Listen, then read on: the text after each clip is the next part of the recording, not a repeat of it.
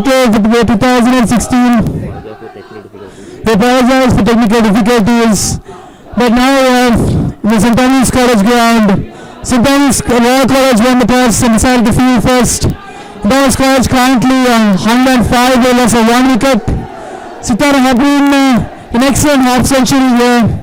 Deep Gilratna is the other player here. And following up with the action, some good consistent batting for the Thomian lineup here. Hasn't fallen under the pressure of the Royalist bowlers. Royal trying to create a lot of pressure here. Let's see how this goes. With me in the commentary box, I have Danuk Fernando. Thank you very much, KYK.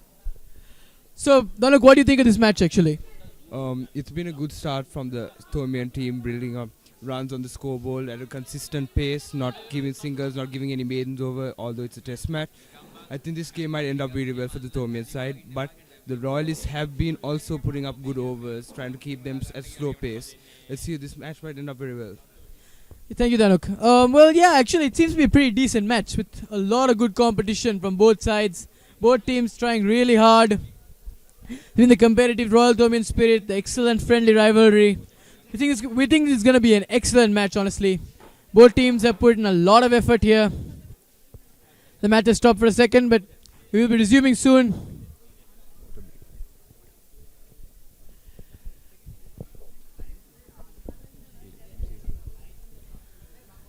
We saw some very good action in the morning here, with wicket of Shanal Fernando being taken by good inside edge caught by the keeper. Then Sitara Hapuinna with an excellent half century. Some good batting here, some quality batting, textbook shots being played, as well as some very unorthodox action by the bowlers as well as the batsmen, putting in their little bit of their own unique abilities being shown off here. Playing some excellent cricket here. Excellent cricket at the college grounds. As the players get back onto the pitch, we hope some excellent action here. Wishing both teams the best of luck. We know that it'll be excellent 2 days with a lot of good competition, and may the best team win.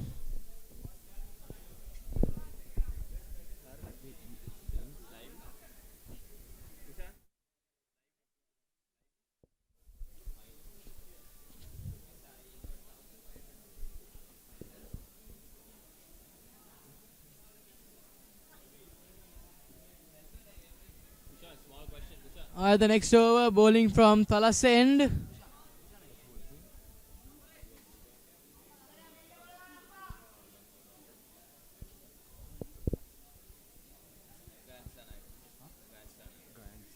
Bowling from Thalas end, we have Gayan Disanayaka here.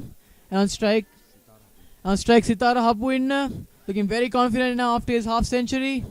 Gayan Disanayaka hoping to put a lot of pressure on the batsman.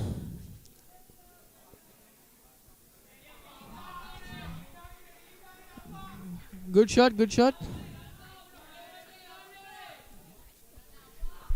Sitara Hapuinna refusing to fall down and bend down under the pressure of the Royals bowlers.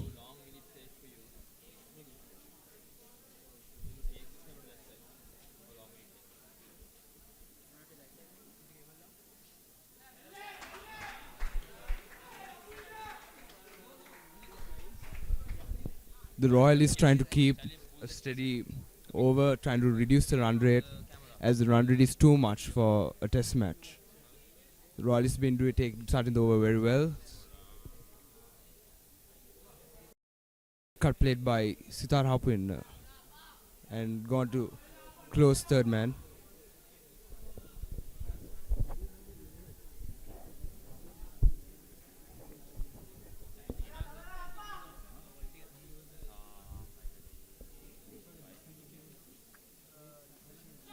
Shot, very good shot here. Excellent shot by Sitara Hapuinna.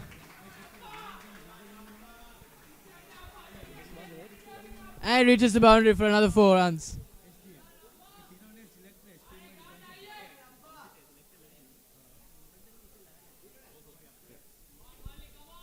Good boundary there by Sitara Hapuinna. Must be very consistent, very confident of his batting abilities. That's putting immense pressure on the Royal bowlers here. Good job, Sitara.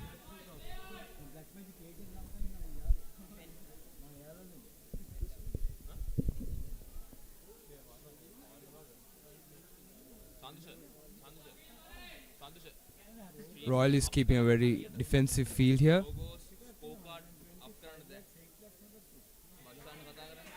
Another late cut by Sitara Hapwin for a single. Good running there by the batsman. Two batsmen, Dulit Gunratna and Sitara Hapwin, are rotating the strike quite well.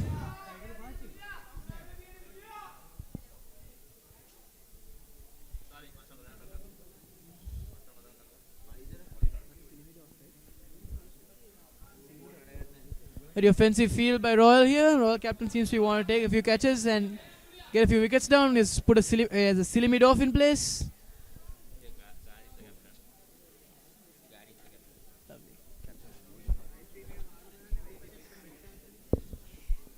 And at the end of that over, S.Thomas College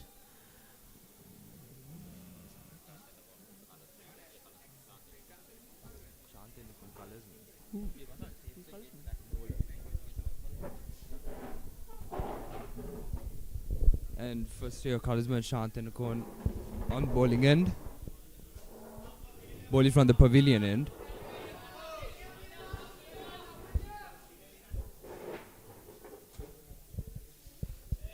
Sitara Hapwin on a back foot defense.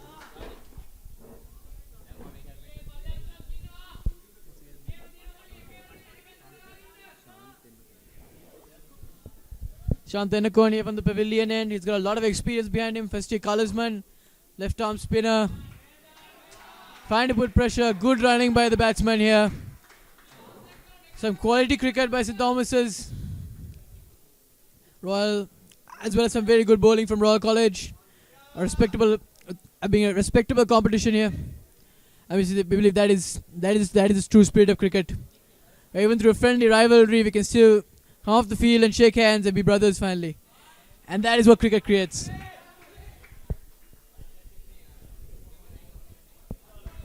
And for a pull going towards mid-on by Dulit Gunratne for a single, putting Sitara Hapwin on strike, who has more exposure towards the crease.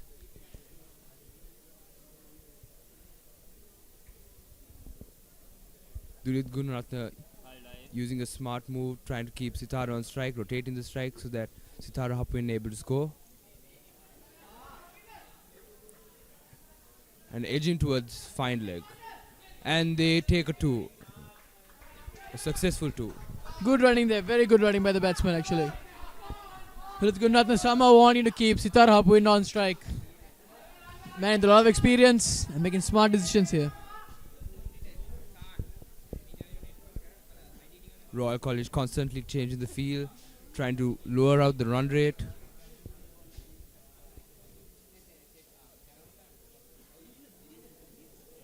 Another edge. And slip ran towards fine leg to reach the ball. For a single, Dulit Gunratne bat on strike. Royal College seems to be successfully putting some pressure on the Thomian batsmen. Thomians aren't scoring as freely as they used to. A lot of confidence here by the Thomians. Are they able to stand up under this pressure?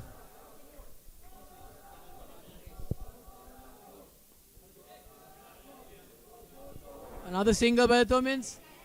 Will they go for two? No, they don't.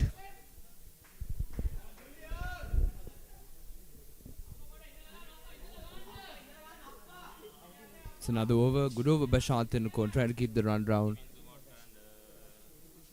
Runs have been kept down. As the run rate has been slowed down now by the Royal College bowlers. St. Thomas College 114 for only the loss of 1 wicket. In 17 overs.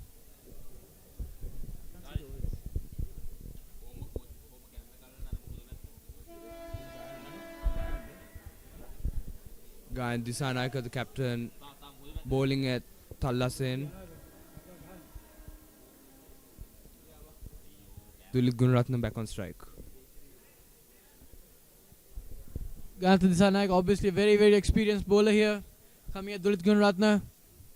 Oh, it's a good shot there by Dulit Gunratne. Excellent batting there. A very good boundary by Dulit Gunratne. Straight to long on there. Clearly playing, moving up on the pitch, playing a drive through the fielder. going to reaching the boundary.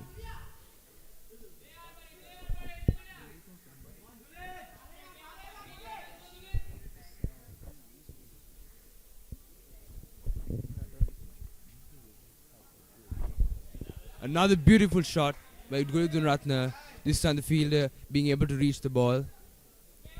Sitara Hapuina back on strike. Sitara obviously having more exposure to the crease with a run of 72. Actually, it's very, very commendable performance here by Sitara Hapuina, a 16-year-old. Going to do his O-levels in a few months, actually. A very, very good performance. I mean, the fact that he's playing in second 11 team itself is very, very commendable. P.D., don't you actually think so? Yeah, I think so. For a very young age to play good cricket like this, to get it run like this, it's good. It's exposure. I think it's also actually very good for the cricketing pool in Sri Lanka itself. The fact that young players are coming up at such a young age and playing this kind of quality cricket. I mean, he's definitely a potential player to play for the Sri Lankan first 11. Oh, and another sixer by Sitara Hapuina with a flick shot going all the way for 6, passing the boundary. As further goes on to confirm what I was talking about earlier, about how there's so much potential in school circles and schoolboy cricketers, and that schoolboy cricketers are coming up at this kind of young age. That is very commendable.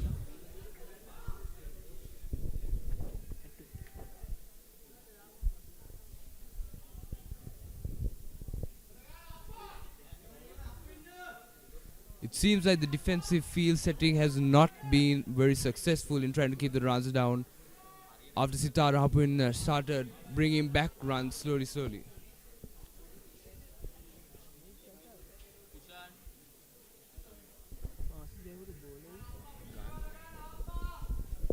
Gandhisa Nayaka, the captain of Royal College, bowling now from Thalassa end.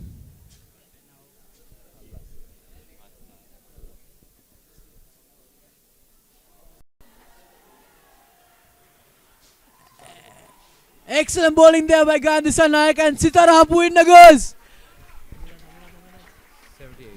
Sitara Hapuina gone for 78 runs. Excellent performance by him. The crowd is on their feet. It's been a very, very good innings here. Sitara Hapuina, 78 runs, and he's taken. Brilliant bowling there by the captain of Royal College, Gandhisa Nayaka. And they took the very, very crucial wicket.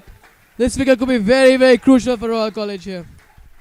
Sitara Hapuina at a young age to get such a good score, very commendable. Such credit must go to him. Deserves a loud round of applause.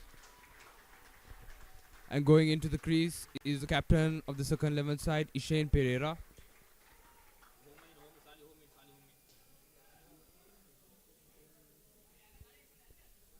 What a beautiful catch by the slip, taken in as timing was a bit off from Sitara Hapuina. At the end, Royal College being able to get a wicket, the much needed wicket at this time. Oh, Kanishka Pereira going in, sorry, not Ishane Pereira.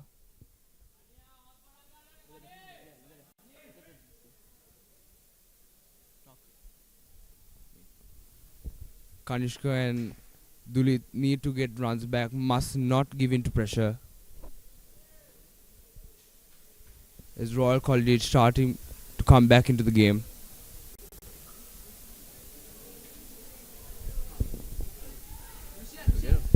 Obviously, there's much less pressure now. We have Sitara Hapuina's excellent 78 runs, putting Royal on the back foot here. But Royal has come back very, very strong.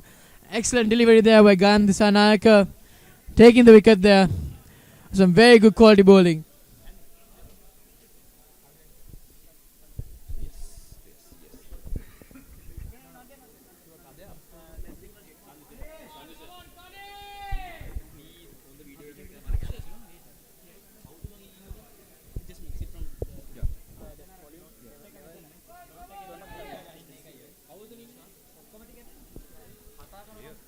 Some very good innings here by Sitara Hapuina. You see Kanishka and Dulit Gunratna at the crease now.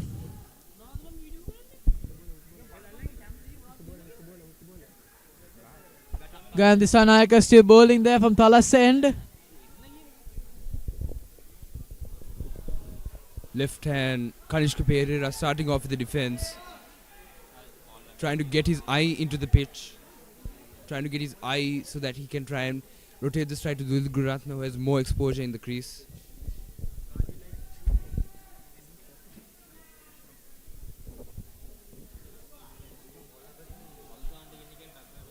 Kanishka tries quite hard here.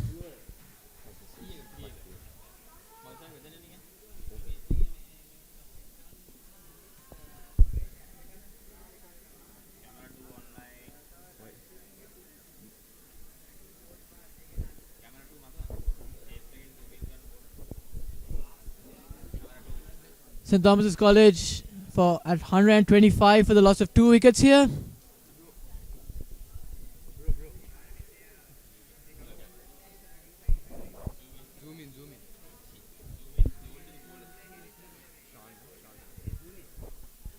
Shantanakon from bowling from the pavilion end here.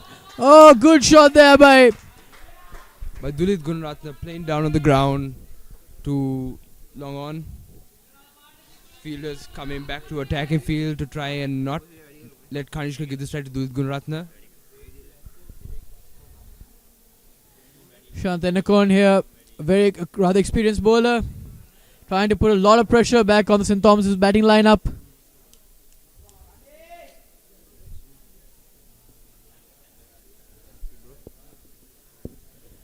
Trying to put pressure here and seemingly being rather successful, I'd say.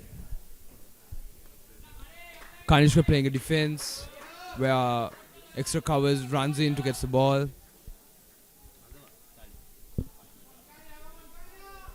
We can see how Royal College has put an attacking field trying to lower the run rate, and it's been very successful up to now. Actually, Danuk, how successful do you think attacking field is at this stage of the match? At this stage, when you have a new batsman coming in, I'd say it'd be very successful. But if you have a change of strike where Dulit would play as the striker, I'd say they'd put a defensive field as Dulit has an eye in the game and he'd go for over the 30-yard circle. So I'd say for now it'll be a good stage. I mean, obviously you have a lot more experience in terms of cricket as opposed to me, but yeah, I'd say an attacking field is actually working in Royal's favour in this situation. So Gandhi Sanaik obviously made a very good choice here when he chose to put the attacking field.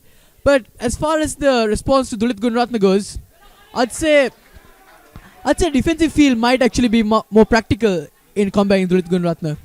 Yes, it would. And now Kanishka trying his best to get runs, plays a off drive which goes through point and gets a single to Dulit Gururatne, and they have changed the field right now to a defensive field so that they can lower the boundaries coming in. Good choice by the Royal captain here, because Gandhi Sanaik is aware that Dulit Gururatne is going to aim for those high scoring shots right to the boundary. So it's a good choice of field, I think.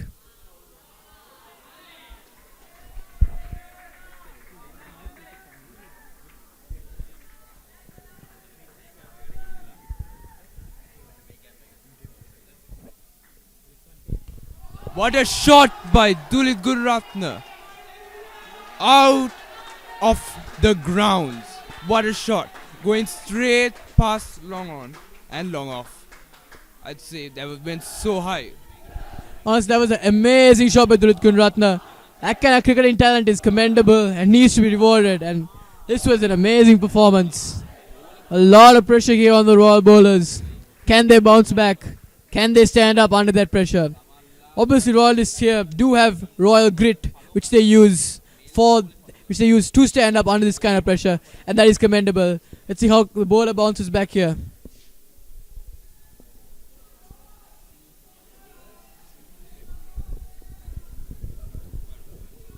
Dulit Gururatne at this stage has to keep the runs ticking, and Kanishka has to support him in getting the strike. Can see how the field has been set to lower the run rate. Good choice by the captain. Gandhi Sanayaka here bowling from Thalassa end again. Oh, good, very good delivery actually. Excellent delivery, and it takes Kanishka Pereira has taken, and a third wicket falls for St. Thomas's. Very unfortunate here. Kanishka is expected to stand and play a while longer, but obviously fate chose otherwise. Kanishka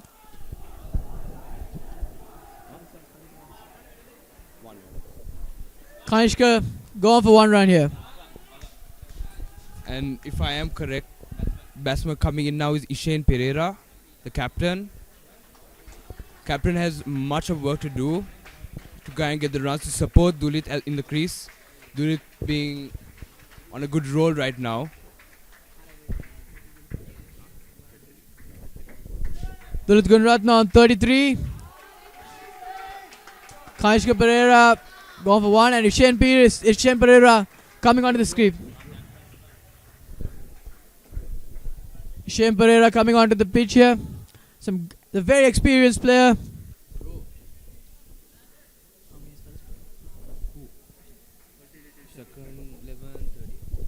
Ishane Pereira, second 11 third year colorsman, which means he has a lot of experience.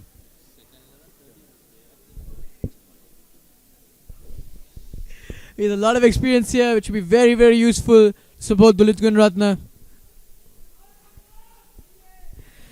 Honestly, Dulit could use that support now at 33. He needs to reach his half a century, which would be very, very useful for St. Thomas's. And St. Thomas could really use that kind of morale boost. The wicket of Kanishka, obviously, with a lot of morale boost for the Royalist bowlers, as they now bounce back after the mild lapse with Dulit Gunratna's absolutely amazing performance as a batsman. Royalists are putting a lot of pressure on the Thomian batting lineup. And St. Thomas's is currently 135 for the loss of 3 wickets. Ishane Pereira on strike. And starts off with a boundary. What a good shot. Pulled off. Beautiful shot. Use of the legs. And that goes all the way for boundary for the first ball. Ishane Pereira off the mark with a boundary. That is some exquisite cricket performance there.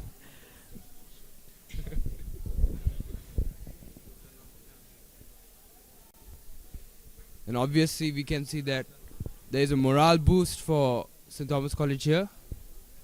And Royal College will be able to get what they lost back.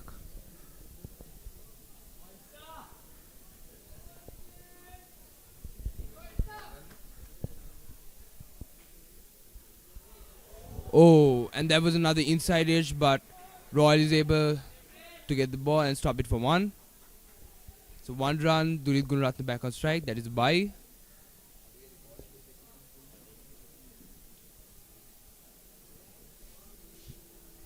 Left-hander Dulit Gunratna on strike.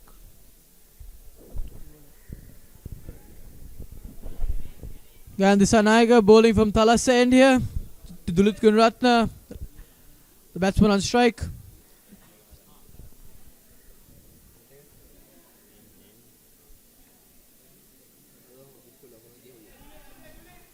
And dot ball.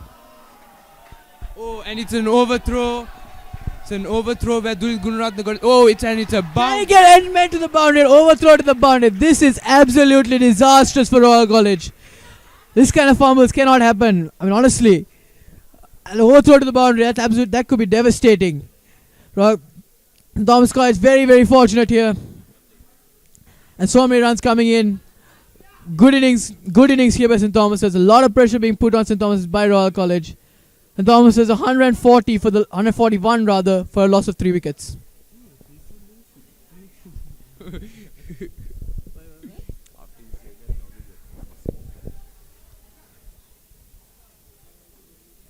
Oh, and it's another wicket straight into the hands of the bowler. Trying to pull the ball, but going right into the hands of the bowler. Dulit Gunratna out for 37. But Dulit Gunratna could have changed the game.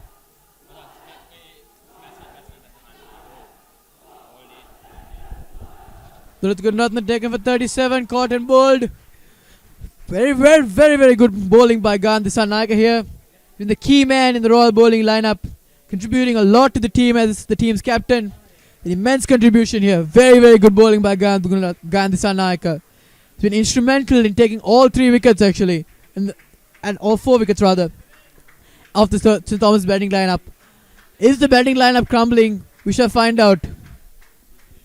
Thomas has 142 for the loss of 4 wickets. The guy on the sun icon 3 wickets rather, with 3 wickets against his name.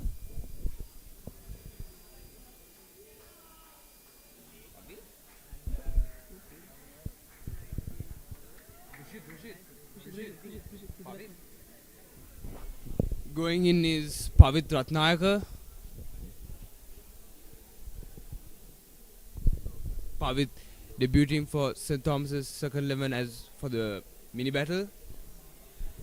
Pavit debut match is second 11 for the mini battle actually. He's looking very confident here, although Thomas has lost 2 very key batsmen, S.Thomas and Dulit Gunratna, as well as Shinal Fernando very early on. But Pavit looking very confident. Let's hope Pavit can actually change the game here for St. Thomas's. The whole key and the objective that St. Thomas has right now is try and rotate the strike as much as possible, keep keeping runs on the board. And Royal College has been avoiding, not letting St. Thomas College do that. Well played. 2 wickets, 4 very early wickets right now. Less than 20 overs, we've got 4 wickets. Well played by Royal College.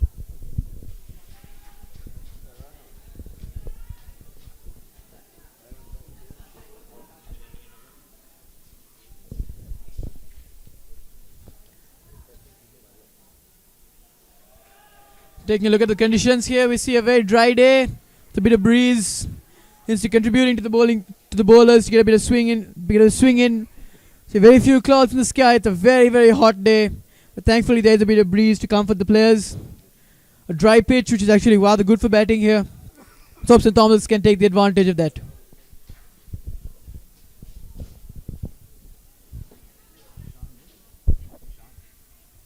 Shant Tendulkar back on bowling.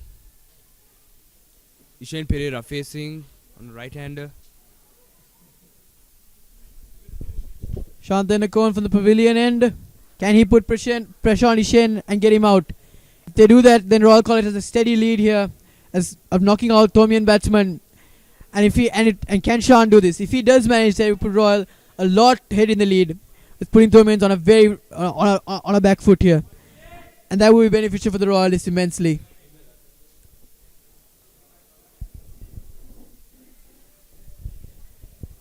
Oh, and it will be a boundary. It will clearly be a boundary. Ball going onto the leg side, just knocking the bat. Edge for 4.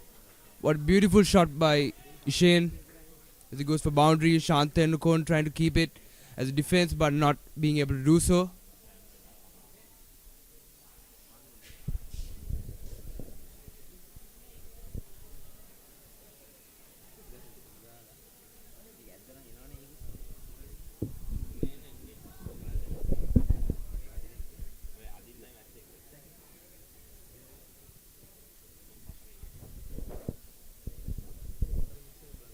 Shanthanakon here put an attacking field. Silimidov in place.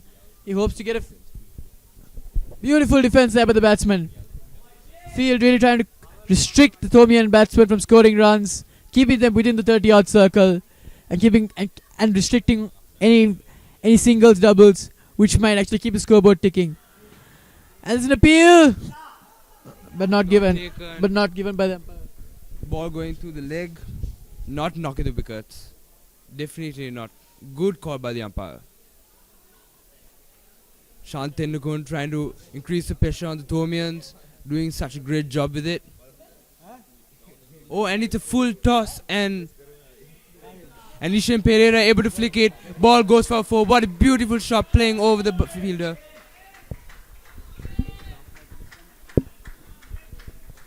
Exquisite batting performance here by Ishan Pereira, the Thomian captain.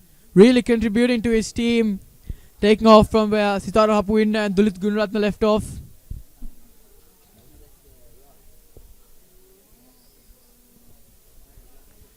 Shanthanakon here bowling still from the pavilion end. Still has the attacking field in place. He hasn't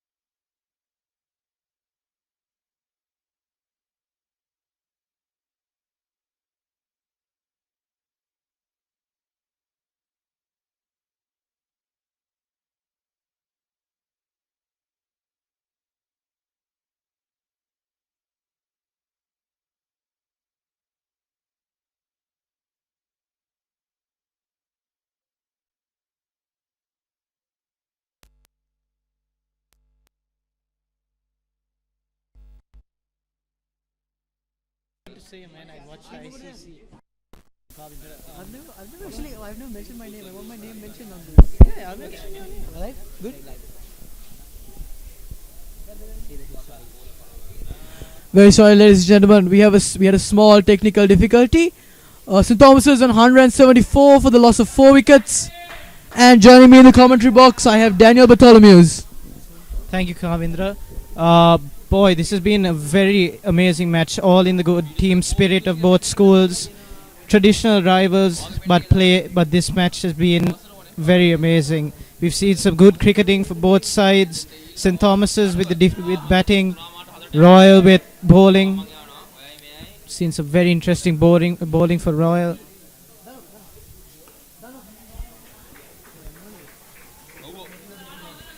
Even under these warm conditions, St. Thomas's has managed to clinch past Royal. Royal building up the pressure for St. Thomas's as well with their bowling. This could be a very interesting match, don't you think so, Kavindra?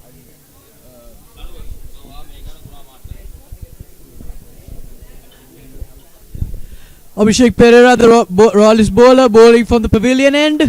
Excellent shot, and a brilliant shot by the batsman. And it races to the boundary for 4. That is some very, very good quality batting here by St. Thomas's.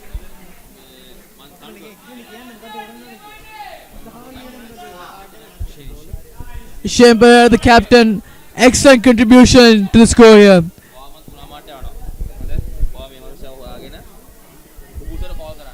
Abhishek Pereira, lovely bowling too. But it looks like he'll have to pick up his game. St. Thomas's back again with the batting. This could be a very interesting match. Both sides fighting for control. Abhishek Pereira.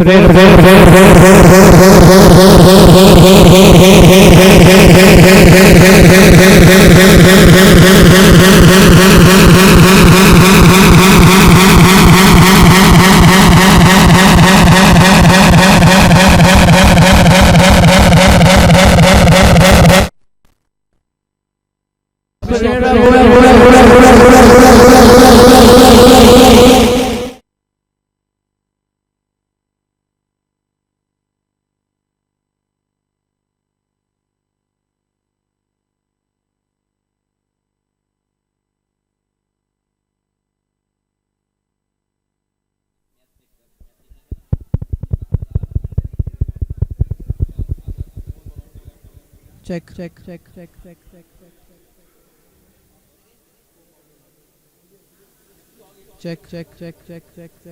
Mic test.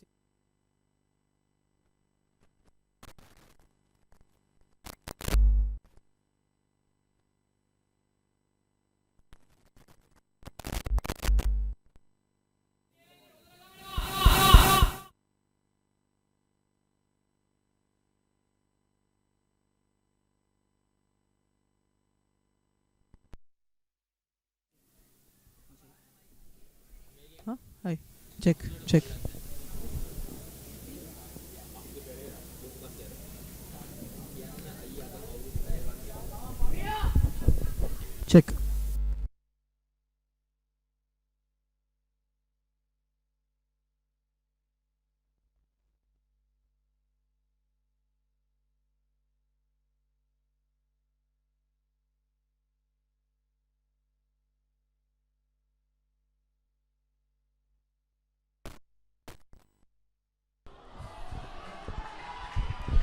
It's a lovely shot by St. Thomas's. Boy, this is an interesting match.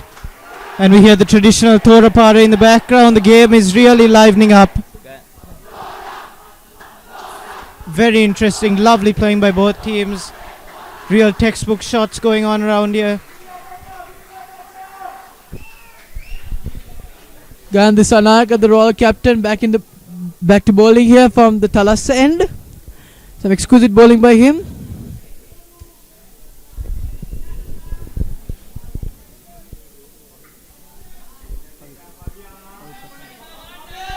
Pavit Ratnayaka. Lovely batting. Bats again, it's a lovely shot, it's in the air. And it's over the boundary. What a lovely shot. Beautiful batting by St. Thomas College. What a shot that was, honestly, I don't think. And Pavit Ratnayaka, exquisite pull shot there, onto the leg side, straight for the boundary, straight over the infield, absolutely defying Gandhi Sanayaka's bowling there. Absolutely amazing cricket here by Pavit Ratnayaka. Yes, well, rightly said, Kavindra. Both teams have been playing extremely well. This has been a very, very interesting match. Now the pressure is building up. We can hear the Thorapara in the background. Both teams really livening up their game. The Royalist ball. It's a lovely defense by St. Thomas's. And dot ball.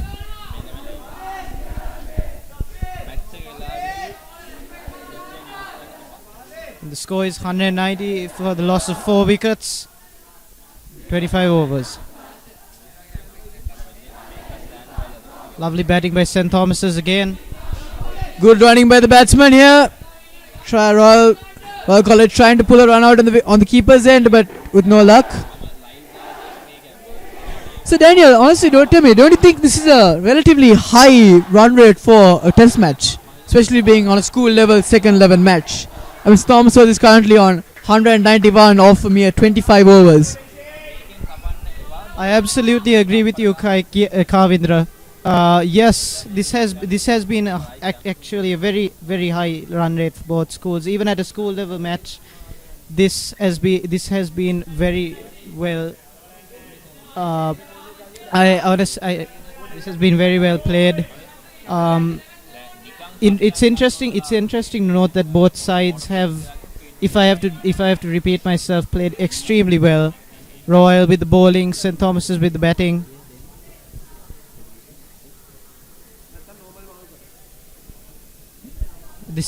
By the way, this is only a glimpse of what will happen at the big match. But as far as we can see, this is very, very amazing cricket. Well done.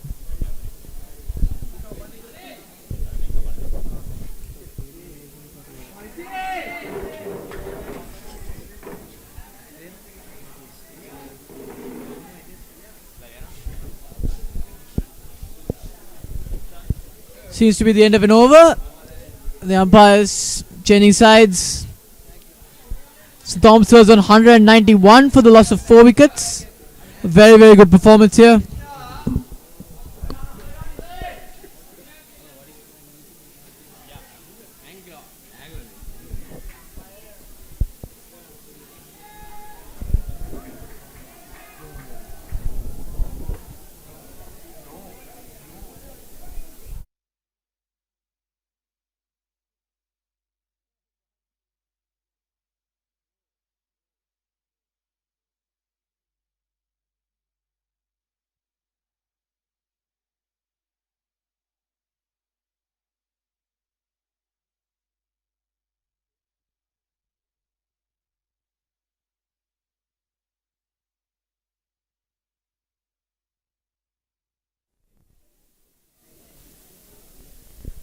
Rejoining me at the commentary box, I have Danuk Fernando, and over to you, Danuk.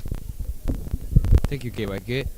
As we can see, runs have been coming back again. 191 for 4 in 26 overs. And Pavit Ratnayaka, also the new batsman, the latest batsman coming in, has also been scoring quite consistently.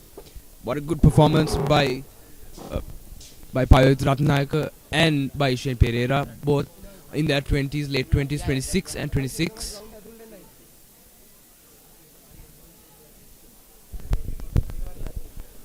It's interesting to note that these conditions for the match, very, very dry condition, but yet both teams have managed to play extremely well.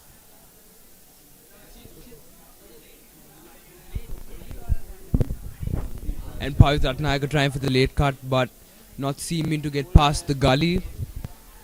Abhishek trying to get him to defend instead of trying to get the runs. We can see the field is becoming more attackive now. Abhishek Pereira, I've already seen his performance very well. He's in good form, getting ready to bowl. Pavit bats. It's a lovely defense.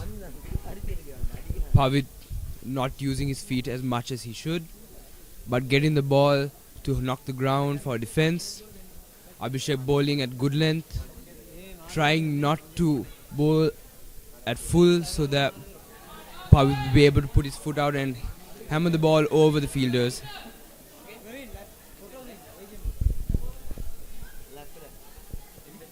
Abhishek Pereira getting ready to bowl again. And he bowls. And it's a lovely shot by St. Thomas's. Right into the hands But of it the was a Royal. wonderful, it's a direct hit. Ball going but not taking a single after the hit. Beautiful fielding by the field over there. At extra cars, what a good dive. Able to stop the ball, able to stop the single at a hole.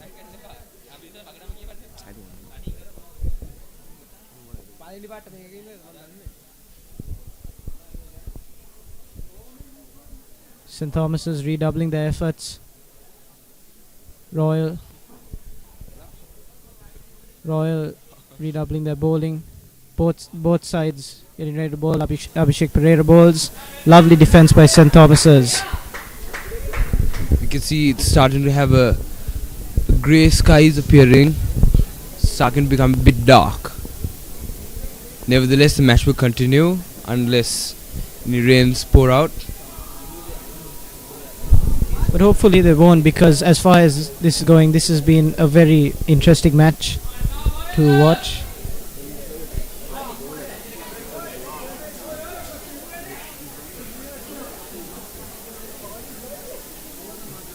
It's a lovely shot by St. Thomas's, but it is not enough. I think the Thomian crowd will be very satisfied with what they're seeing on the field. Such runs coming in. The Royalists also keeping such a steady pace, getting wickets. It will be crucial and very essential for Royalists to get a wicket right now to try and increase the pressure onto the Thomian batsmen. Abhishek back in. And it's a full toss. Pavit does not use it as he should have. Instead, he goes to mid-off and the end of the over, 191 for 4 in 27 overs.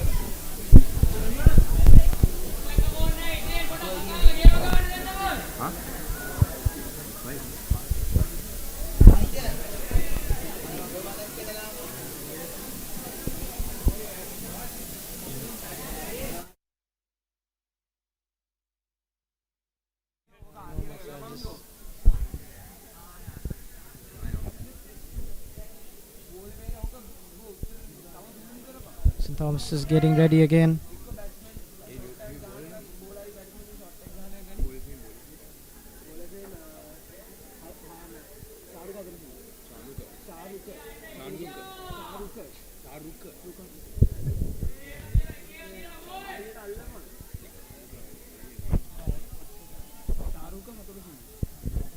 Charuka Haturu getting ready to bowl, taking over Abhishek Pereira.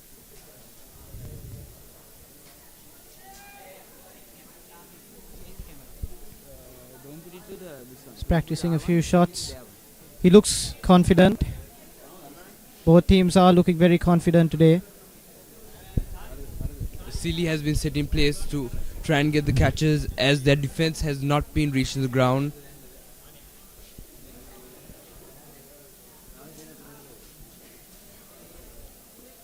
With a very, very different bowling action, a very confusing action, Ishane has to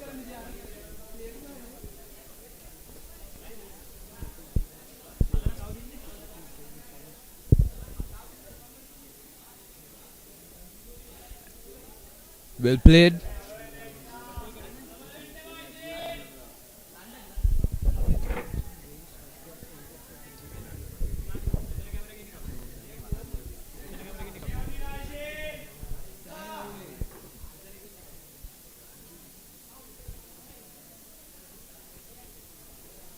Another shot by Ishane Pereira going straight in the hands at mid-off.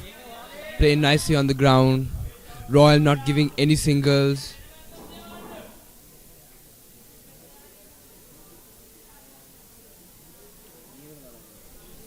We can see how the bowling attack has not been giving St. Thomas College in round. Very good decisions made by the Royal Captain Guy Disanaka. Yes, Danuk. The Royalists are indeed picking their game up again. The entrance of a new bowler. He looks very confident. Good form. Lovely batting by St. Thomas's though. St. Thomas's is still holding on. Is still fighting on. St. Thomas College struggling to get the single that they need. Royal College defending that, trying not to give those singles. Very well played by Royal College.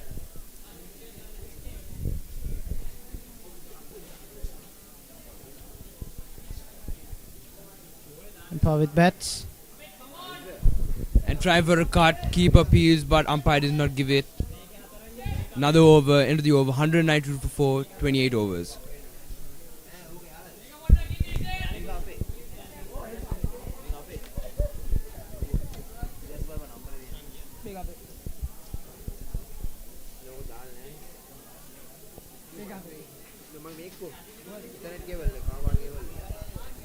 Both players, both teams rethinking their strategies, getting ready.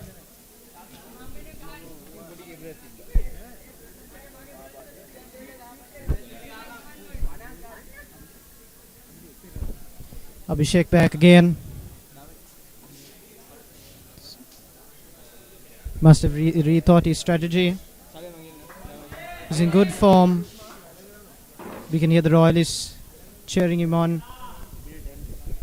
Royal College putting a defensive field, lowering the runs. We can see what a good shot that was, but not able to get the single.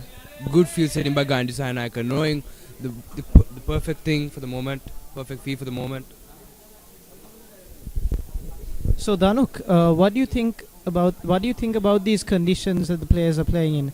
Don't you think that they are indeed they're somewhat uncomfortable, but yet the players are playing very well? What are your thoughts about this? Comfortable as in such a hot day, still striving to move on, striving to get what they want, striving to get that victory which they all have been practicing for. As for the ground is as brilliant as it seems. No rain, no water to stop the ball from running on the floor. Batsmen can hit their shots and ball won't stumble anywhere. So ground is good, but the weather will be affecting the players. But good day to play cricket. Thank you, Danuk. Abhishek Pereira bowls. Lovely defense by St. Thomas's again. Hype is really building up here.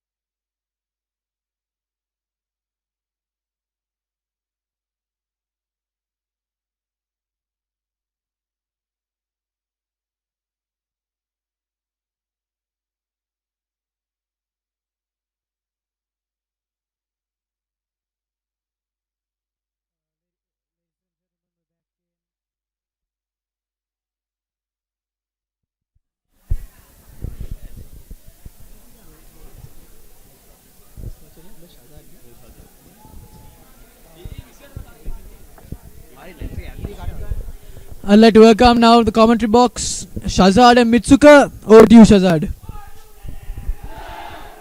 Yes, ladies and gentlemen, we are seeing a very tight innings played by St. Thomas's, dominating the whole inning.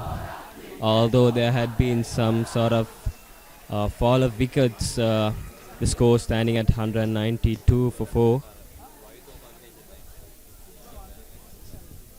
Yes, Mitsuka. Royal in thirst for wicket right now.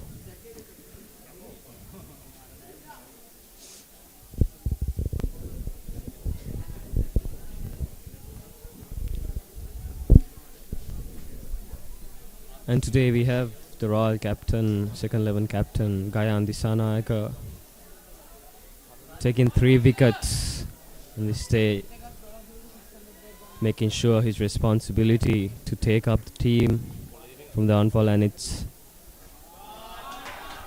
well fielded by in the cover point by Abhishek Pereira.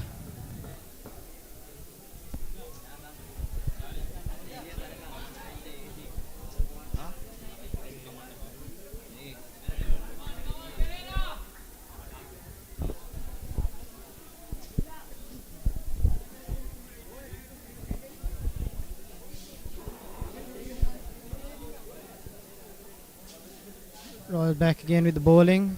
It's a lovely strike by St. Thomas's, trying for the late cut. Royal really is putting up a good defense of fielding. Sky has started to get a little bleak. We don't know whether to expect for rain or not, but hopefully the match goes on uninterrupted. As far as we can see, this has been a somewhat commendable match, as both sides have played extremely well. Textbook shots.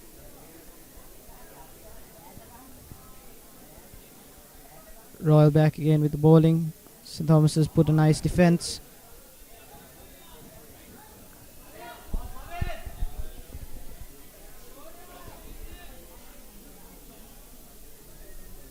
Yes, Daniel, to talk about the weather has been in favor of the teams. The sun has been shining brightly the whole day, so I don't really think we could expect rain, because these two schools playing their traditional rivalry, the 41st mini battle. And back again the bowler.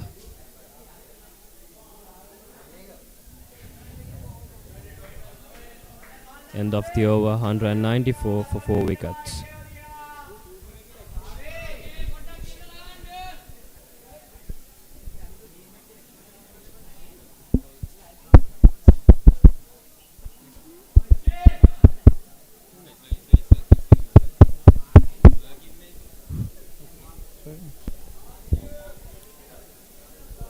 Both teams rethinking their strategies.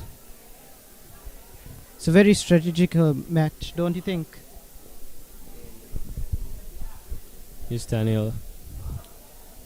These teams have worked hard for these 2 days and trying to give a good start for the upcoming Battle of the Blues, the 137th. And back again, Chamaka Singh, the first wicket taker for the Royal side. You should admire his wicket taking ability, because when the St. Thomas's side was looking good, Chamaka Singh got a breakthrough through the first blood for our college, followed by him, Gayan Dissanayake, conceding 3 more wickets. But the St. Thomas's side is a fighting side, looking very good at the moment, with a good run rate. Nice shot played down the ground.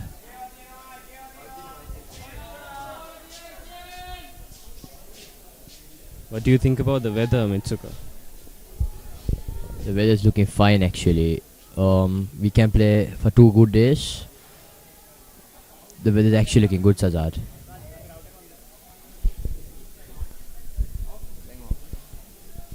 Royal back again with the bowling. Lovely defense by St. Thomas's. As far we have seen a considerable amount of defenses from St. Thomas's. Royal really tightening the gap.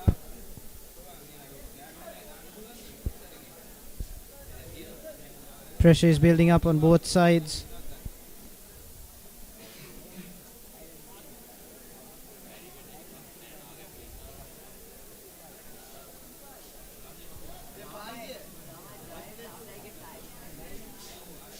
Chamath Edirisinga. And he bowls.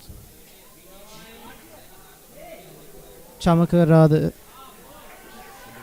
Chamaka Edirisinga rather. And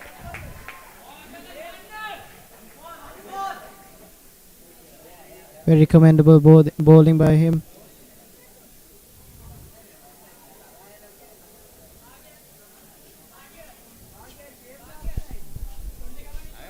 We also see the captain of the side backing up his players, staying close to them, making sure that their duties are properly taken over, because he himself has done his job beautifully, and he needs to make sure that his players are up to the point and the wickets are broken through. And another ball by Chamaka, and beautifully laid down towards the fielder.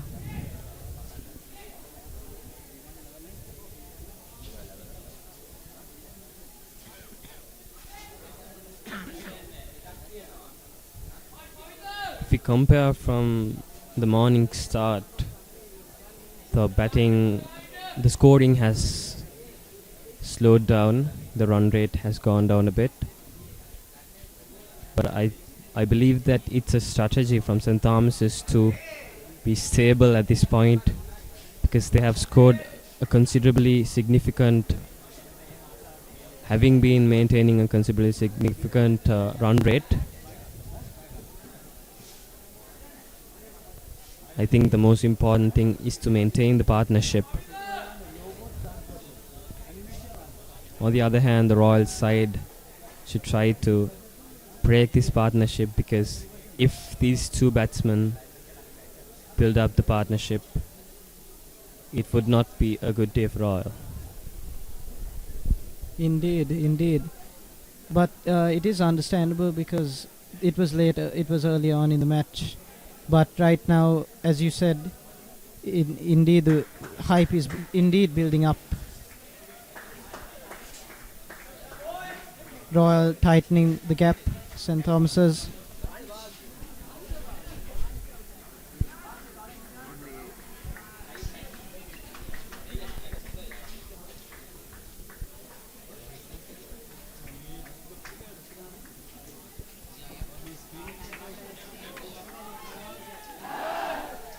And it's a small, and we take a small lunch break. Score still stands 195 for 4.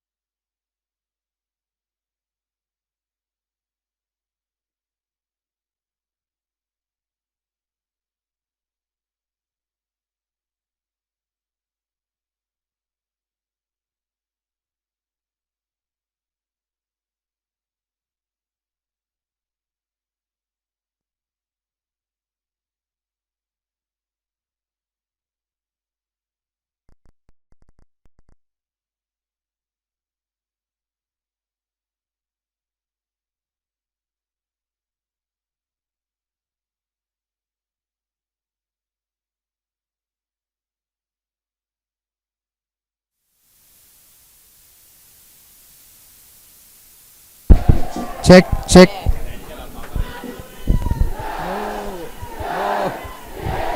check 1 1 2 check check check check check check check check check check 1 check 1 check 1 check 1 check 1 check 1 1 2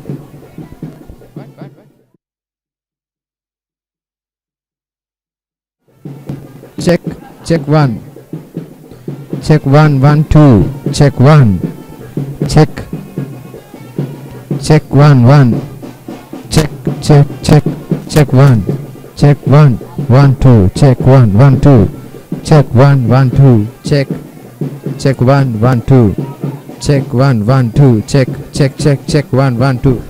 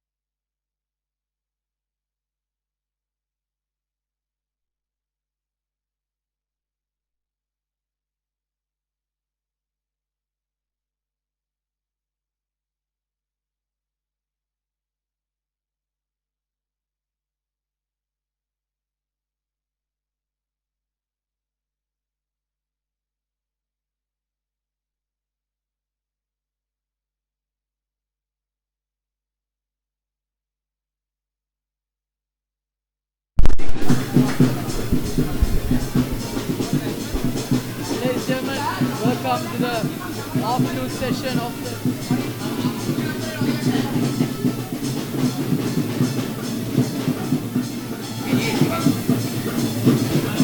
check testing one, check one. Check testing one. Ladies and gentlemen, welcome back to the afternoon session of the mini battle 2016 within Royal College and S.Thomas College.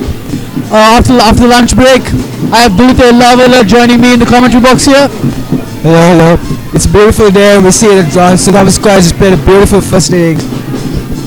So as of now, S.Thomas is on 196 for the loss of 4 wickets. And very good batting in the first session. We saw Haburinna with a magnificent 72 and Dulit Kunratna also pitching in with a 30 odd runs. Bowling from Thalassa end we have Royal College, and at the crease St. Thomas's Ishan Pereira.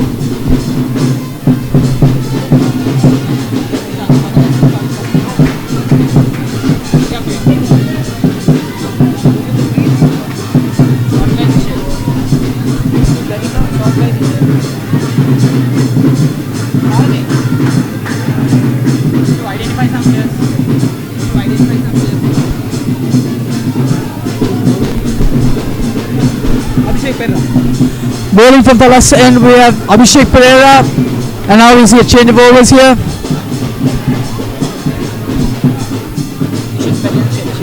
Ishan Pereira, St.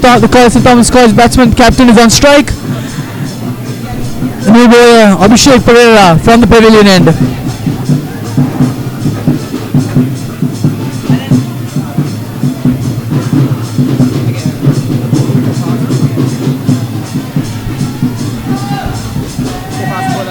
Right arm fast bowler Abhishek Pereira taking his run up at the pavilion end here. Oh, excellent shot by the batsman Abhishek Pereira, and it races towards the boundary. Can they make it? No, it's a boundary, and it's a boundary for Abhishek Pereira.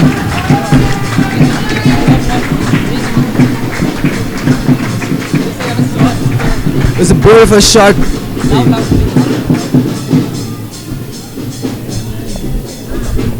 Two mics, we use one mic.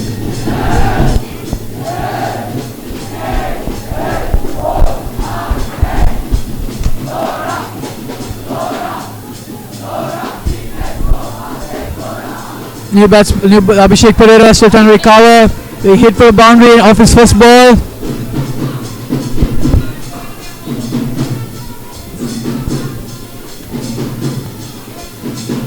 Oh, very good delivery there.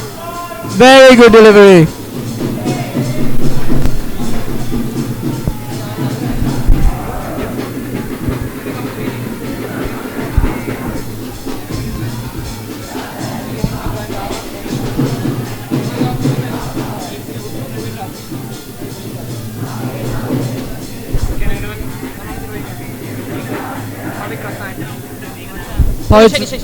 Ishan Pereira, the batsman, on strike. Oh, it was a good shot. And it's going towards the boundary. We see it's 4 runs. It's gone to the boundary. Beautiful shot by Ishan Pereira. Ishan Pereira. Ishan. The long sleeve is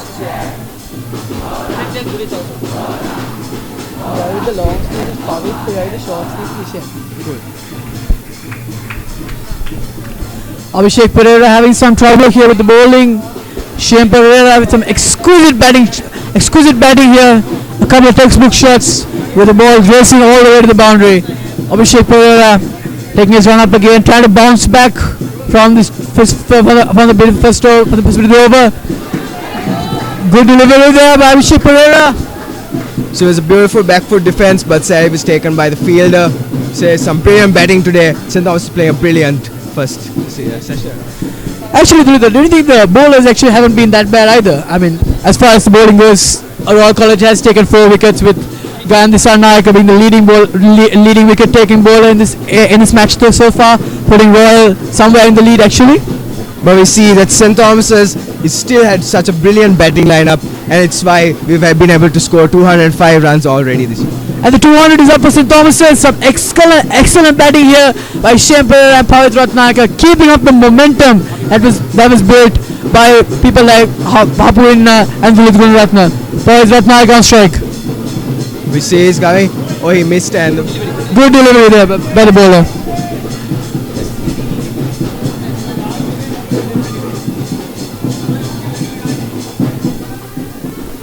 Although it started out to be a relatively clear day, it seems to be clouding up a bit. Hopefully we won't see any rain towards the evening, and the weather will stay clear and we can continue this match in all its glory. We see the bowler is getting ready and he's coming up towards crease. Oh, he's forward for defense, but the fielder took it again.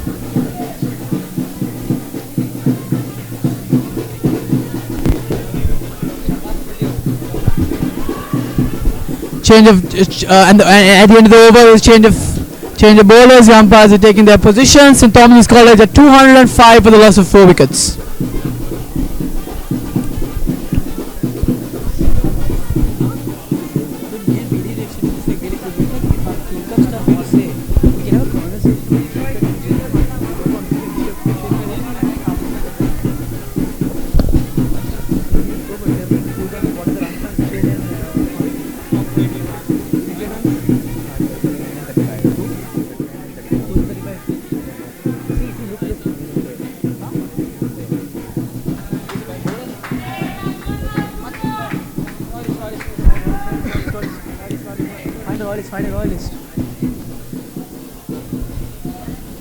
The new bowler bowling from the Thalas end.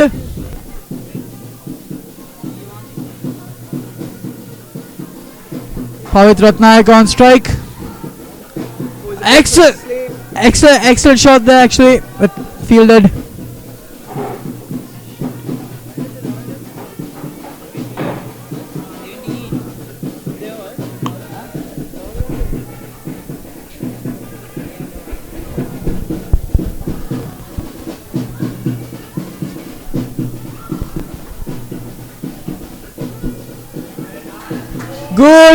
Good shot. Just chipped away down the backward, down the leg side. Good running by the batsman here.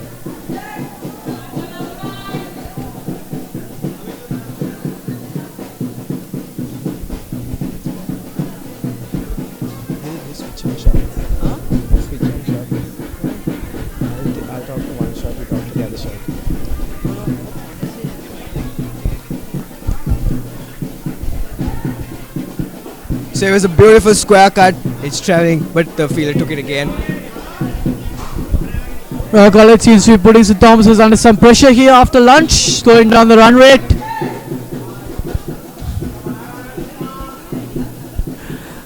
The Royal captain obviously doesn't have any intention of putting a completely attacking field, although he has his silly mid-off in place. Rest of the fielders are fairly well spread out.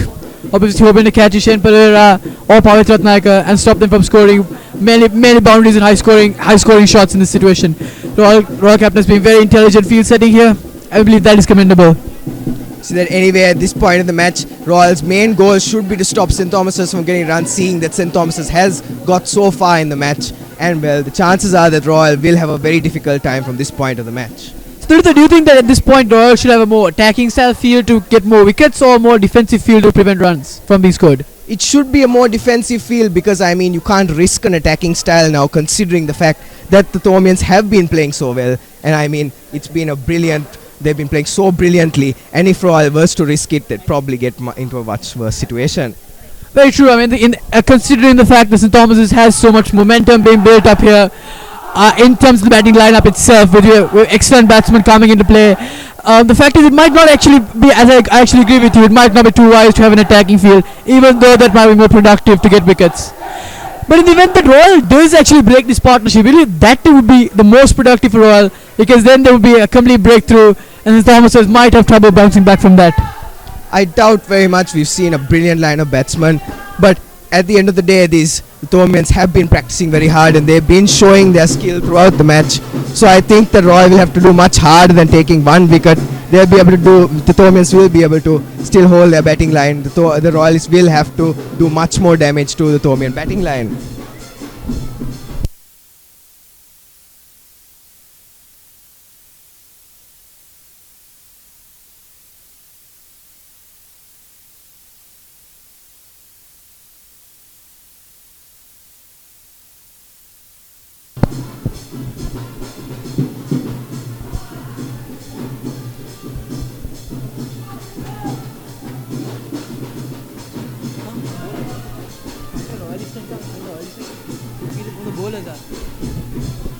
The new bowler from Royal College, bowling from the pavilion end, right arm fast bowler. Oh, it's a good ball, very good delivery there. An excellent delivery, pitched relatively full there. And the batsman struggling a bit to get under that one.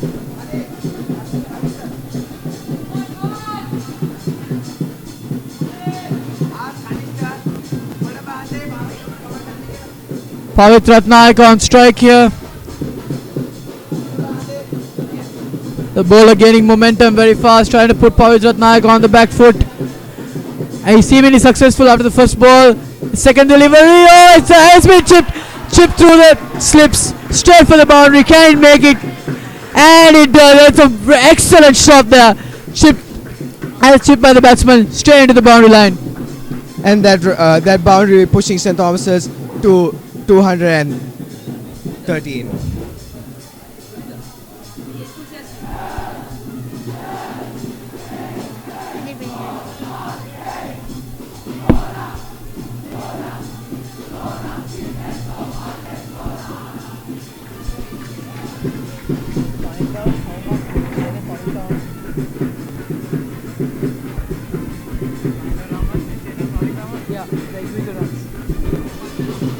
Individual runs.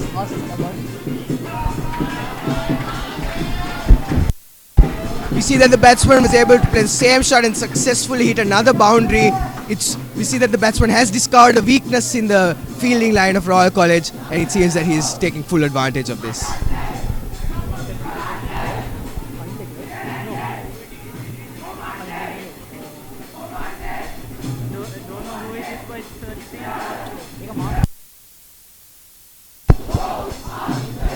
Gandhi Sarnaga might want to consider his fielding here because Pavit Ratnaik has exploited that hole in the field now more than once, and it looks like he's ready to do it again. You can see that the captain is changing the field very slightly, but we'll see in the next ball that will make a big difference.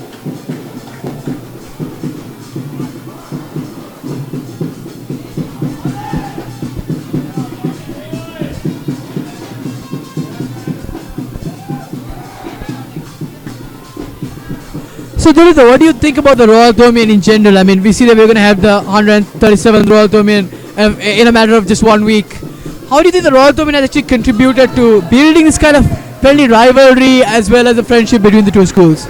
I think the Royal Thomian was instrumental in bringing our two schools together, and I mean the evidence of that is there when you go to watch the matches. And we see that this Royal Thomian is something that can't be separated from the two schools. I think it's a brilliant season for the entire of the schooling career of these two schools. Yes, I mean actually it's been instrumental. I mean, that's the actual goal of sports after all, to bring people together, create this kind of unity, and that is what the Royal Thomian does contribute to do. So, as far as the Royal Thomian is concerned, how far do you think the Royal Thomian has gone to fulfilling the duty of unity in which it was created?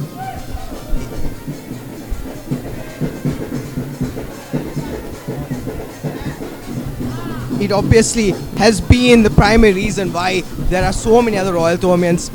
We see that for 20 sports there are Royal Thomians, and that's thanks to the big match, and that's the unity that has been created through this big match. So I believe that it is the most important thing right now, and it is essential that these two schools perform their best because it is the most important part of the school life.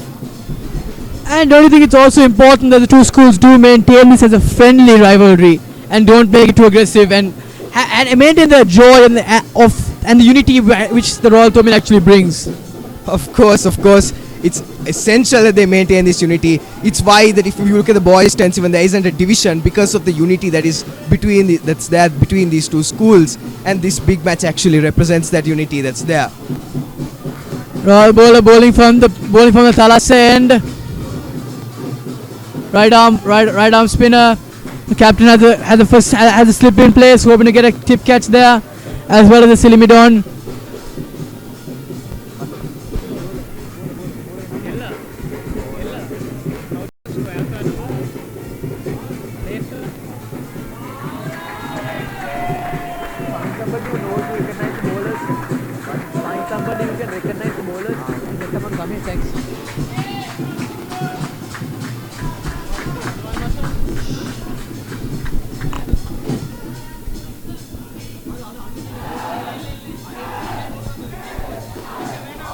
The crowds of both teams are ecstatic here, with constant appeals and constant cheers from the crowd. Complete support of the entire student body of both schools are there with the two teams to bring the championship home, and we wish both teams actually best of luck. Relatively good shot from Ishen Pereira, but fielded in the end. See, it was a bit of an aggressive shot, but it was taken by the fielder. This ball is bowling coming in now. We see that he mishit it a bit, but it's all right. The batsman completely beaten by that ball. It was an excellent delivery by the bowler, and the batsman really couldn't get under it. It's fortunate that actually didn't tip off straight to the keeper's arms, which is very, very fortunate for Ishen Pereira here. See the batsman hit a beautiful shot. He's heading towards the boundary.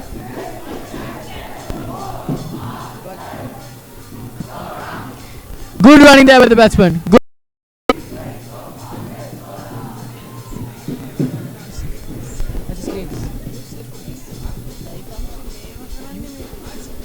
And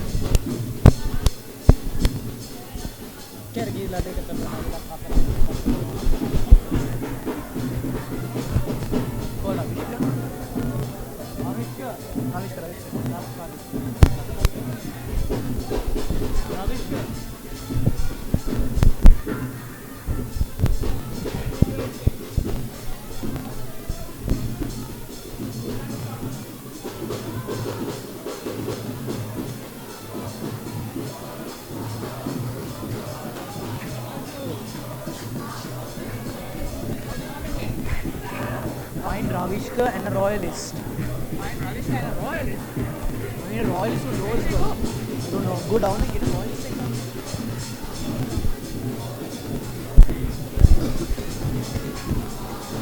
Gandhi Sanaka obviously decided to have an attacking field here. It's one slip in place and a Silimidon. Rest the fielders, most of them inside the 30-yard circle, hoping to catch out Pavit Ratnaka here when he tries to go for the big shots. But is that really successful? Will that work? Let's find out.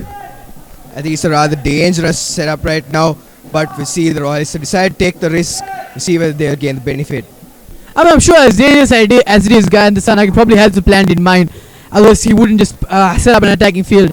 Maybe he has a plan to play, and we'll see how this works out for the Royalists.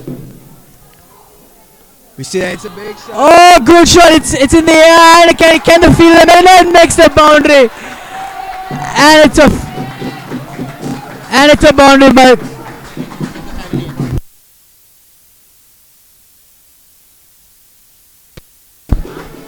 Good boundary there, straight in front of the pavilion. Ishen Pereira, excellent stuff, very, very good stroke play there. Can the Royalist bowlers really bounce back from this? So it's a beautiful shot that was hit. It was a beautiful drive, and the batsman took the risk, and he was rewarded with that boundary, and it was well earned.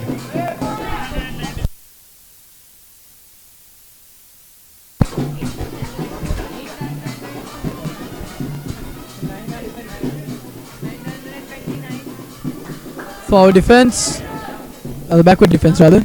See that the ball is obviously putting a lot of pressure on the batsman right now. The ball is doing a good job. As much as it seems that the bowler is doing a good job, the batsman there looks rather confident. So let's understand how much pressure, how successful that pressure is. Good shot there by the batsman, and it finds the boundary there as well. Good job. St. Thomas is now on 229 for the loss of 4 wickets.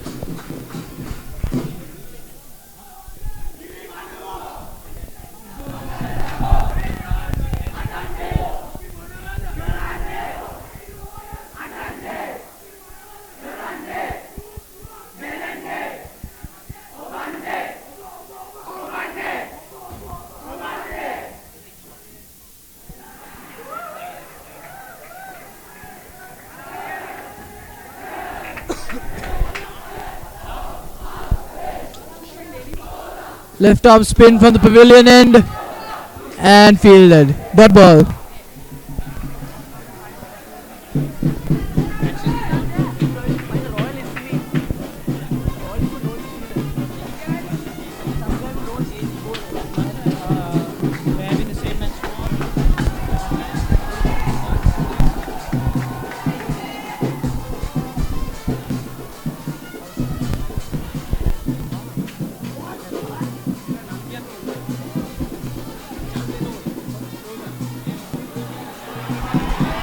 You see that the bowler is trying to do something funny here. He's putting no balls and he's stopping the ball right there.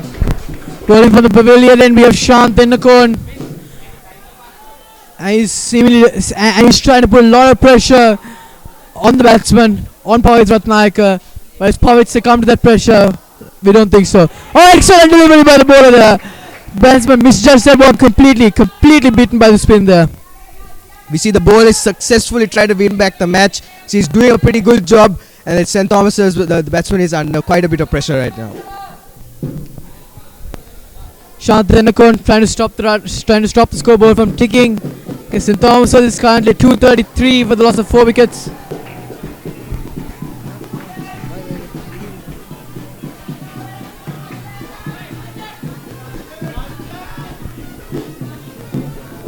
Changing of the over, the umpires are taking their positions.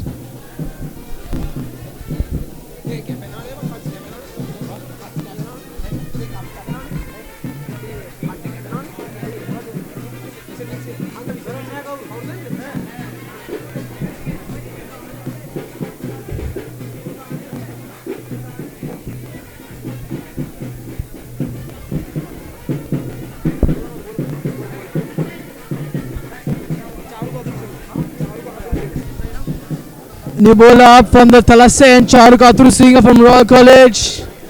Taking his position, trying to win back the match for Royal and trying to stop that scoreboard from ticking.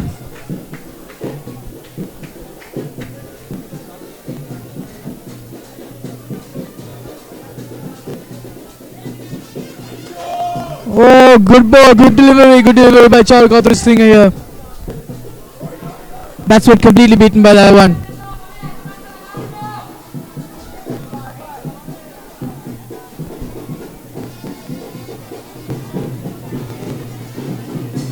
See that was dot ball.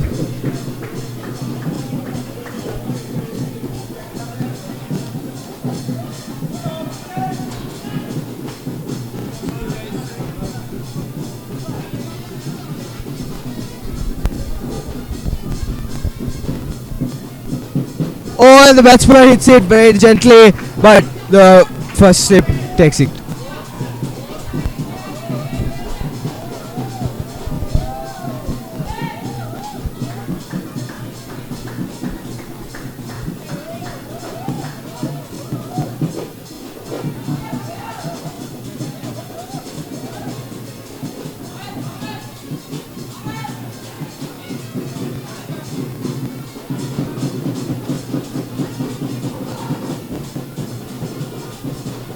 See, it's 4-foot defense, and they run and they get one run, and the ball has missed the ball, and looks like the fielders have missed the ball, and they go for the second run.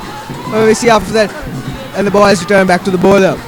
Good running by the batsman. They took a second. The complete misfielding there. That's not the kind of thing that can happen.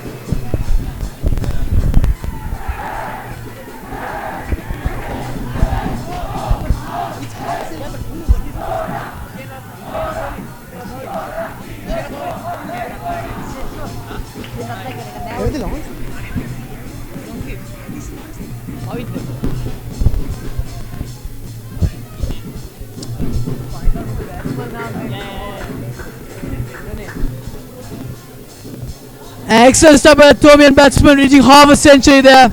A very key role in the Thomian innings. Somehow get this innings off the ground. It's the second half century for the match. We saw Hapu in the beginning with 72. And this is a very, very soon. Excellent shot there, straight down the ground to long off. Is it fielder? Yes, it's fielder, but it was a brilliant shot nonetheless. The batsman with the half century, Pavit Ratnayaka, excellent contribution. Pavit Ratnayaka, excellent contribution to this innings with his half century. You see that the batsman has been very successful with those drives there. He's been getting a lot of success and he's continuing to play that shot. Ishan Pereira also vying for a half century here. If he makes it, there'll be a dual half century at the crease. That will be instrumental in this Thomian innings. Ishan Pereira on 48 runs now. Pavit Ratnayak on 55 runs at St. Thomas's College on 239 for the loss of 4 wickets. We see that this partnership has become a very difficult thing for Royal right now, and that Royal would have to take this partnership down if they hold any chance to win this match. Gandhi Sanayak obviously is trying very, very hard to break this partnership. And if he does match, there will be a massive breakthrough for Royal College, destroying a lot of a significant part of the Thomian batting lineup, which will make it much easier for them to actually win this match. But can they do so? Is Ishan Pereira and Pavit Ratnayaka too strong for the Royal bowlers? Let's find out. You see it's a square cut by Pavit Ratnayaka.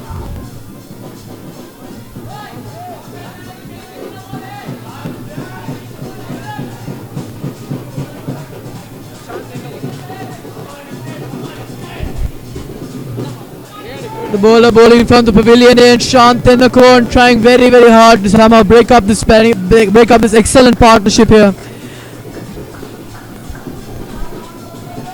See that the ball is correcting the field a bit. Oh, it's a beautiful pull by the batsman. Sadly stopped by the fielder though, but it was a beautiful shot and well carried out.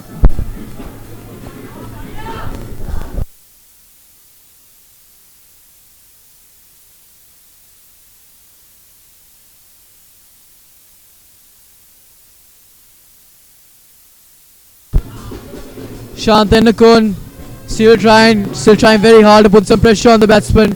Dot ball again.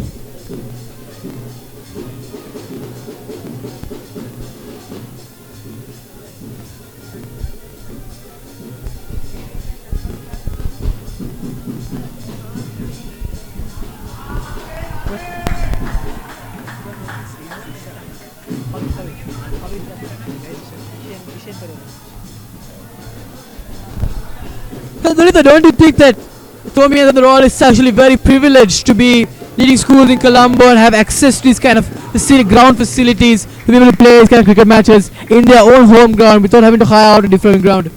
Obviously, I mean, for both schools, we have been lucky enough to have our own facilities for most of these matches, and it's probably why we are the best at most of these sports. As far as the ground itself goes, I mean, it is actually very admirable with the cricket fences and the new automated scoreboard, all the hard work of the old boys. And it's actually rather commendable that people actually take so much trouble to ensure that these kind of matches could be played on home turf. And I believe that is a great privilege that is given to these boys. And would you agree with me, Dulita? Of course I agree with you. It's a privilege that most Thomians are lucky to have. We saw that recently there was a water sprinkler system also attached to the grounds to make the grounds much better off, and this is and we show that we actually appreciate these things through the skill that is displayed in the Royal Thomian. I mean, as far as skill in the Royal Thomian goes, that is completely undoubtable. There is definitely a lot of skill there, as we are witnessing right now with Pavit Ratnayaka with a good forward defense there. But as far as the ground itself goes, I mean, it actually looks rather pleasant. I mean, as far as the grass itself, there are very, very few stony patches. And it's almost the standard of international cricket ground, which is actually rather fascinating, considering it's just a school ground. It's not just a school ground, KYK. You see, it's the heart of the Thomians, and that these are really. This is where Thomians take pride, because of the fact that this has played so many big matches and so many of cricket encounters have been played here. I mean, of course, this is part of Thomian pride. We cherish this ground like Thomian's cherishes ground like it was their because it is their own. And we recognize that even at Royal College, they do cherish their own ground as well. So getting back to the match, bowling from Thalasen, the new bowler, at dot ball again, very good delivery there. The batsman completely beaten by it. See that the batsman has been playing some interesting shots today, and the silly mid-off is right there. So the batsman is looking to pass through him. The new bowler from Thalasen, Charukatru Singh, somehow trying to beat the batsman, and is he didn't have to put enough pressure on the batsman. See a very nice attacking field by Gandhi Sanayaka here with the silly mid-off in place, one slip, as well as a lot of fielders within 30-yard circle, as well as a couple in the deep to prevent those boundaries.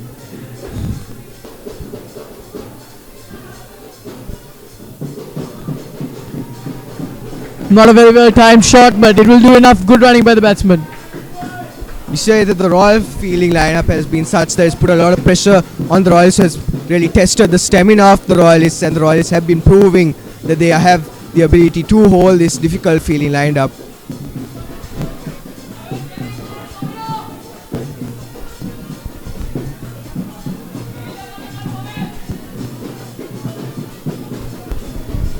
Charukatru Singh from the Thalassa end, bowling to Pavitra Ratnayaka on strike. And Thomas was at 244 for the loss of 4 wickets.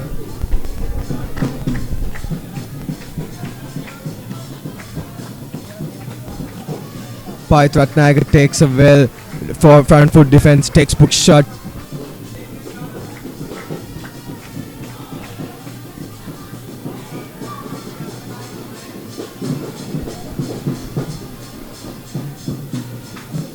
And we see Pavitra Ratnayaka plays that drive again. It's a beautiful shot, but sadly taken by the fielder.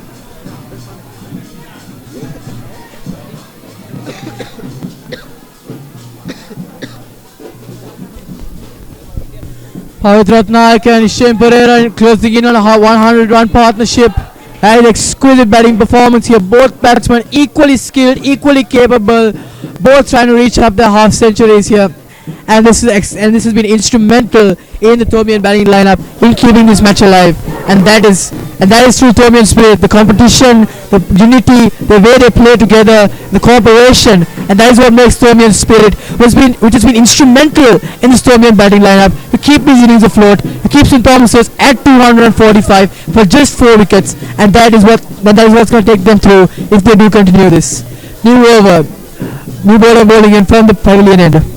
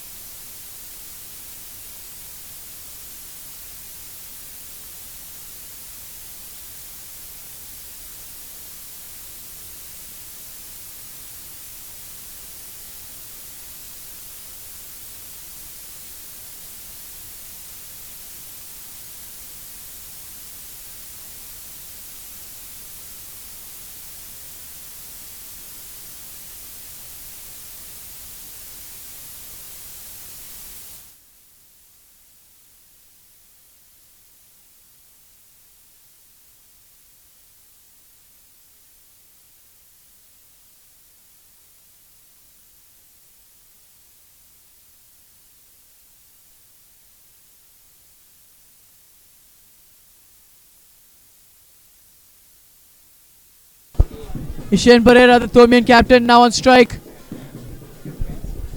Well, it's an unbelievable atmosphere here at the beautiful S.Thomas College cricket ground. And right now, Shantanu, an experienced captain from the Royal side, is bowling from the pavilion end. And that's another half century for the Thomians.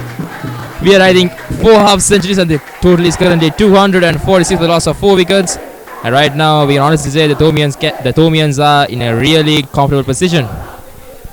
Excellent half century there by Shane Pereira, the Thomian captain, with his contribution towards his 247 in mammoth score by S.Thomas College. And this has really put S.Thomas on the front foot with 3 half centuries already from Hapuin, Pavitra Ratnayaka, and now Shane Pereira. Well, you ask yourself, Now, Ishan Pereira, the captain of the St. Thomas College second level cricket team, he has just scored 50 runs, and you have to wonder what's going through the mind of the Royal skipper Gayan Disanaik at the moment, because as we saw earlier, he bowled brilliantly in the first session, picking up 3 wickets, 3 quick wickets. But right now, after those wickets, the Thomians have backed their game up. They have come up very strongly. And right now, we can also say that they are scoring almost more than 6 runs per over. That's a huge run rate for a 2-day game. And once again, a powerful shot towards the mid-off region. Yeah, I mean, actually, see, compared to the first session, we see a lot a lacking in the bowling, don't you think? Because now, in the first session, we saw 4 very quick wickets and excellent bowling by Gayan Disanaik. But in this session, I see a bit of a drop in that, because St. Thomas has been able to come on top here, and we've been almost half an hour into the second session, and we haven't seen a wicket fall, which is not unfortunate for St. Thomas's. Very true indeed. We saw some aggressive bowling and aggressive field placing at the first session, but so far after the post-lunch session, we haven't seen anything as of yet. The fielders are quite away from the 30-yard circle. They are covering up the boundary area. They are trying to cover up the big square, and that's a huge appeal once again by Shan Tenakon. I think that's pitched outside leg stump, and that's the end of the over, and it's 249 for the loss of 4 wickets. But as far as the field setting actually goes, I mean, at this point in the match, do you think it's more beneficial for Royal College to actually have this kind of deep defensive field in? Because we have 2 batsmen who have been in the crease for quite some time now, scoring 50 runs each. Which means the likelihood of them actually making a mistake and playing into the hands of an attacking field is actually rather low. Which means it's more important that as far as experienced batsmen go, as we see Shane and Pavit here, it's more important to cover the deep region in order to prevent the boundaries. That's an excellent point, but you have to see how the batsmen are going to react, because if they're going to keep on scoring the big run, as if they're going to keep on scoring boundaries and sixers, it's okay to have that feel. But if the batsman starts to rotate the strike, I think then the question will come to the mind: how is he going to place the fielders? Because then only you can actually get into the minds of the fielders, and to be honest, the mind of the opposition captain. But right now, even though the score is 246, we still haven't seen any running between wickets as of yet. So I think if the Thomians can back that part up, I think they'll be truly unbeatable. Very true. Actually, I think at this point in the match, it's also important to note that there haven't been as many boundaries and sixes as we saw in the first session. I saw people like Hapuinna and Dulit Gunaratna hammering away all across the ground. But these 2 batsmen seem to be a bit more reserved and a bit more careful about how they play. Obviously, it's a Thomian plan to keep the wickets down, keep the number of wickets down, and that does seem to be working.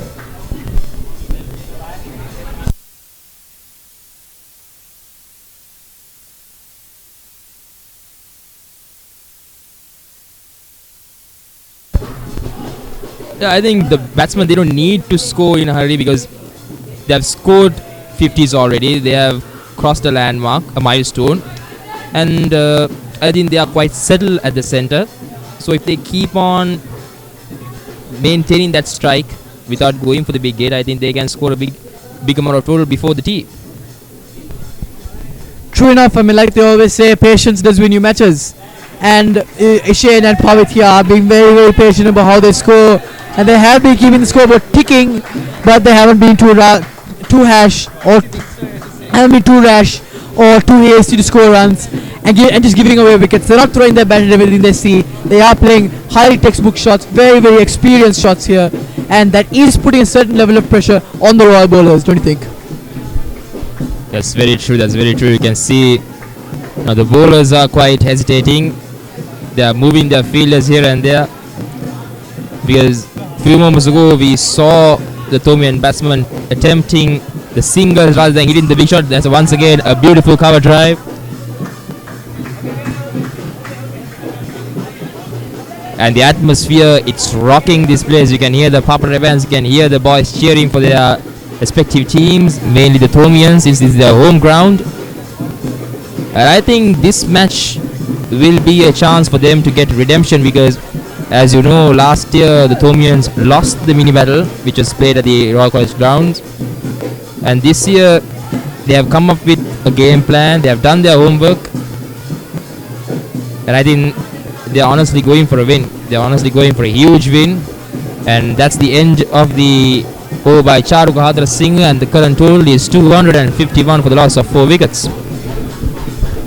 As for game plans and homework goes, I mean, actually it is pretty obvious that the Thomians have done their homework and a lot of training, and they are actually out to win this one, especially since they have a certain level of advantage, this being their home ground, and the atmosphere is absolutely electric.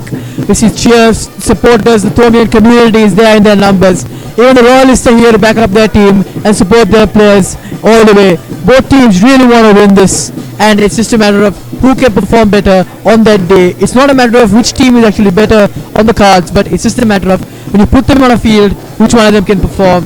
And the Thomians really showing Thomian spirit, and the Royalists themselves as well are not going down, are not falling, are not bending over for all at the pressure, but they are also standing up strong with a lot of royal grit being displayed at the centre. Speaking of the Thomian might, and that is another huge shot, but that is another wicket. So Shantanakon has come back with a strong reply.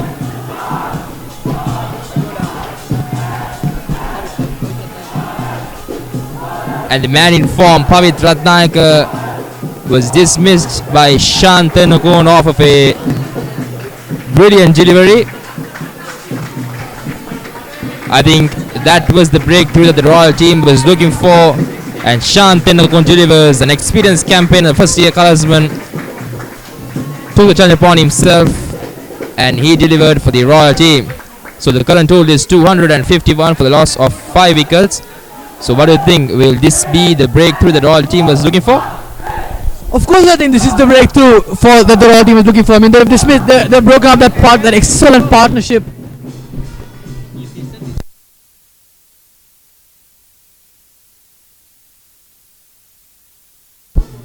This is definitely the breakthrough that Royal has been looking for, and they have got that breakthrough.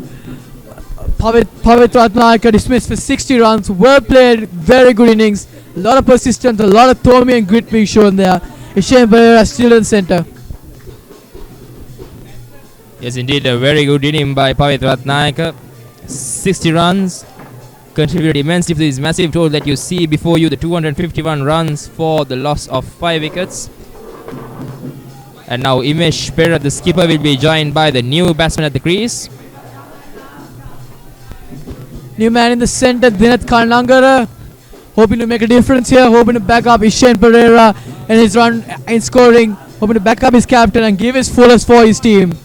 Dinath Karnangara is now on strike.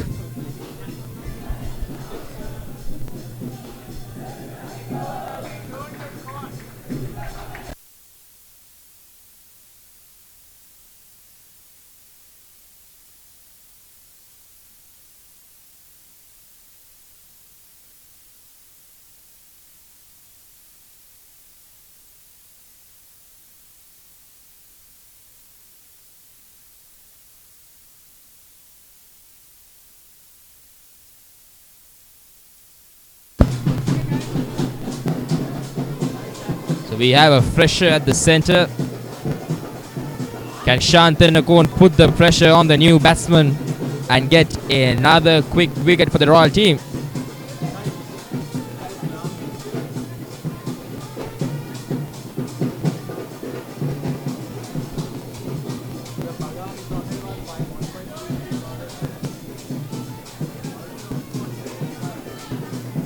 Solid piece of batting by the Thomian team.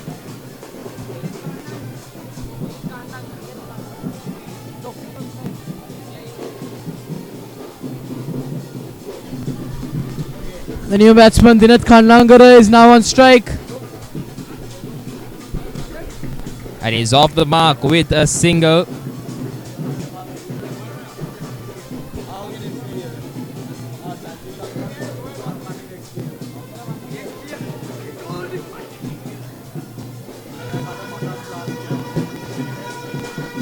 And Dinath Karnangara, he has to have the mindset of backing his captain up, because the captain is in a really comfortable position with 52 runs.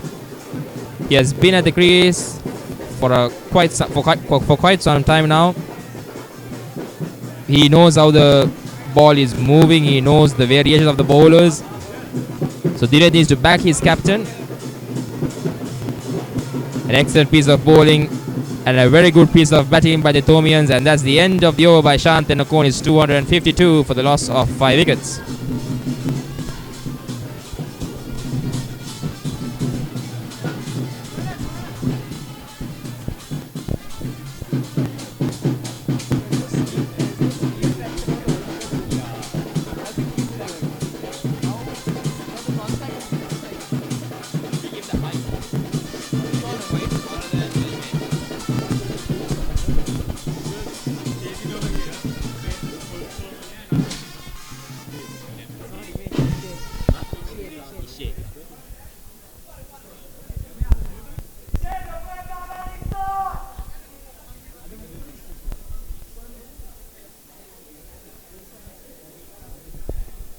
Well, there was something that disturbed me for quite some time now, because I've been here for the mini battle encounter which took place in the 2014.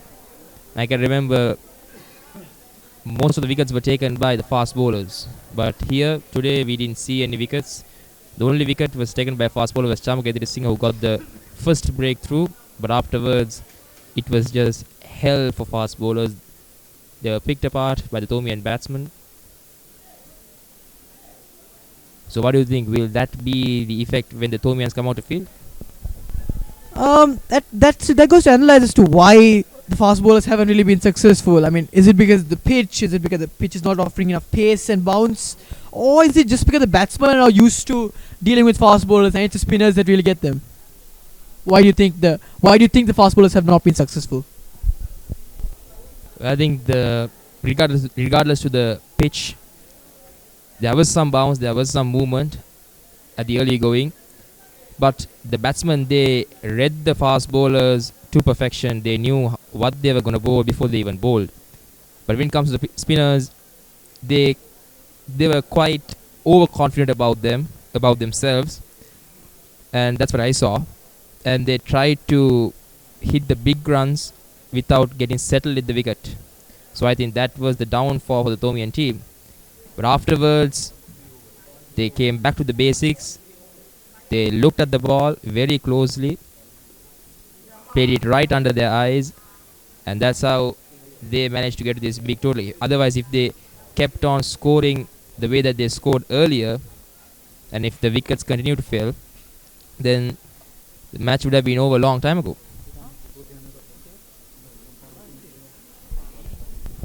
Yes, that is actually very true, because we saw in the early on people like Kanishka Pereira and Shinal Fernando trying to go for the big shots early on and completely falling prey to the Royal bowlers. But then in the afternoon session we see people like Ishan Pereira and Pavit Ratnayaka, who have settled down in the crease before they started going for the big shots, actually played the singles, actually gone step by step, and that is why they have been successful.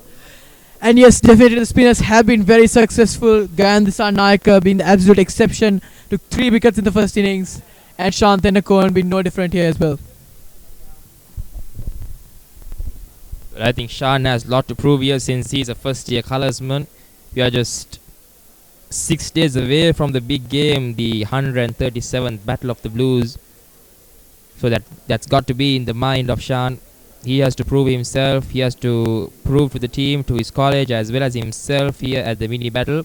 And speaking of the 137th Battle of the Blues, well, we know when it comes to the mini battle, this is the proving ground for many players.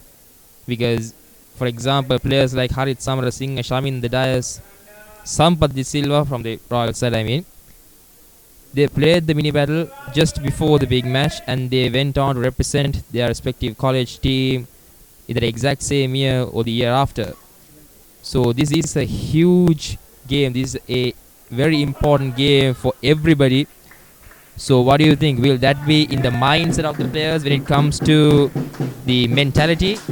And that's another boundary, of course, to the Thomian total. The total is 254 for the loss of, 255 for the loss of 5 wickets.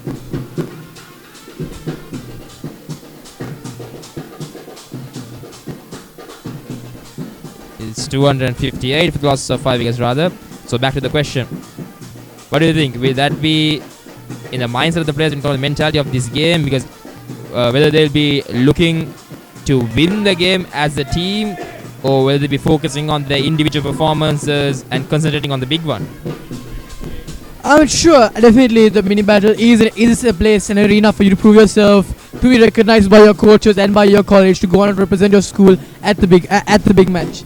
But the reality of the situation is that cooperation is what brings about the better qualities of people. Because if the team does cooperate and focuses on winning the match, their showing off will automatically happen. Their good qualities, their exquisite batting skills, brilliant bowling performances will come out automatically, as opposed to if they do focus on such things, which is completely counterproductive. Good shot by the batsman, but fielded by the fielder on the leg side in the deep.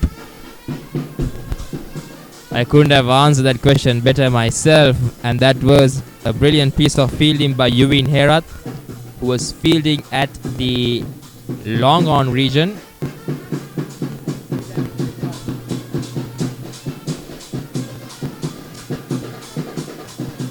And the ball was up in there. There's a shout for a catch, but unfortunately the fielder wasn't at the correct position.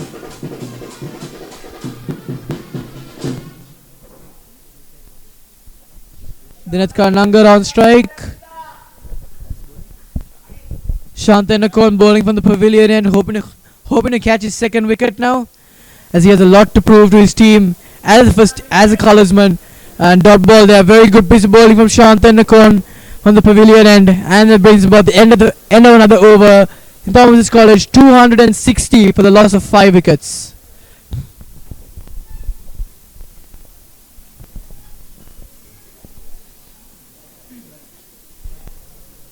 260 for the loss of 5 wickets within just 45 overs.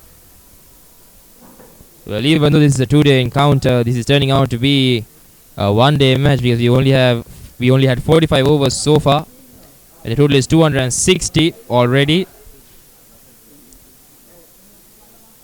If Gandhi Sanaik and the Royal team, if they don't come up with a game plan or a strategy within the next 1.5 hours, I think this is going to be a one-way trip for the Thomians.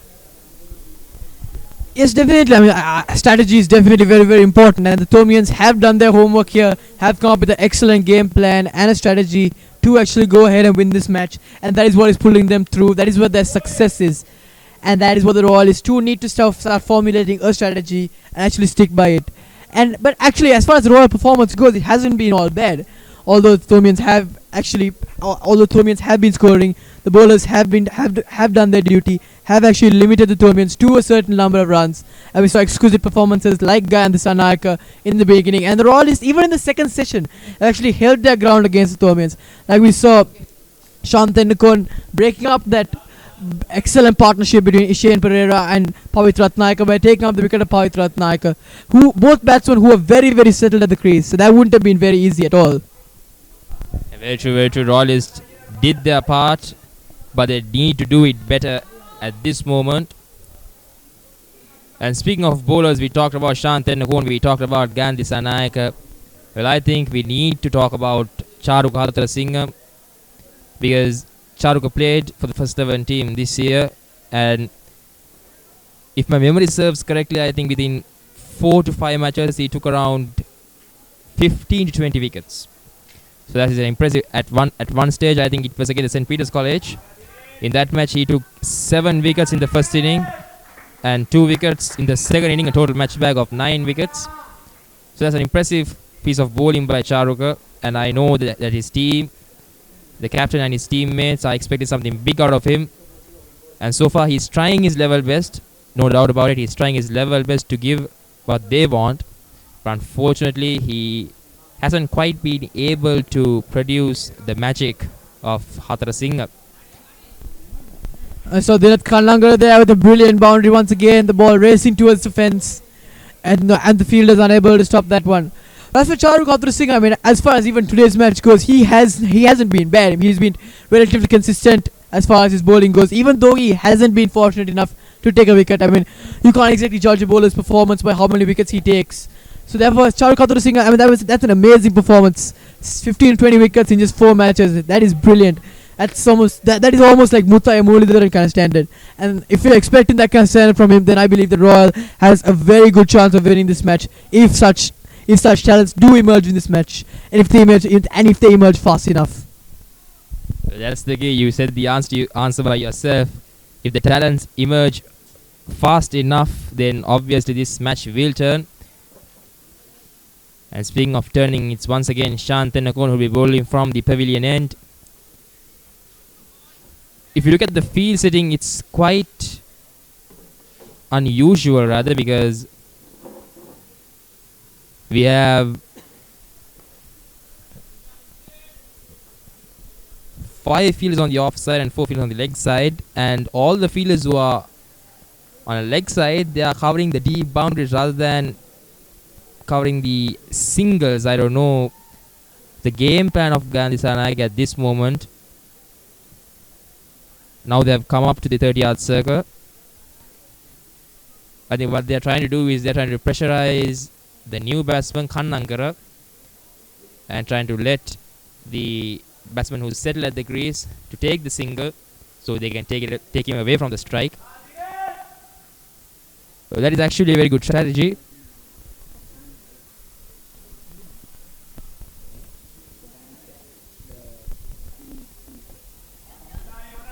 A very good single, an excellent single by Kannangara. Even though the fielders were inside the 30-yard circle, a straight call, didn't hesitate that much. A straight yes call from Kannangara, and they were off in a flash. So now the trouble is, the pressure is now on the Royal fielders.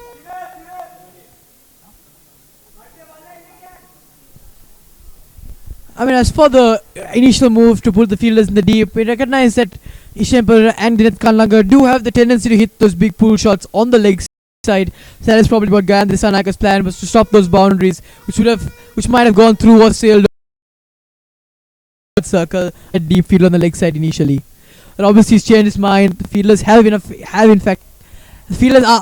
rather actually back in the deep to actually prevent those shots, and Gayandri Saranaik is allowing those few singles on the leg side, because he knows it's more important to prevent the boundaries, because boundaries carry more runs than singles. That is true. Boundaries do carry more runs than singles, and that's the end of another over by Shantan Nakon, and the current total is 268 for the loss of 5 wickets after 47 overs. And now we are moving on to a drinks break.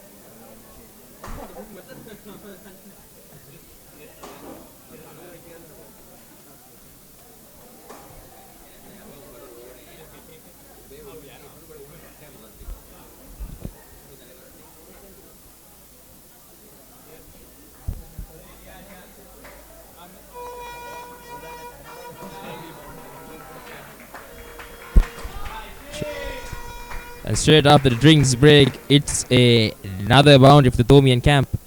The total is 272 for the loss of 5 wickets.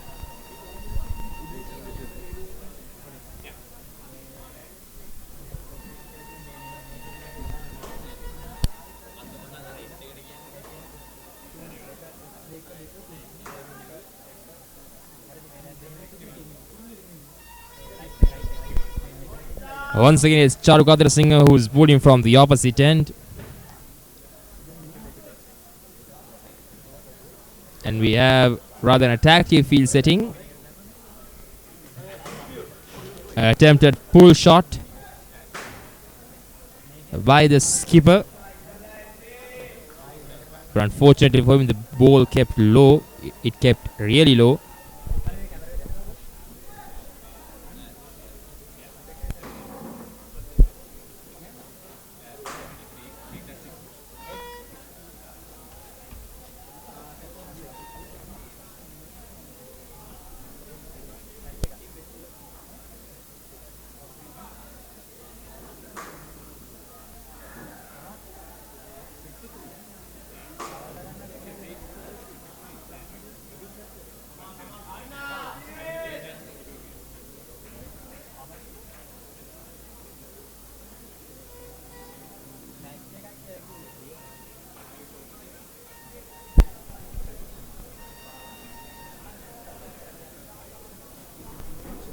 A quicker delivery by Charukadra Singh.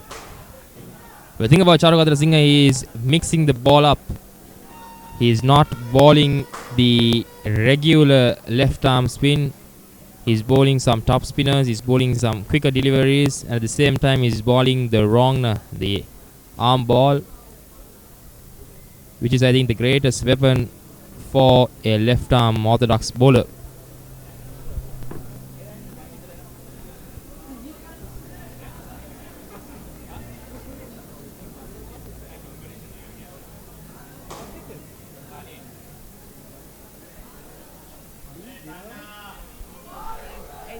Another good delivery to end up the 48th over. It's 273 for the loss of 5 wickets.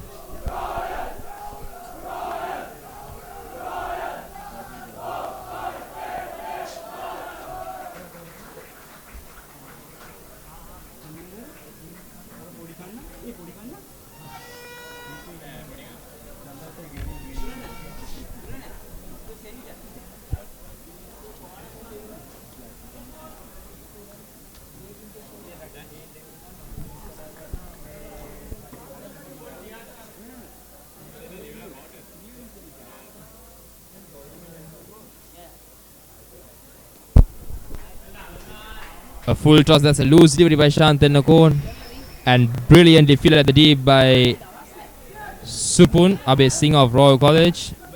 Brilliant piece of fielding by the young man.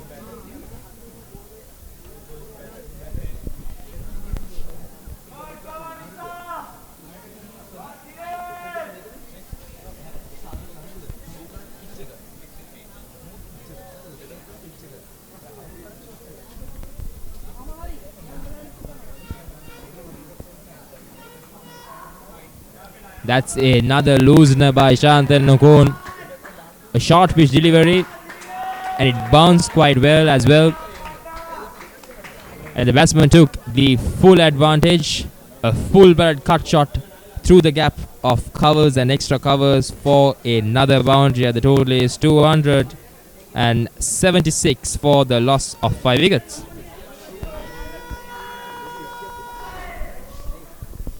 Yeah, the batsmen seem to be doing quite well after the small drinks break. He's rejuvenated them actually. It's very, very attacking field here with very, very close fielders. Silly mid off rather. Gandhi Sanaka hopes to get some catches in the very, very close field. Even the rest of the fielders seem to be within the 30-yard circle. So Gan, the Salvac explorer is obviously a very rather attacking field here. He can catch one of them out. And there's a really good reply by Shantanu Okon. And you mentioned about the close-in field, the silly mid-off fielder.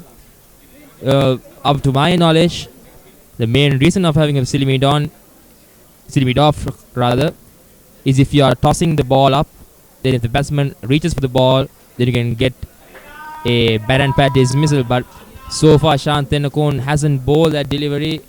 So do you think having a silly mid-off at this point is a really good idea? I don't know if having a silly mid-off at this point is really a good idea, especially since Shantanu Okon doesn't seem to be following through with the plan of having the silly mid-off by in fact tossing the ball up. But if Shantanu Okon does go to the situation where he does toss the ball up and actually puts the silly mid-off in a position where he can catch, then that would definitely be excellent, because it's very likely then that he would get a wicket through that silly mid-off. Yeah, while mentioning that, as you saw moments ago, Gandhi Zanayaka took the silly mid-off field actually, and he put him towards the offside region, and that brought another end to the Thomian inning. It's 280 for the loss of 5 wickets.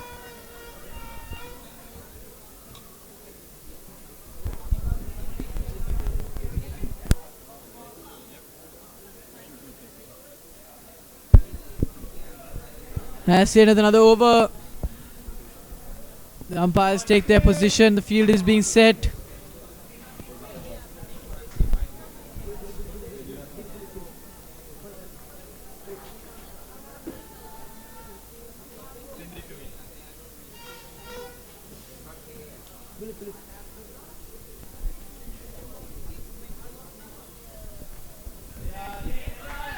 Good shot there by the batsman.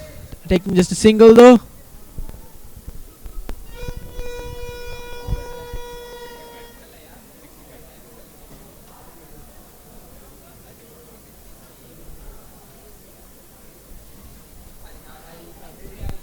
Well, Shahrukh on the other hand, he is tossing the ball up.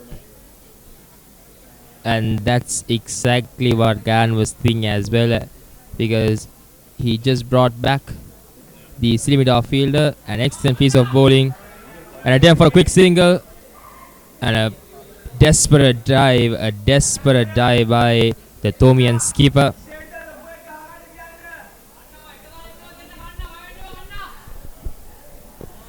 Yes, I mean, Shahrukh Singh does manage to actually keep the ball tossed up, and that is definitely beneficial, because after all, Shahrukh Singh does have to prove a lot in this match, and if he does manage to get that wicket, that would be excellent for Royal College.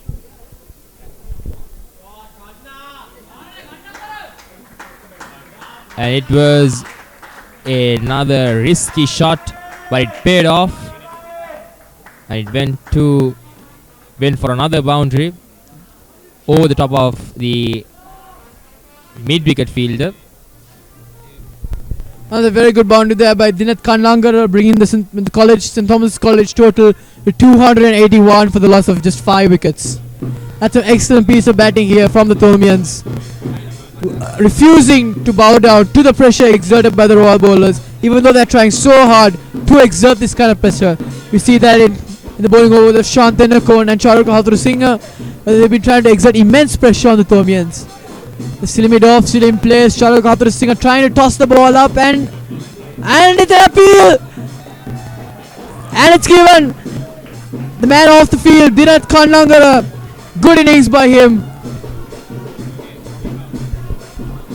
Well, ask and you shall deliver. Shahrukh Singh does it for the Royal team.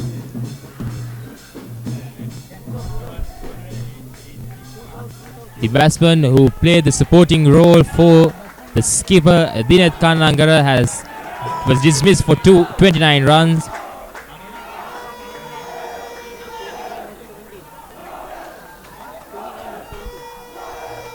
That's another huge breakthrough, a massive breakthrough for the Royal team. And Shahrukh and Gan and the rest of the team, they need to start from this point onwards. They need to start fresh, and they need to carry out this momentum, this energy, until they finish the Thomian inning. Dinath Kanlangar gone for for 21 runs here, and Ishem Pereira currently on 65 runs, playing a very, very composed innings here, considering from the momentum he gained by batting with Pavit Ratnayaka. Ishem Pereira seems to be the backbone of this Thomian innings, really supporting and joining the ranks of people like Hapuinna and Dulit Gunaratna and Pavit Ratnayaka in the first session. Ishem Pereira still in the centre at 65 runs.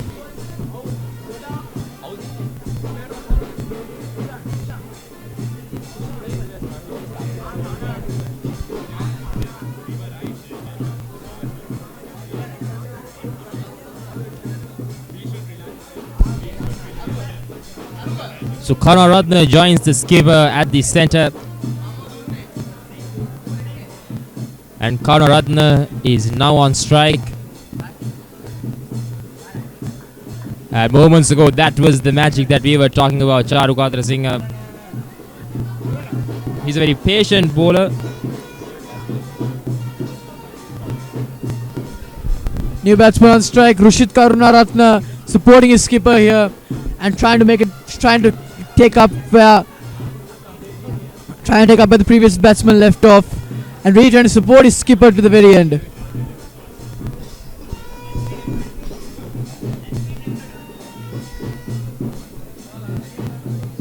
Well, I'm no expert, but from his stance you can see that he has his leg stump quite open, and that was a huge appeal. First up, that was a massive appeal by Charukatra Singh. He thought for sure that he had the wicket of the new batsman, but unfortunately it was a bit too high according to the umpire. But if you look at the new batsman's stance, is quite open towards the leg side, so that can only mean one thing. He will be looking to hit the ball. He will be looking to hit some powerful shots through the leg side. So I think Gandhi Sarnaik and the rest of the team, especially the seniors, they need to think about the batsman, the way that his body language is, and they need to adjust their field according to it. Let's see how this will turn. An excellent piece of bowling and a very good reply. And that is the end of an excellent over by Charukatra Singh. It's 285 for the loss of 6 wickets. This guy is directly behind this guy.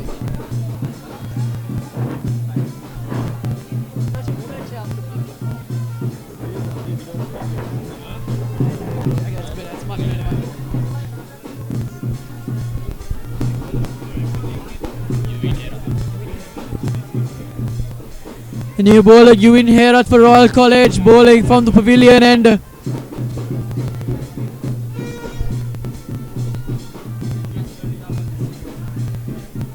Yuvin is another left arm bowler,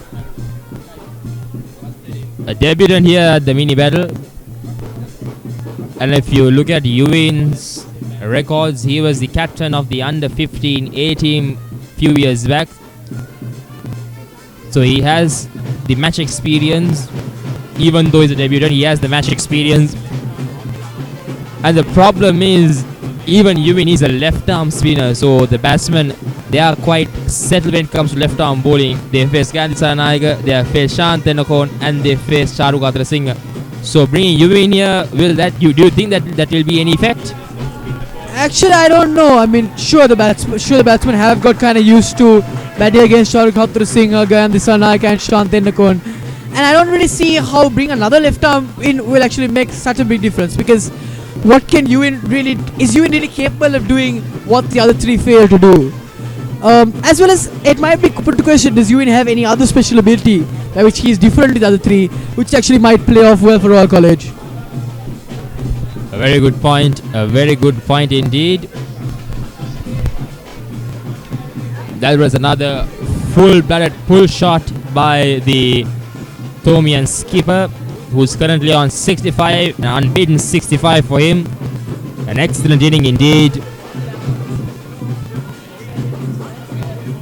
A tossed up delivery. That's a very good reply by Yuvin Herat, and a wonderful piece of batting by the Thomian skipper.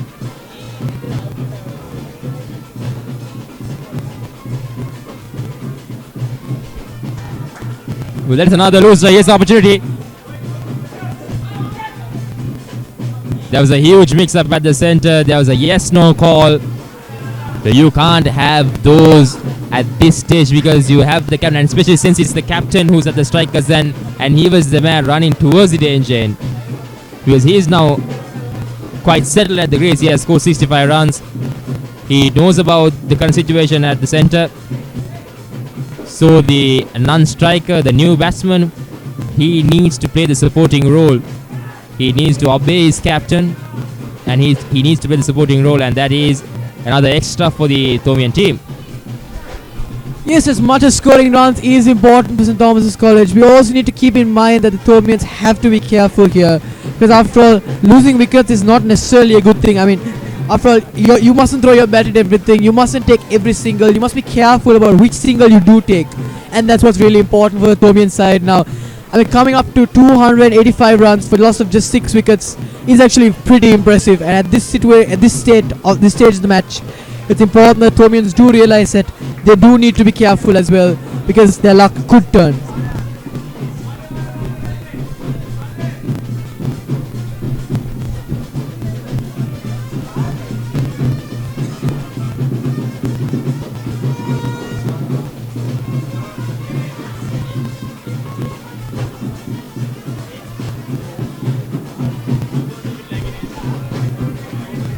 And that was the end of Eween's first over. So after 49 overs, it's 285 for the loss of 6 wickets. And once again, it will be Shahruka Hadra Singh who will be continuing from the opposite end. New bowler Shahruka Hadra Singh bowling from the Thalassa end and trying to put immense pressure on his batsman. On the batsman here, Ishan Pereira obviously has been in the crease for quite some time now. He's very, very settled. Also been the captain of Thomian side. He has a lot of experience at the crease on playing this game. So it's going to be very, very hard to exert pressure. But the new man, on the other hand, Karuna Ratna, and the Karuna Ratna is actually very easy to reach pressure on. And that was an excellent shot by the batsman there, straight to the leg side, and it's reached the boundary line. 4 runs, well done to the batsman. Yes, an excellent boundary there once again by the Thomian skipper.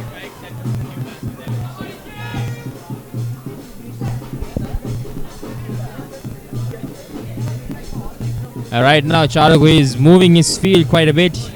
He has a deep square leg, a short mid wicket, and a short fine leg at the leg side, and he has a slip, a catcher, extra cover, and a point fielder, as well as a deep mid off covering the offside region. And with that single, we have the tall man, the new batsman on strike. From the looks of it, it seems that he is an aggressive batsman, but we are yet to see him fire. Rishit Karnaratna, the new man, obviously very, very eager to support his captain here. Actually make his captain proud and make his team proud and contribute to his team, at the same time supporting his captain. He's yet to show his colours in this match, and we hope that he actually is able to do so. As far as the bowlers go, the bowlers have been all successful at putting pressure on these batsmen and keeping them in check.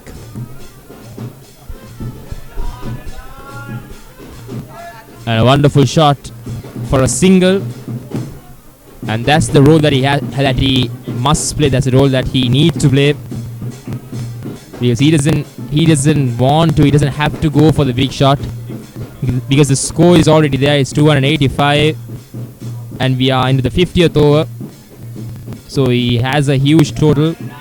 The team has a huge total. So he needs to play that supportive role.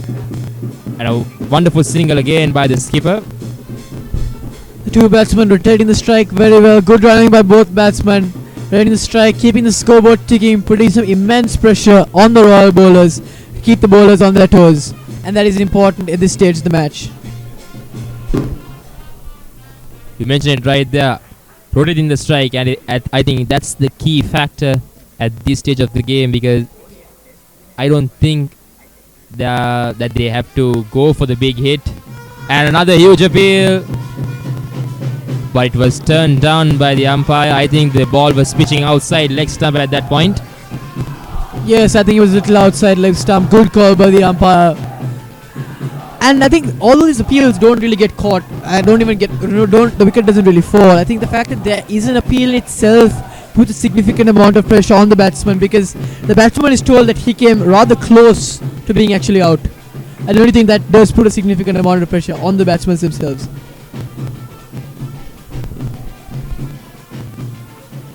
Right there, Shahrukh with a quicker delivery.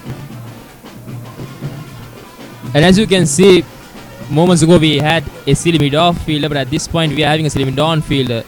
That means the batsman, he's trying to work on the leg side rather than scoring runs on the offside. I think that's what Gayan was aiming for, and that's what the team is aiming for. And that was the end of Charukatra Singh's over. So the current total is 285 for the loss of 6 wickets. I beg your pardon, 296 for the loss of 6 wickets. And once again it will be Yuvin here who will be continuing from the pavilion end. And this Naga seems to be using Yuvin here quite well, and that was a good shot there on the leg side. Excellent shot.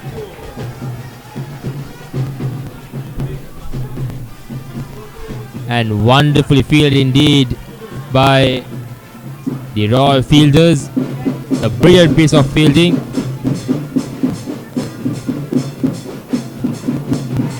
That was a powerful pull shot by the skipper, by the Thomian skipper, who's currently on 77. He's 23 runs away from the century.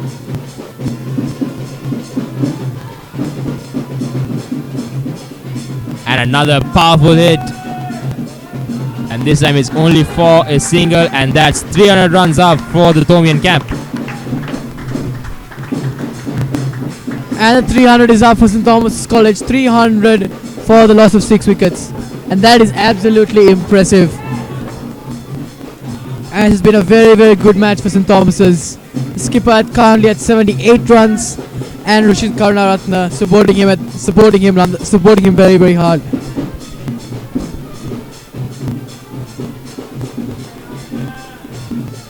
Yuvin Herat still bowling from the pavilion end.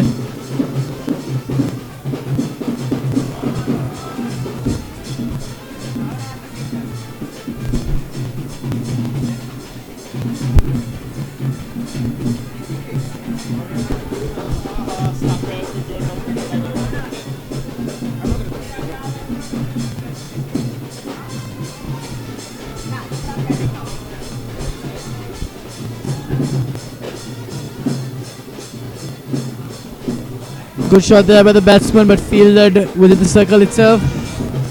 Dot ball.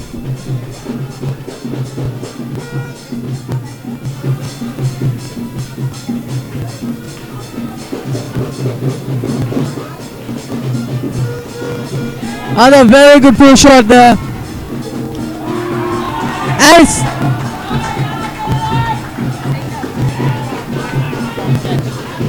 And the catch has been dropped. That's a fumble. That could be absolutely disastrous for our college.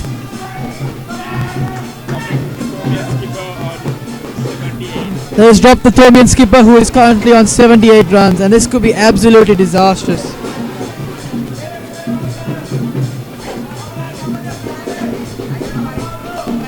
I mean, honestly, we recognize the catchers do win matches, and dropping a catch at this stage of the match is really not productive for our college at all, because they need to start upping their game now.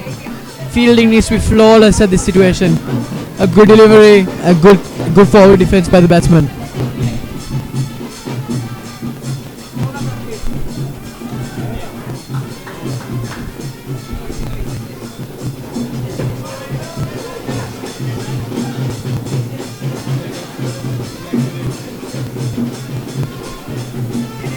And joining me at the commentary box, I have Senal Hebake. Senal, what do you think of the match today, actually? So far it's been going pretty well for the Thomian team. It seems like they've made an excellent, they've been doing an excellent job so far. 302 for only 6 wickets. So far, so yes, pretty good. We've seen excellent fielding on the side of the Royalists as well. Just like we've seen all this time. But looks like the Thomian team so far has been able to do a pretty good job. So yeah, we'll see how it goes and hope all the best for the teams. And speaking of excellent fielding, I mean, we must note the drop catch. But other than the drop catch itself, we have seen some pretty decent fielding from Royal College. It has been able to limit the Thomians to their current 300 runs.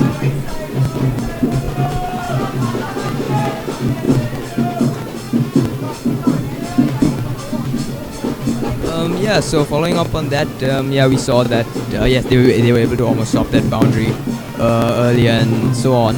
So yeah, we see that their attempts at fielding have been pretty good so far, and yeah, once again we'll see how it goes. It looks like they're picking up as we see the latter end of the batsman coming up to play, and yeah, so we'll see how it goes from here.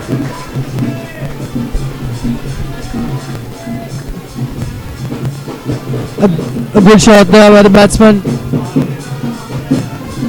Good shot there by the Thomian batsman. And after all, we see that this seeming actually going well for the Thomians, even though the Royal bowlers are even actually trying to put immense pressure on the batsmen themselves.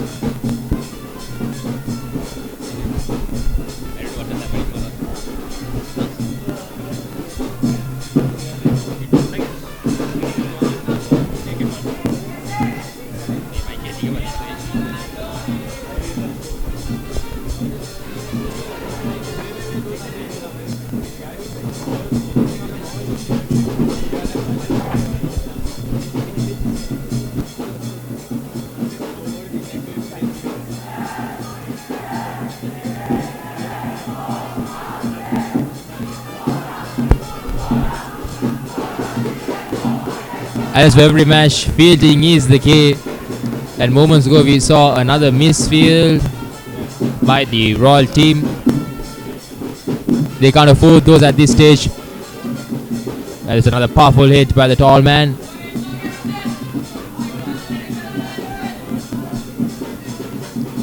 So I think, as I told you before, we currently have a silly mid on, because moments ago we had a silly mid off.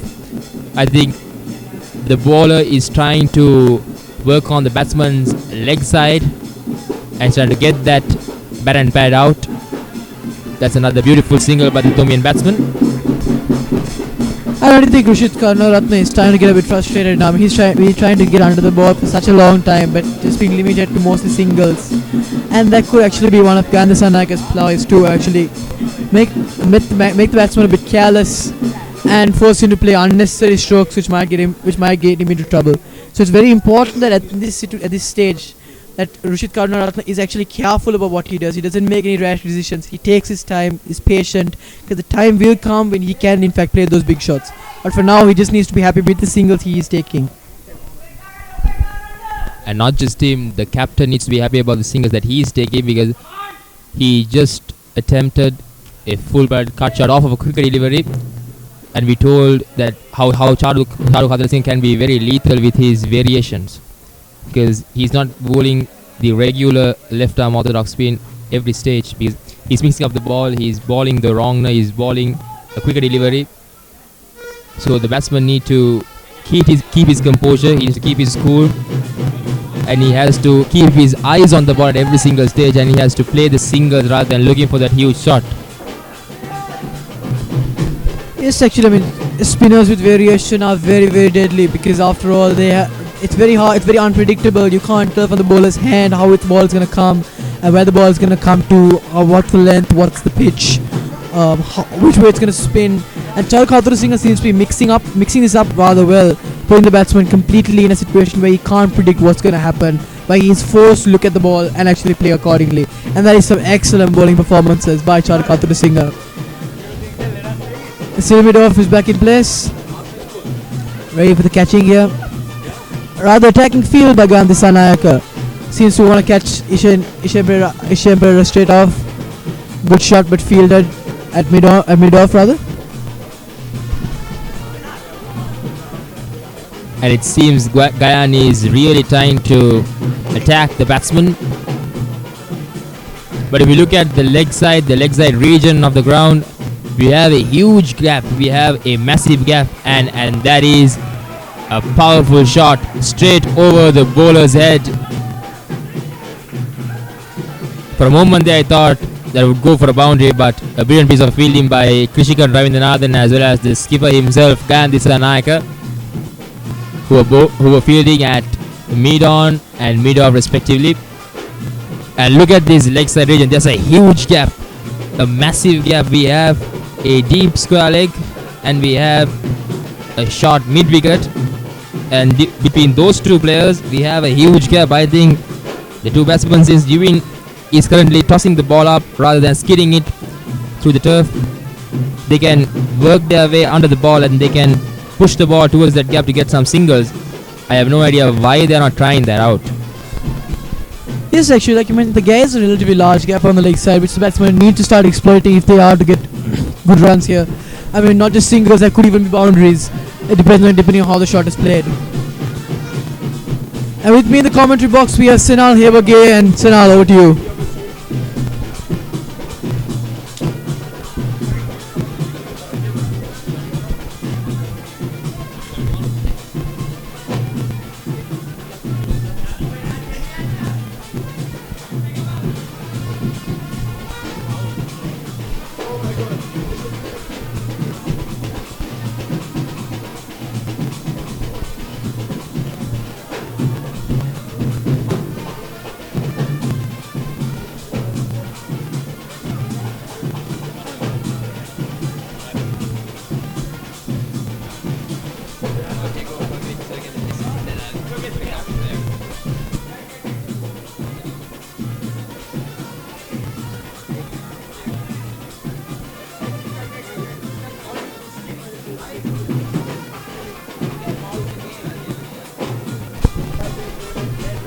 So I'm joined by Sinal Hevage here at the commentary area. Nice to have you here, Sinal. And we had a small break. And we are back again with the action. Once again it will be Charu Gatra Singh bowling from the opposite end. And Sinal, let me ask about you about the atmosphere here at the S.Thomas College ground and the current situation at hand. The atmosphere itself is just pure brilliance. We see the Thomian teams, the team is doing an excellent job. 308 for just 6 wickets. The atmosphere, the crowd is going wild. Both Royalists and Thomians cheering the teams on. It's actually an amazing thing to see. Leaving school aside itself and coming here to cheer their teams on. So far the job has been pretty excellent. So we'll see how it goes from here. Hopefully we'll be able to keep this momentum up, the Thomian team continuing on its current trend, and see how it goes for the Royalists on the side of fielding and so on.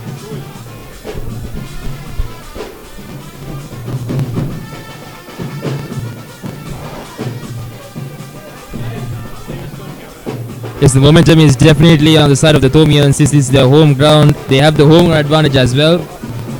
And so far they have used that advantage to the best use. We are around 4 half centuries, and currently we have the skipper, the man who's leading the team,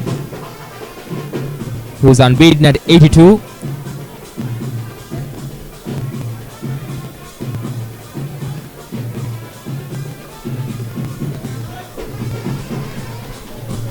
We have flags, we have blue and black flags, we have blue and gold flags. This is the March Madness. And when it comes to the March Madness, you can only think of one thing, and that is the blue ribbon of big matches, the Battle of the Blues. And right there, that was a very unnecessary single, I should say. Speaking of the March Madness and the blue ribbon of big matches, the Battle of the Blues, for the 137th time, the Battle of the Blues will be taking place on the 10th, 11th and 12th of March at the SSC grounds.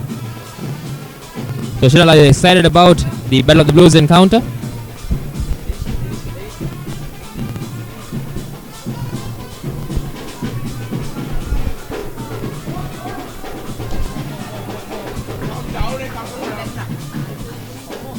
So far, yeah, the hype has been up. Both schools, the flags. We see the flags on the road, the people driving by, kids going crazy. That whole spirit, that whole Battle of the that whole feeling that you have to when it gets closer to the match, when it comes towards, we see the mini battle happening and all, the hype just builds up, right? You can see it, in the faces of the children, in the crowd, in the sportsmen themselves. You see it, just building up until it comes up to that final point, up to those last days of the big match, those 3 days.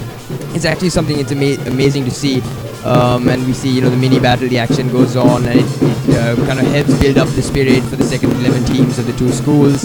And it's actually a great thing to be a part of, and something that you should see. It's not just the big match, it's not just the match, it's not just the cricket match itself, but it's the entire culture behind it, the entire spirit that comes with it. And that's actually something that's fundamental to the schooling lives of these boys, and which is why this whole spirit has been so great so far, and hope it stays up and gets even better from here. An excellent answer, wonderful answer indeed by Shanal Hevage. As he said, the Battle of the Blues is not just a cricket match, it's not just a cricket match between 2 schools, it is the entire culture and it is the entire legacy between 2 great schools. And that brings us to another successful over by Charukatra Singh, and the current total is 315 for the loss of 6 wickets.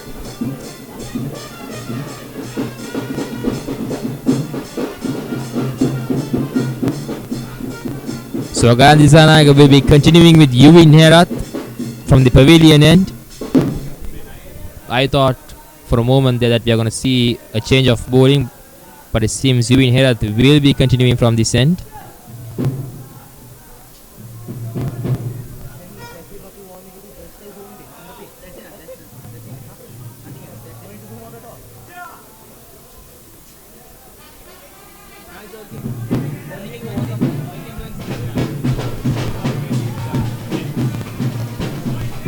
Another powerful hit down the ground, and that is another boundary for the Thomian skipper, and he moves on to 87 runs.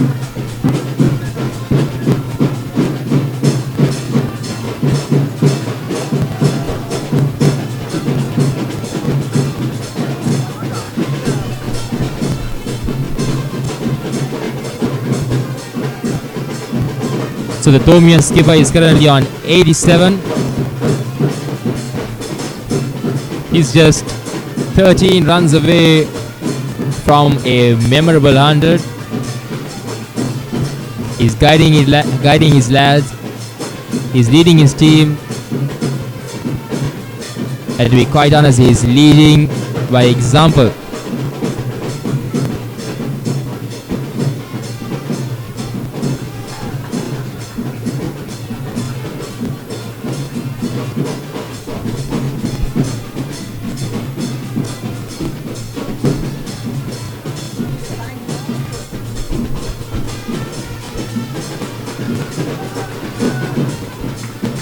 Yet another single by the Thomian skipper Shane Pereira, putting Rushit Karunaratne back on the Thalassa side.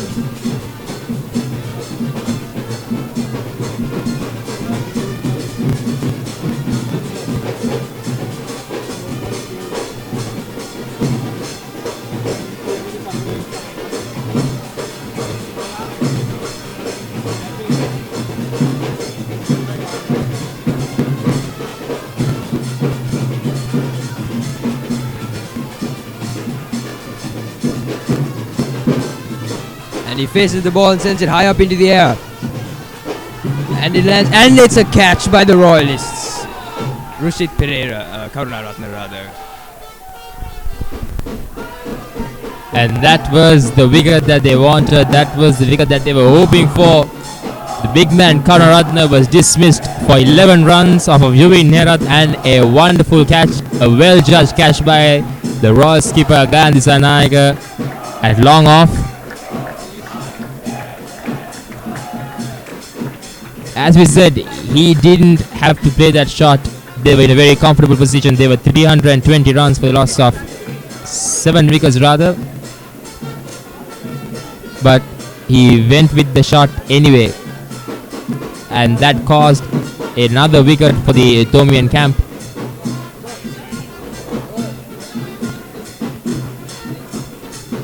And from this point onwards, the Royals, they have to keep the momentum, keep the energy, and they have to wrap up this Thomian inning as quickly as possible.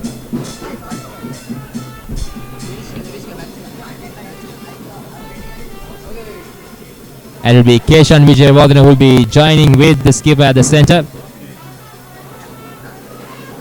And now the skipper is on strike, he's on 88.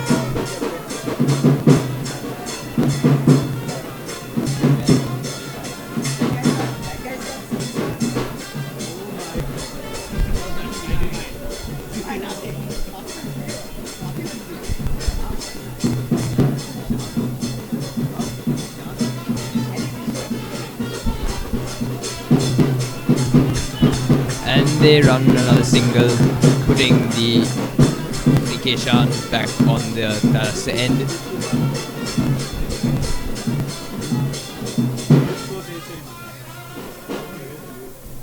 ...321 runs for 7 wickets down so far as we come closer to the end of the innings, entering the latter side of the lineup for the batsmen. We'll see how things go. First ball for the new batsman replacing Rushit Karunaratne.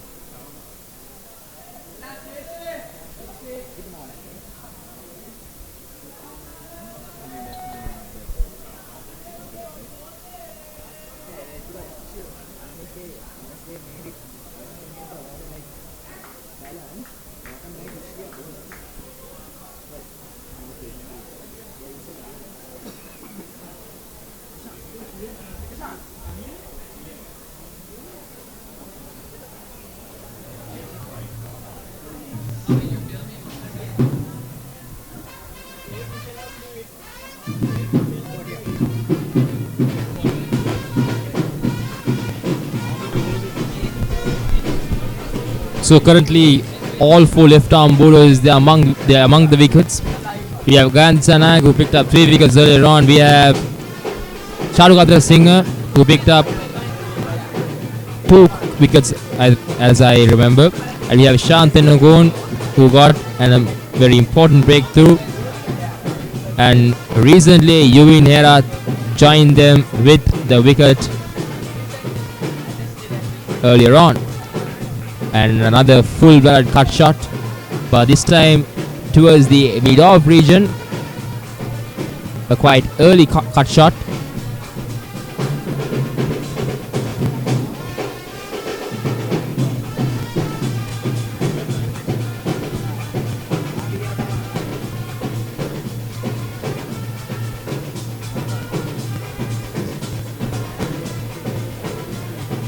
At home and there, I thought there's another mix-up at the center.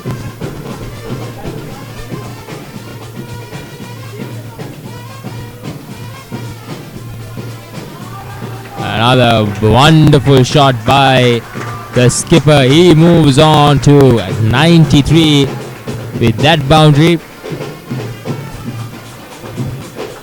He's using the gap, he's using the space exquisitely. So what do you think about the Thomian skipper's performance so far? So far he's been doing pretty brilliantly. I mean, 93 runs, being able to keep up from the beginning of the match itself, keeping that stamina going, keep that momentum going. He's been doing a pretty good job. Hopefully he'll be able to reach his century and do better for the Thomian team, do well. He's been doing an excellent job so far. Hopefully he can keep up his pace, keep going, not make any rash decisions, and play smart, play well, and keep things going. So yeah, hope that goes well for him and for the team as a whole.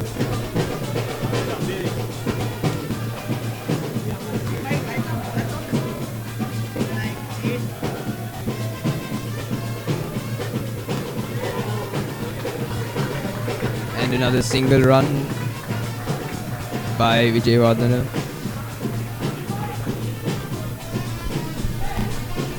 A miss hit there. For a moment there, I thought that was going straight to Gandhi Naik's hand. I think that would have been a disaster for the Thomian team. But fortunately for the captain, it went towards the long off area.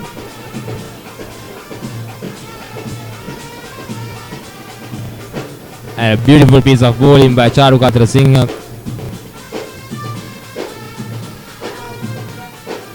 who one thing that I've noticed about the batsmen when they are facing Charu Singh is like they are not quite sure about themselves. They are not quite sure whether the ball is going to hit the bat when they are facing Charu Singh.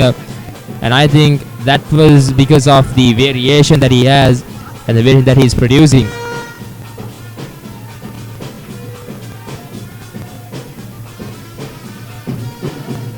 But anyhow, I think even if you're a batsman, you need to have the positive mindset of hitting every single ball from the middle of the bat. It doesn't have to be a single, it doesn't have to be a boundary all the time. You just have to hit the ball from the middle of the bat, don't you think? Well, yeah, that is the basic fundamental of batting itself. As long as it's not about hitting it hard or trying to go for a boundary, making it hit hard every single time. It's about pacing yourself, knowing which shots to play, whether to play a defense, whether to play an offense.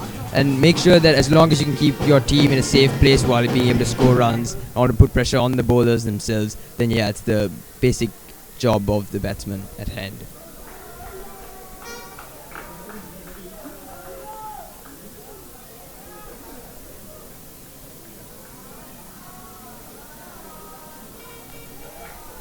And Yuvin Herat bowling from the pavilion end.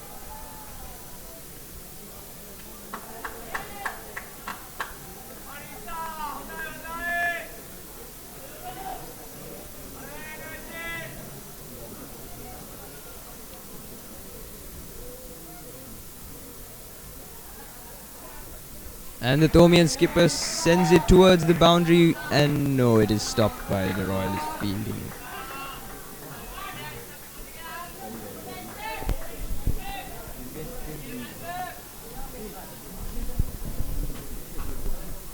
So the skipper's on 95 and the total is 327 for the loss of 7 wickets. He's just 5 away from his century. The Thomians are in a very strong position indeed.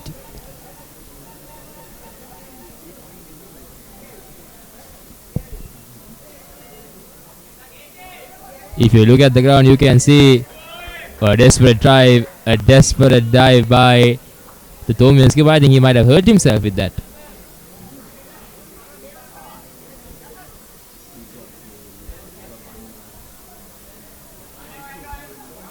We hope that it's not something very critical, because he batted brilliantly. He deserves this 100.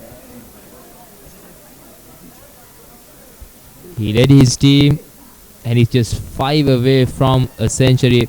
So if he has to go off from the pitch at this stage, I think that will be a huge disaster for him as well as for the team. Yeah, we see he's been doing an excellent job so far, coming so close to his century. Judging from the commotion on the field, it seems like there might be a bit of an issue. Not quite sure as of now. But yeah, seeing their skipper doing so well obviously would have helped the morale of the team to an excellent extent. If something were to happen to him, forcing him to leave the pitch at this point in the game, at this point in the match where he's only 5 mere points away from a century, it would be a massive hit to the team's morale as well. So we hope for all the best for the team skipper, and we'll see what's going on. There seems to be a bit of an issue on the pitch, near the pitch. He's being tended to. Looks like there might have to be a replacement.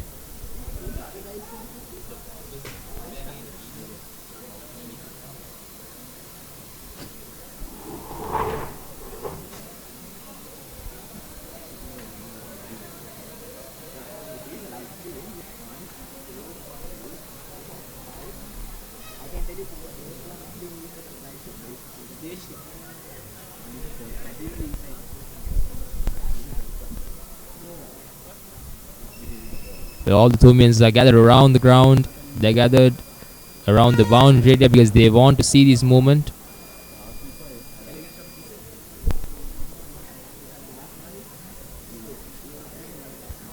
They want to see their skipper reaching a valuable and a memorable century. So that's why they are here. And it seems this will be a very critical issue, because we have a lot of people going to the center of the ground.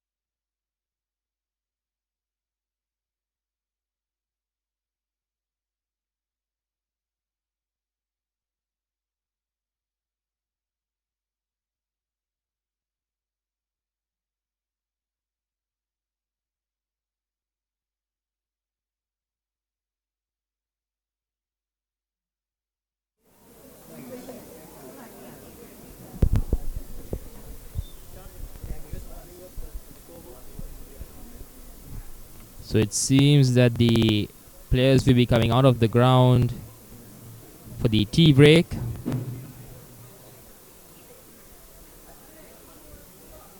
So after 58 overs, the Thomians are on a very comfortable position with 328 runs for the loss of 7 wickets. A brilliant performance, a brilliant display by the Thomian camp.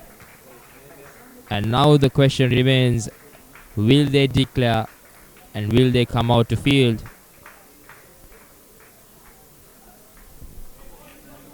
And I think the skipper, he deserves a standing ovation.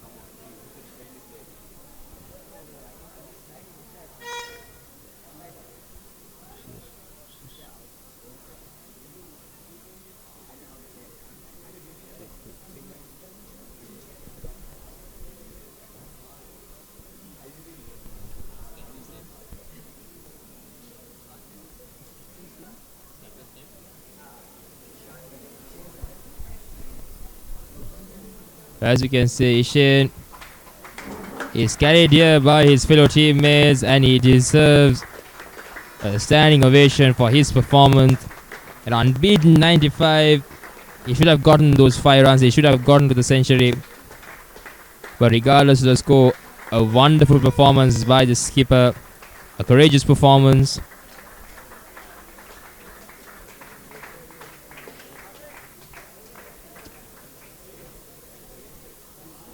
and we hope that he gets better as soon as possible for this wonderful game of cricket between the second 11 teams of Royal College and St. Thomas College.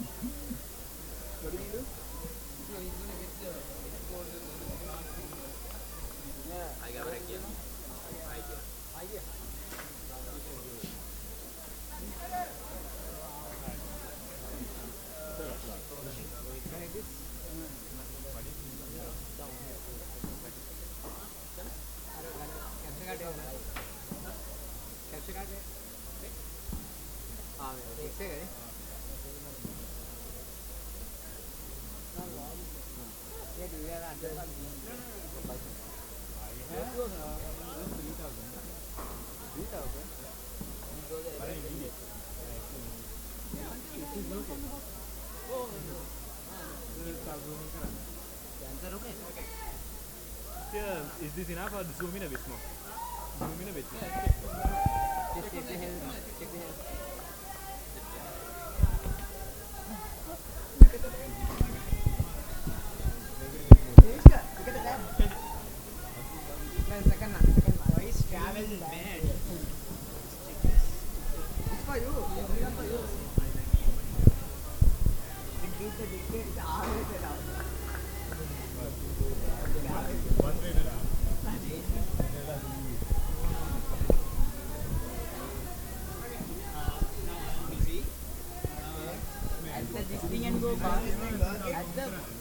Well, as you can see, the Thomians are warming up.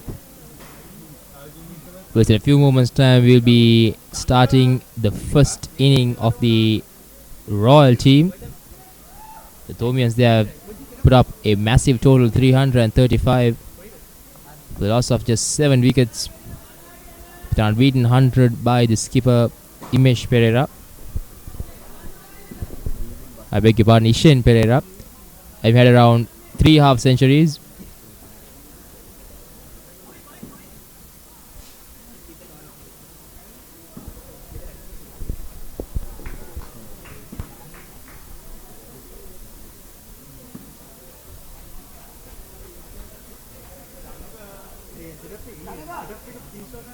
And as you can see, the umpires are stepping out to the field.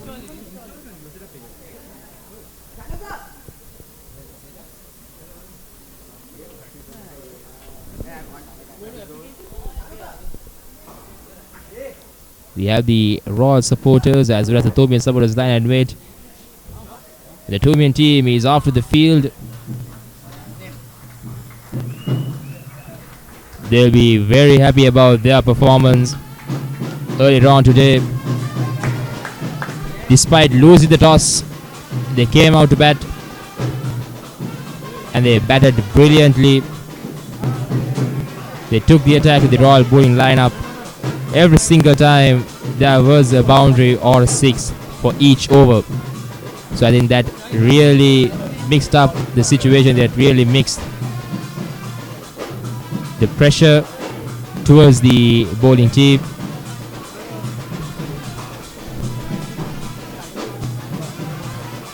And as you can see, the Royal opening batsmen, they are making their out to the centre. It will be Kulit Samarakon, an experienced campaigner. He'll be opening with Yuvin Herat, a debutant here for the mini battle. Both of them are debutant to be exact. Kulit Samarakon as well as Yuvin Herat playing their first ever mini battle. Now we have the Thomians who step out to the field.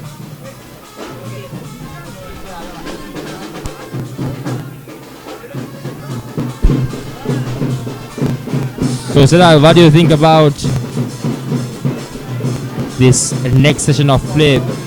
What will the difference maker be with the fast bowlers? Will they be the people who will be giving the most number of attacks, or will it be the spinners just like the first session? depends once again, considering the fact that the two batsmen are debuting for this match. We'll see how it goes. We're not sure. We saw a lot of success on the hand of the spinners in the previous innings by the Thomian, where the Thomians were at bat. We'll see how it goes, judging by the skill and the play, how these batsmen defend their stance. We'll see how it goes, basically.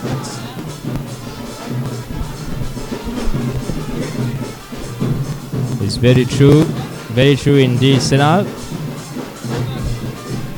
And to start off the Royal inning, we have a left-arm fast bowler. We have 3 slips, a square leg, a mid-on, a mid-off, an extra cover, and a cover point. An excellent field placing indeed.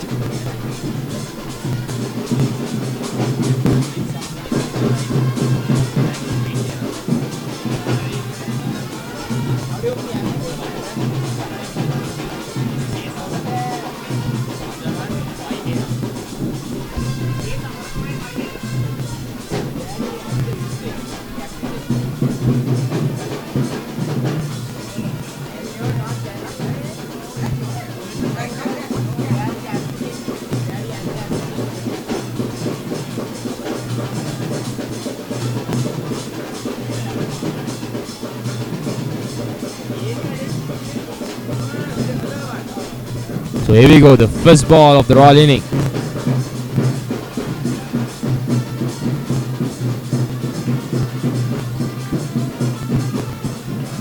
A good ball to start off.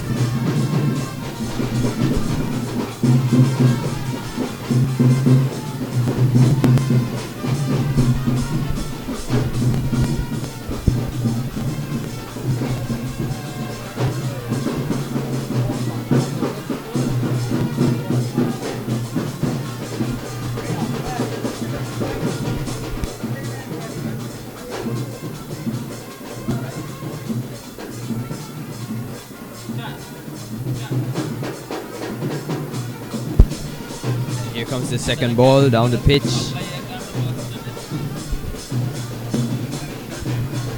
Stopped by the Thomian fielding.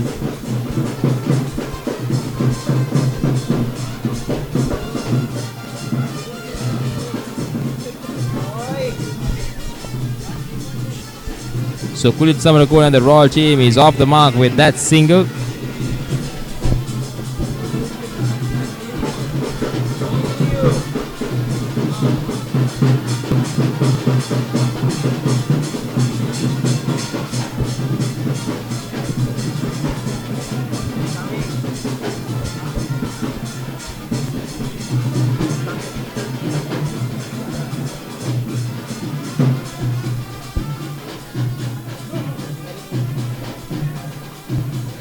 Another excellent ball by the Thomian bowler.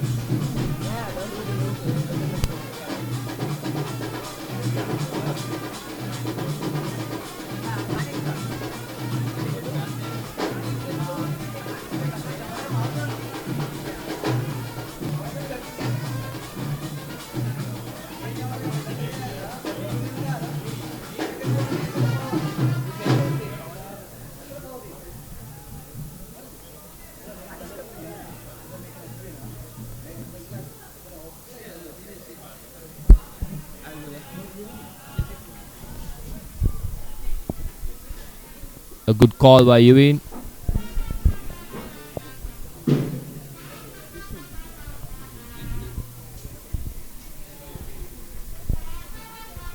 What we know up to now is that we have a massive total of 335 runs. So I think the Royal batsmen, they need to keep their composure and they need to score runs with singles rather than hitting some reckless shots. Well, yeah, the key is obviously not to be reckless, because considering the rather high score that was hit by the Thomian team in the previous innings, massive value of 335, it would be best for the Royalists to keep pace, not make any rash decisions, and if they want to catch up to that score and be able to, not lose any of their good batsmen early on in the game, to pace themselves and play slow, play smart, and build the momentum up towards the middle of the match and see where things go.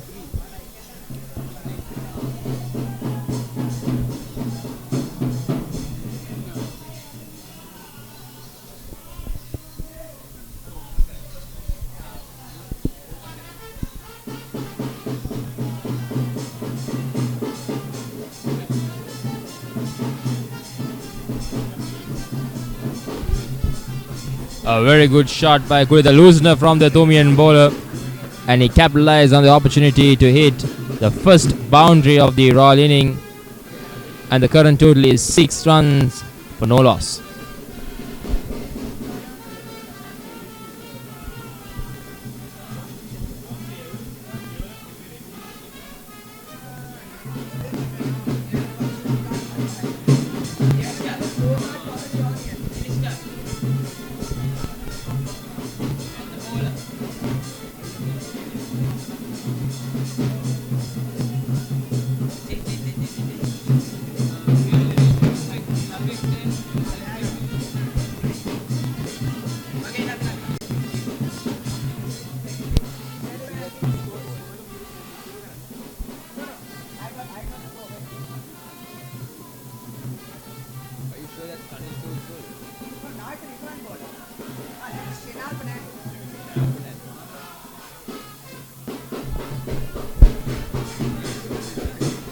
We have Shanal Fernando switching out for Kanishka Pereira as the bowler.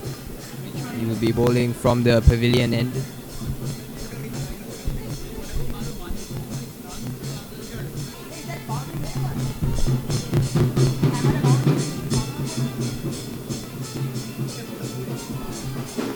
And that's the first wicket for the Thomians. So straight away, 1 wicket down. Yuvi Nera, that was an unnecessary shot. He really didn't have to pull that ball. He just came to the crease, and that was the first delivery of the second over. So he had no idea about the bowler or how he's going to bowl. That was a shot, that was a loosener. But regardless to the delivery that was bowled, he shouldn't have gone for that, and that was a reckless dismissal. So nonetheless, Yuvi Nera departed for a single, and Kulit Samarkon will now be joined by Krishika and Ravindranathan, another right-handed experienced batsman.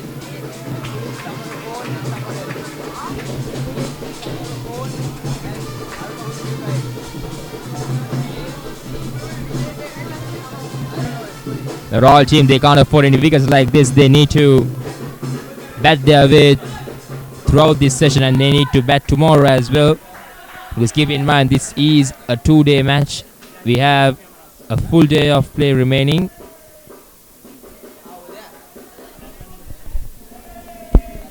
Very true, Daham. Like we were speaking before, it wouldn't be in the best interests of the team starting off their innings to be playing rash shots like we just saw them doing so. It would be best to pace themselves at least until they know what the Thomian bowlers have up their sleeves, what their tactics are. If the current team at bat wants to keep up with the momentum of the Thomian team, then they still have a shot as long as they play smart and avoid any mistakes like we just saw. So we'll see how it goes. Shanal Fernando at the bowling end. That is a beautiful delivery, an excellent delivery, and you can see the keeper is right near the stumps.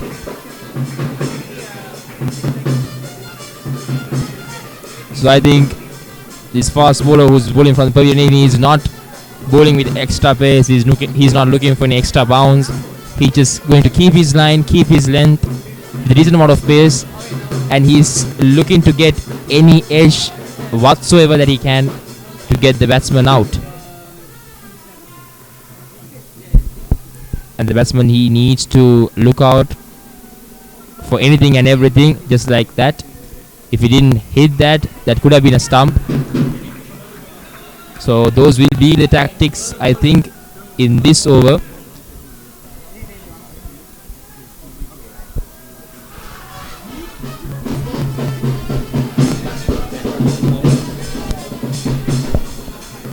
Unfortunately, that run was uncounted, it seems.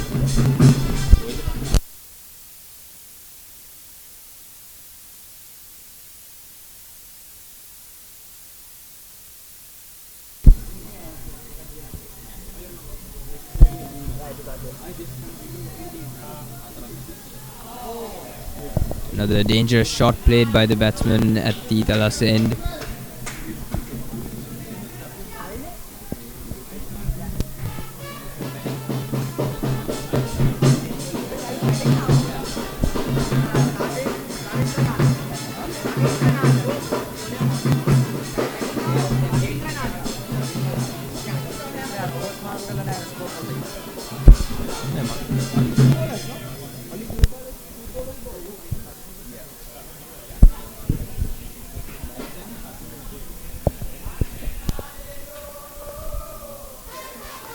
And another pull shot. Will that be another wicket? The same shot, same area, and the only difference was this time it wasn't carried, it went for a boundary.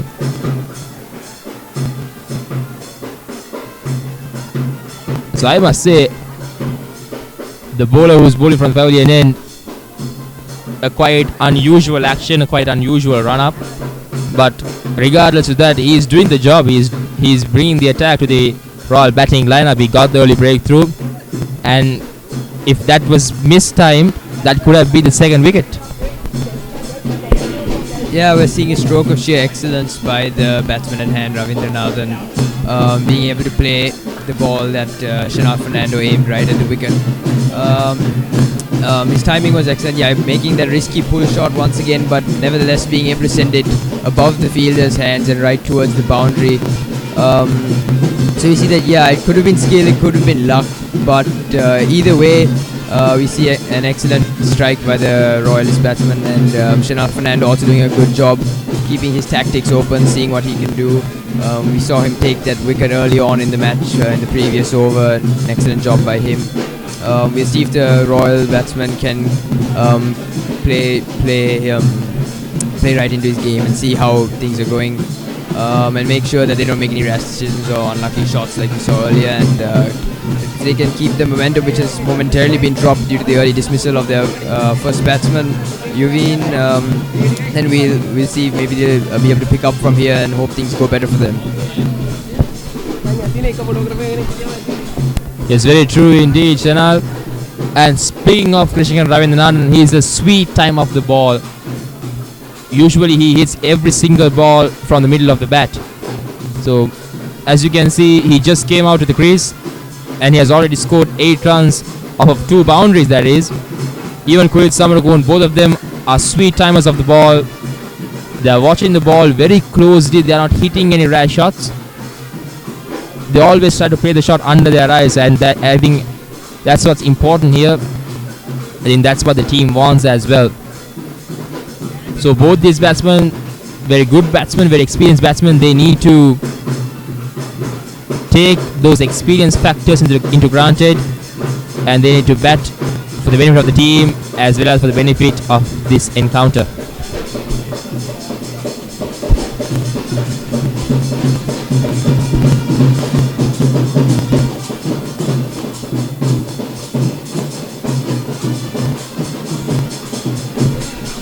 Another loosener by Kanishka from St. Thomas's College, and Kulit Samarakun capitalized with another sweetly timed boundary between the gap of covers and extra covers, and the current total is Kulit Samarakun is not out on 9 runs, and the Royal team is 18 runs for the loss of 1 wicket.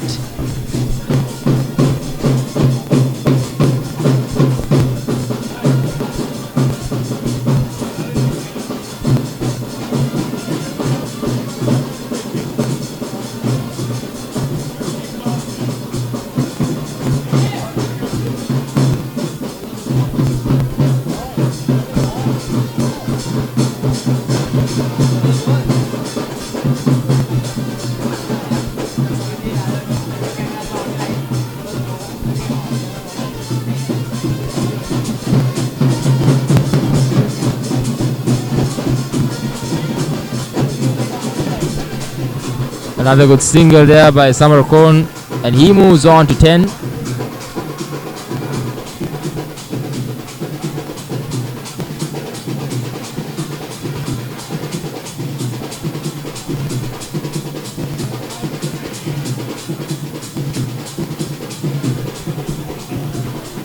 And another full-blooded cut shot by Krishika and Ravindranathan. So far we saw some sweetly timed boundaries by these two batsmen. And the Thomian bowlers, they didn't do much wrong. They kept the line, they tried some different tactics, but the two batsmen, they played every single ball from the middle of the bat and they sweetly timed them to the gap. So what do you think about their batting performance so far? Yeah, it seems like judging from what happened earlier, the loss of the wicket early on, they're now playing it more cautiously, playing it safe, seeing what they can do, making sure that they don't make any rash decisions or quick mistakes, or playing into the hands of the bowlers. You see the bowlers still keeping up their attempts, not slacking, keeping it right on point. But yeah, it looks like the batsmen are now picking up their game, and see yet another boundary has been made. Once again, continuously with the boundaries, the Royals batsmen seem to be doing an excellent job so far, despite the fact that they lost their opening batsman so early on. They seem to be picking up the game, persevering, keeping that momentum growing, and looks like things will only get better if they continue playing at this current rate. So yeah, what do you think about this, Taham? What do you think about the batsman's ability and how whether they'd be able to keep this pace up, judging from how the bowlers have been performing as well?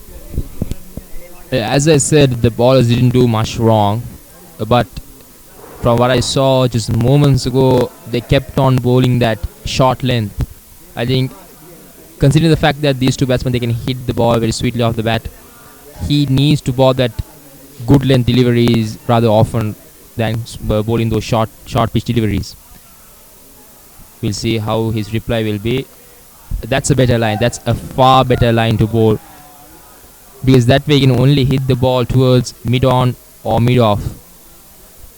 Or in this case, if he's a good batsman, if any batsman is a sweet time, then he can push the ball towards the mid-wicket region for a single. But if you bowl short, then he has various options.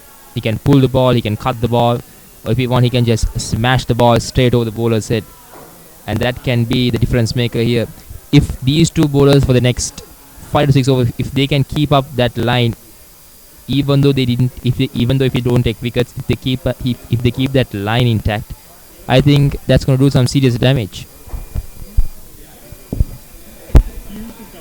Yes, we see Kanishka Pereira once again with that final ball, trying to adapt to the style of the batsman, trying to see his options, and he was able to stop another boundary from happening. But now we see Shanal Fernando bowling from the pavilion end, seeing if he is playing another ball, which has been stopped by the fielding of St. Thomas's College. So once again, yeah, it's up to the bowlers to kind of adapt to see. They had a lucky shot earlier, they played well, and they were able to take a wicket early on. And but now the batsmen, especially with their timing, they've had amazing timing, and they've been able to hit the ball right to the boundary several times. You see that the bowlers should adapt to this and see where they can go from here.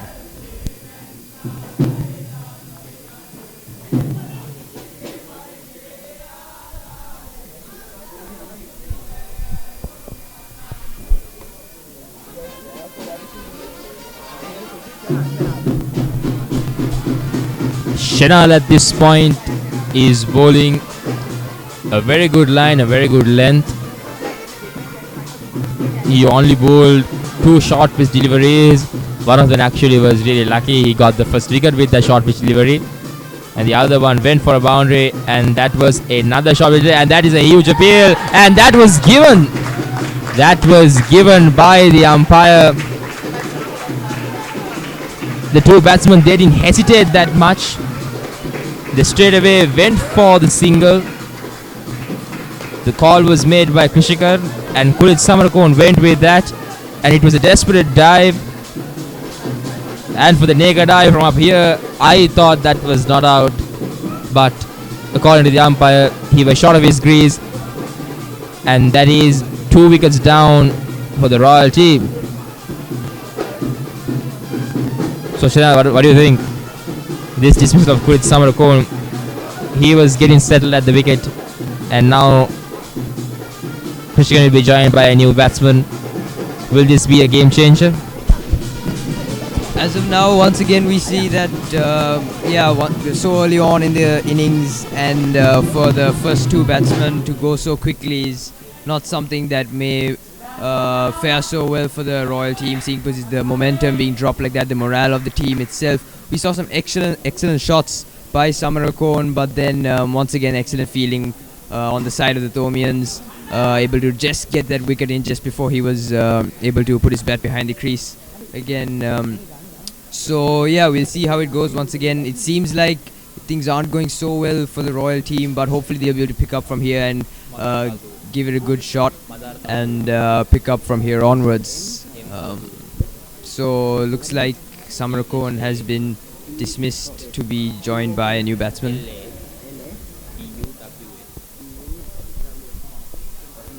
So it will be Madar Taldua who will be joining Krishika Ravindranath at the centre.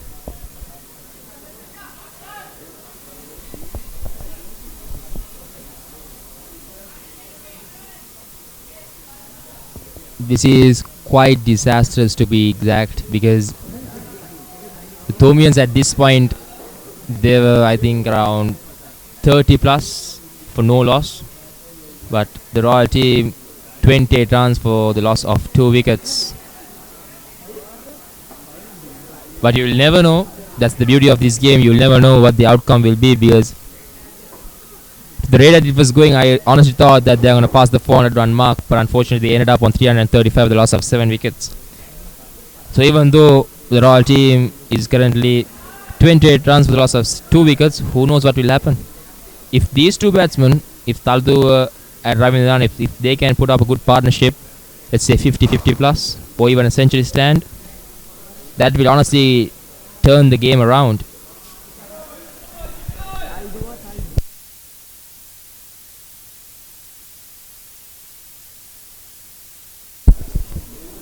Yes, once again, just because the first two batsmen were dismissed so quickly doesn't mean that Royal can't turn the game around. It's not unheard of for a team to start off slowly but then pick up, and despite having lost wickets early on in the game, being able to pick up and overcome the pressure of the early loss and be able to defeat the other team. So there's no way to judge so early on in the game. Like you said, if the two batsmen are able to make a good partnership and build that momentum and keep scoring in the runs, then they could turn things around and give it a good end to something that seems to have started off not so well.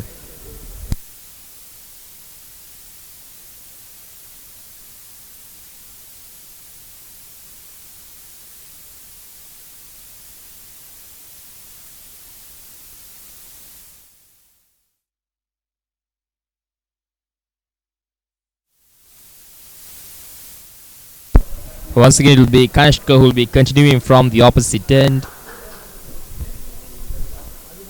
And Ravindranathan is on strike, and he has currently scored 16 runs. Most of them came out of boundaries.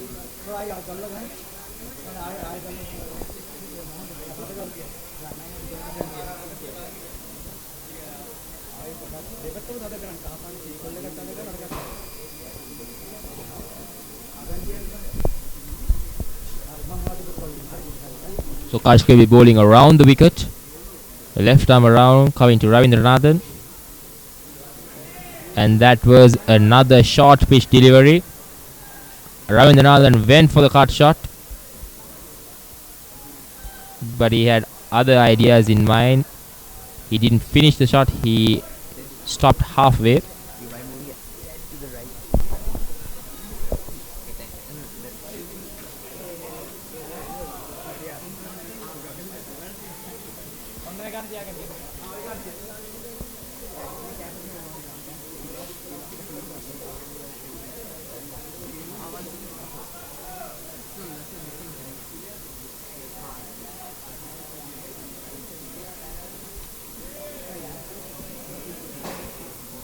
That's a much better line, much better length from Kanishka.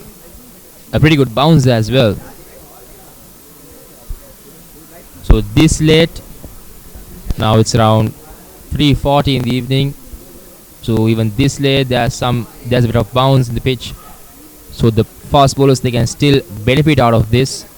They can still do the maximum amount of damage with the use of the pitch as well as the use of the new ball.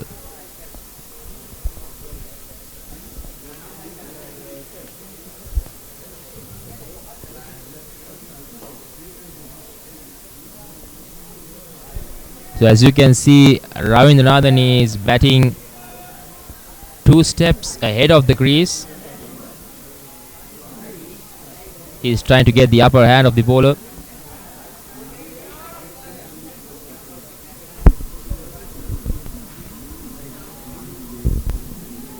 Once again, Ravindranathan playing it cautiously, seeing as how things have been going so far.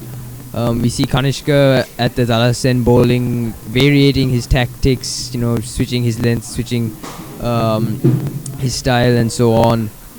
So the best thing for the batsman is to play it safe and not make any mistakes.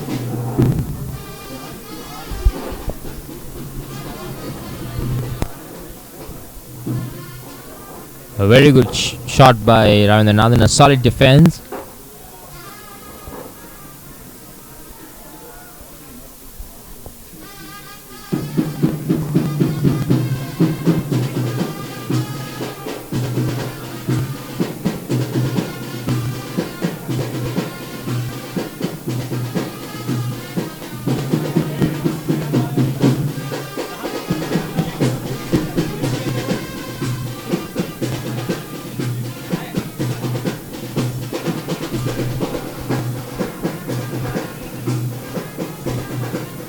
Well left by Ravindranathan.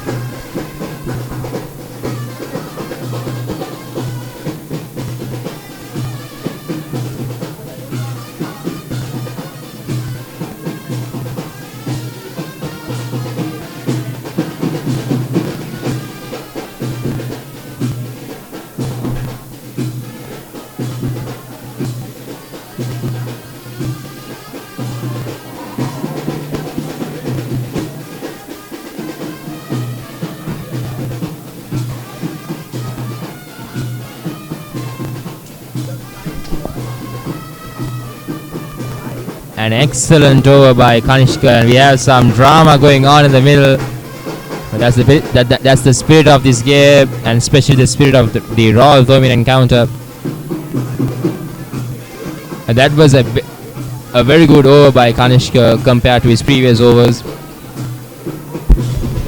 Yeah, he was able to make sure that his ball wasn't shot too far, made sure it didn't go too far in the field, make sure it didn't reach the boundaries. He was able to variate his pace and his the length at which he bowled, and yeah, he was able to limit the ability of Ravindranathan and made him play it safe, made him keep it low key and prevent anything from helping the Royal team keep that scoreboard ticking. So once again, excellent over. Switching to Chanel Fernando now bowling from the pavilion end. We'll see how things go. So far he's been on an excellent trend. If he's able to keep that momentum going and continue on his current trend, then it's all the best for the Thomian team. So we'll see how it goes from here as he moves up to the crease.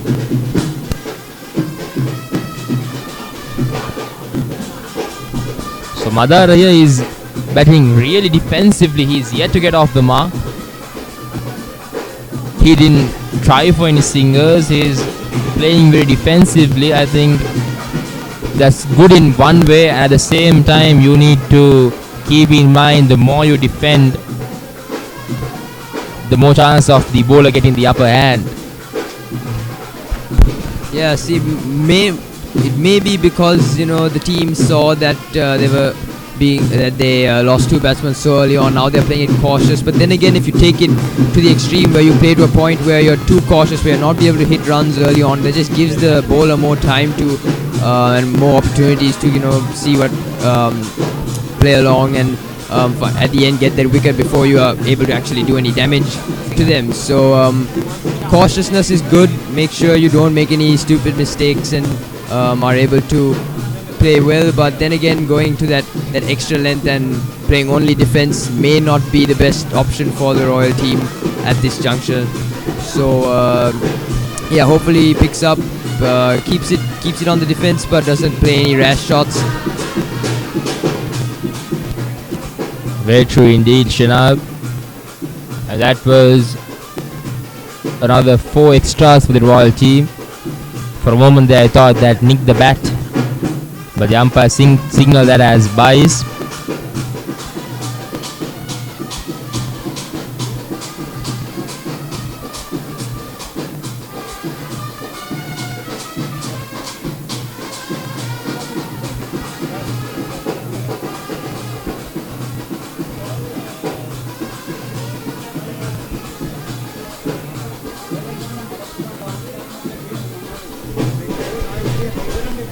But to be quite honest, Shinal Fernando kind of reminds me about Wasim Akram. Not a huge run-up, a very short run-up, a good line, a good length, with a decent amount of pace, and getting the job done. I think Shinal Fernando here is doing a fantastic job. He's keeping his line, he's keeping his cool, he's keeping his length. And I think he's going to be a real troublemaker for the Royal batting lineup. Unless of course Madara and Ravin Krishikan can pull off some big shots. And is that another wicket? Yes it is, and who did once again Shinal Fernando. So Madara Taldua departs without scoring a run. That was biased. The earlier one was biased, so Madara Taldua departs without scoring any run.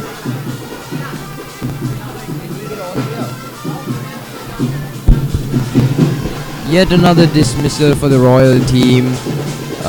Just as we were saying, to play it smart, play it slow, we see that Shinal Fernando's excellent pace, excellent ability to manipulate and variate his pace and his length seems to be playing pretty well for the Thomian team. The 3rd wicket down already for Shinal. Doing an excellent job at bowling, keeping that momentum that they had in their first innings batting, keeping it right up till even Royals' first innings at the pitch. So once again the 3rd wicket has gone for the Royal team. Looks like things aren't going so great. The Royal team should pick up from here without once again without making any rash decisions, without playing the way they've been playing so far. I mean, the batsmen did a pretty good job right at the beginning of the game, and they've been keeping that up, but looks like Shinal has been dealing massive damage to their batting lineup. So if they can overcome that and not fall for Shinal's tactics, then that's the best for that team. But as of now, it's pretty unclear as to how things will go. So yeah, what do you think, Daham? Do you think the Royal team will be able to pick up from where they are, seeing that their first 3 batsmen have gone so quickly in their innings? What do you think is going to happen? How do you think things will go? To be honest, as a Royalist, I am hoping for the this situation to turn. But yeah, because I have no idea, because either the pressure got to them or the Thomian bowlers were just too good. But for a moment there, to be quite honest, I thought that ball hit the ground before it was carried by the second slip fielder. But at the end of the day, it's the umpire's decision. So currently the Royal team 3 wickets down for a total of 32 runs. And Ravindranathan was moments ago joined by Kavindu Madara Singh, the wicket keeper of the side, a very young batsman. He's just 15 years of age, and this is his 2nd mini battle. He played the first one last year when he was just 14 years old. So very talented batsman, a huge potential, and he did quite impressively throughout this season, around 3 to 4 half centuries, and he went on to play for the Royal First 11 side as well at the age of 15. So I think the Royal team, as well as Gandhi Sanayaka, the Royal skipper, all of them will be expecting something big out of Kavindu Madara Singh, as well as Krishnan Ravindranathan, who also played for the Royal First 11 team. And a wonderful shot, a sweetly timed drive by Ravindranathan. You can hear the sound moments after it came off the bat, that sweet sound. I think that shows how confident the batsman is at the moment, even though the team is 3 wickets down. Ravindranath is still very confident, and he'll hit at anything that he sees.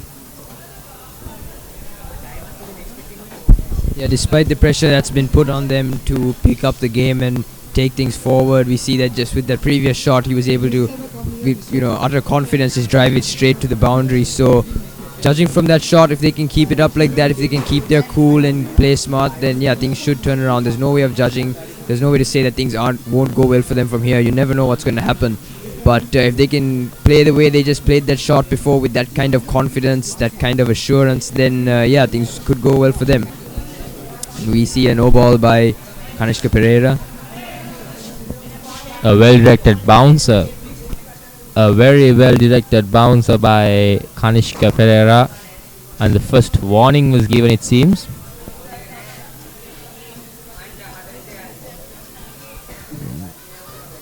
Kanishka, a tall fast bowler, a tall left-arm fast bowler.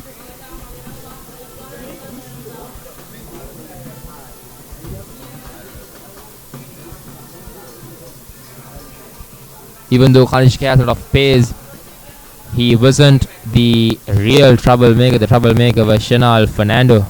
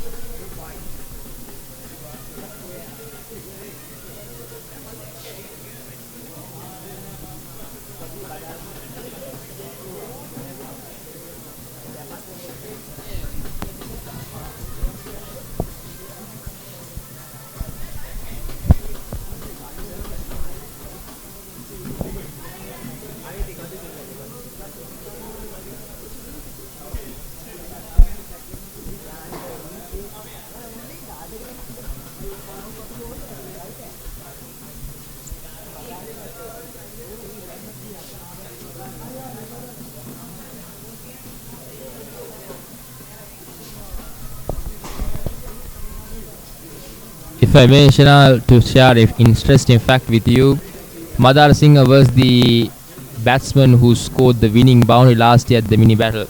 It was a very tense game, and a lot of people were there. And even though he was the youngest man on the side, he kept his composure, he kept his cool, and he was the man who delivered that winning blow. So he knows how important this game is. He knows the atmosphere, the energy that revolves around the mini battle, the second level cricket encounter, and that is a magnificent shot. A sweetly timed pull shot by Kavindu Madara Singha to get off the mark.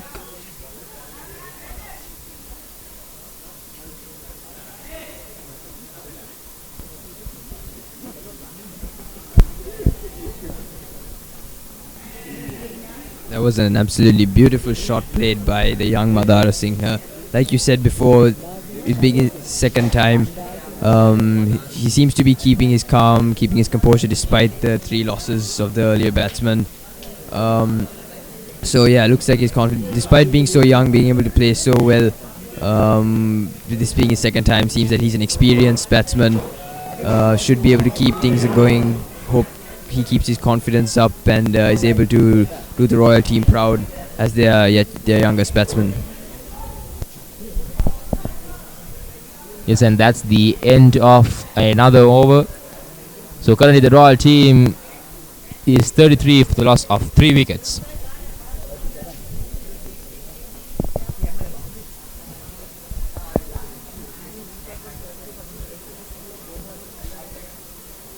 So I beg your pardon, the current total is 37 for the loss of 3 wickets. And it seems once again it will be Shanal Fernando who will be continuing from the pavilion end.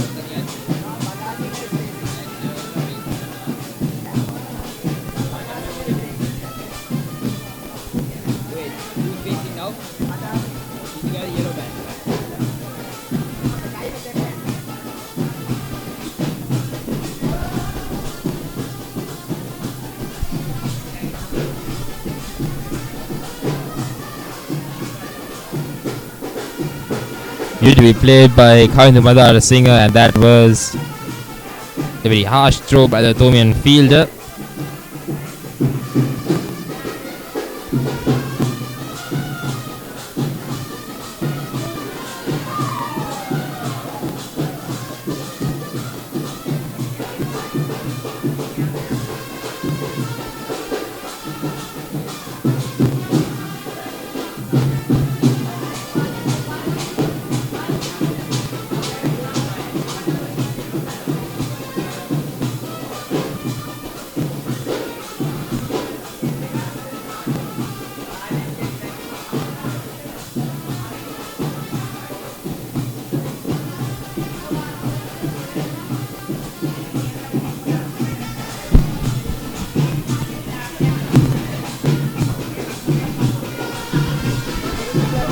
See the dangerous Chanel Fernando back at the pavilion end bowling.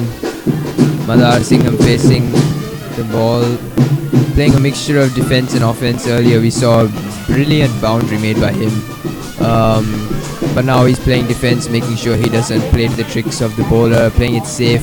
He seems to be maintaining composure and so far keeping it cool, playing the right shots, playing smart, and not letting the Thomian bowlers get to him, despite the fall of the previous batsman. And once again, another very good shot by Madar Singh. Just used the pace. He didn't try to overhit the ball. He used the pace and he guided the ball towards the fine leg region. And Madar Singh is the kind of batsman who is not afraid to get on with the bowler. He's not afraid to step out of his crease, step out of his comfort zone, to try something new, to hit the ball over the bowler's head. He's a batsman like that. So even though that's his natural ability, even though that's his natural case, him batting like this, I think that is going to be one of the key factors in this Royal inning. He's keeping his cool, and that was a wonderful yorker by Chanel Fernando to finish off the over. And the current total is 39 for the loss of 3 wickets.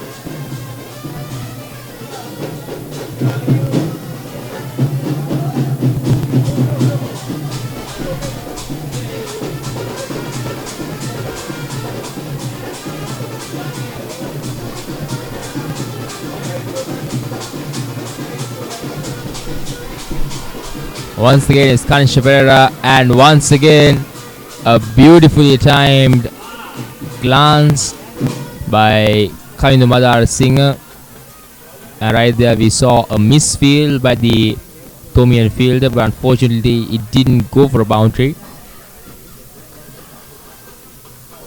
So the current total is 41 runs for the loss of 3 wickets.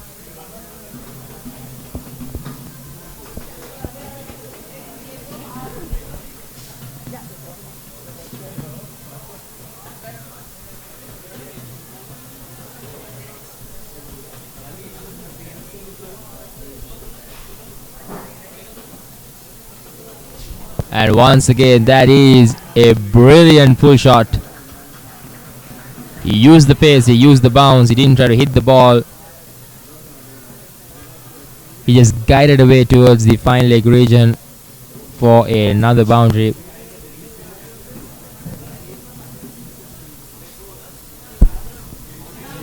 And shall we told that Kanishka is bowling a better line, a better length, in the previous over, but right now he's bowling quite a few looseners, and those are the deliveries that Kavindra Madara can capitalize on. So what do you think? Will Kanishka be in a better mindset, seeing the ball was hit for a boundary as well as a couple of runs earlier on? Yeah, we see that once again he seems to be bowling slightly irresponsibly and maybe not making the most excellent choices, especially seeing that Madara Singh has been playing so well so far, really picking up the pace for the Royal team. Hopefully he is able to kind of adjust his style and length and pace and so on, so that to prevent giving the Royal batsmen points at such a high rate, because we see that they once again Madara Singh made a beautiful boundary just a little while ago, and it seemed like he made it with such ease, such an easy shot, played it with confidence, and it's not exactly the type of thing that the Thomian team should be allowing the Royal team to be capitalizing on, like you said earlier. So hopefully he plays with slightly more irresponsible bowling, and we'll see where things go. And there, Krishikan Ravindranathan walked down the crease. He tried to take on Kanishka's bowling, and somehow he hit the ball.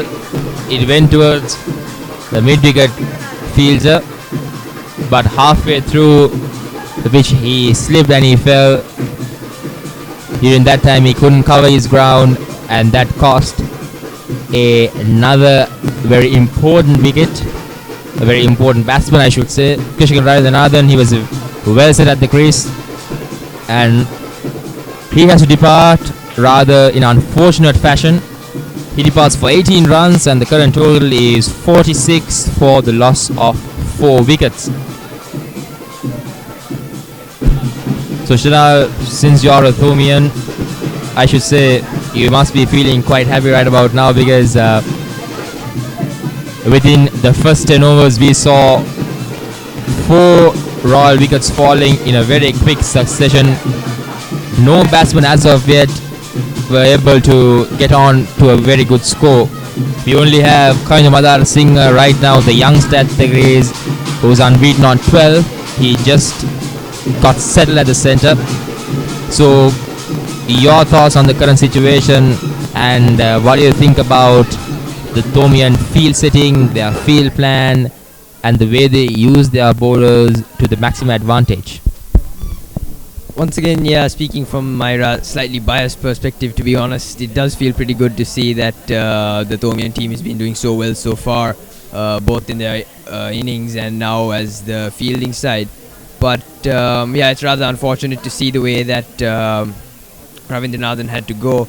And once again, though, excellent fielding by the Thomian team, and so it looks like having lost 4 wickets already so quickly, looks like things are going excellently for the Thomian team so far, both on the part of their bowling and their fielding as well.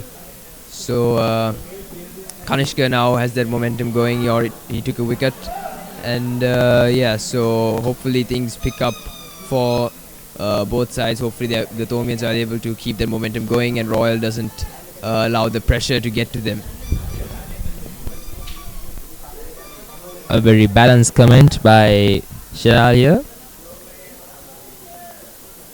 And the new batsman, he just walked to the crease. He tried to hit that ball through the extra cover region.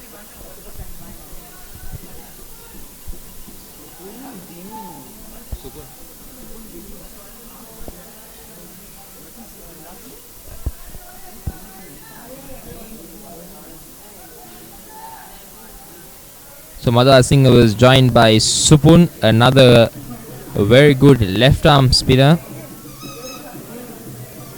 He didn't bowl in the first inning, the Thomian first inning, but he's a really good bowler and an excellent fielder. You saw some brilliant fielding off of him.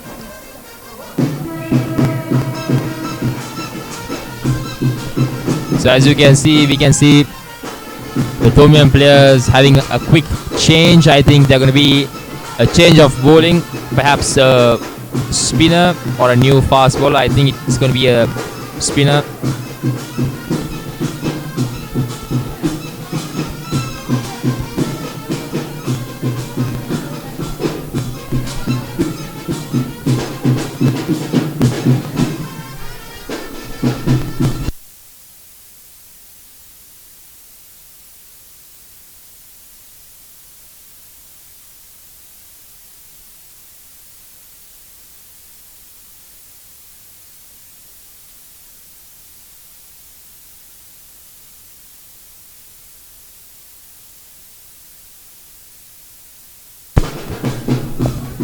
I thought for a moment that we are going to see a change of bowling channel, but it seems Channel Fernando will be bowling, continuing to bowl from the pavilion end.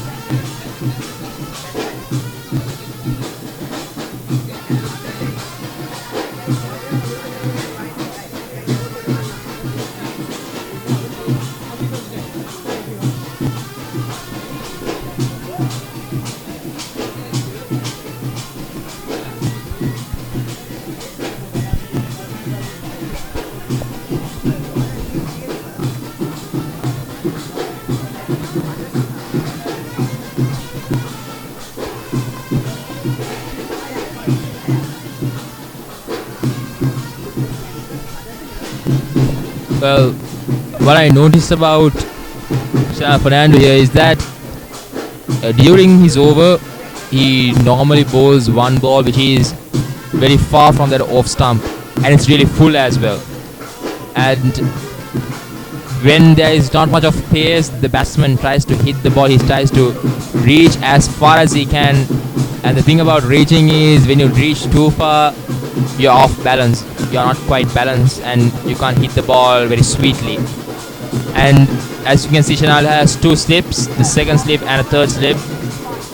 And when you're off balance and when you're trying to hit a wavered ball, most of the times it gets carried away to the slip corner, and that's the situation we saw with Madar Taldu. He got off in the very same fashion earlier on.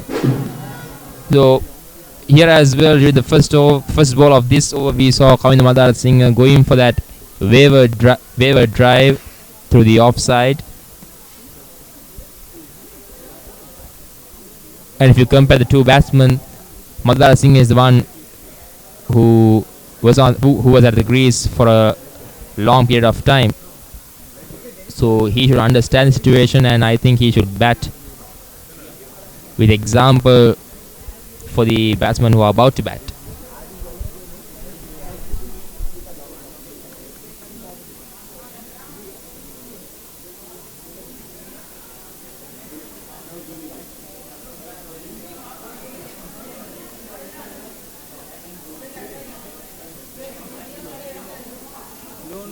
No. Deliska.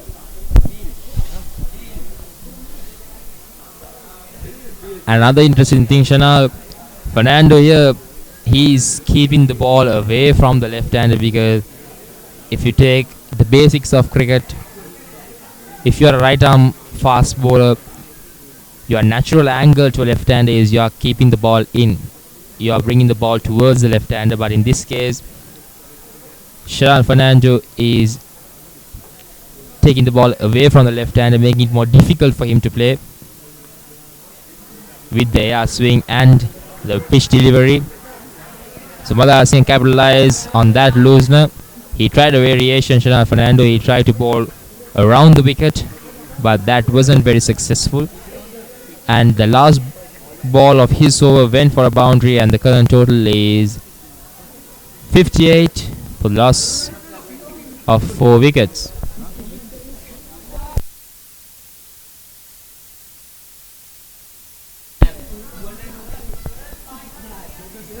I beg your pardon, ladies and gentlemen, the current total is 50 runs for the loss of 4 wickets. So 50 up for the Royal team.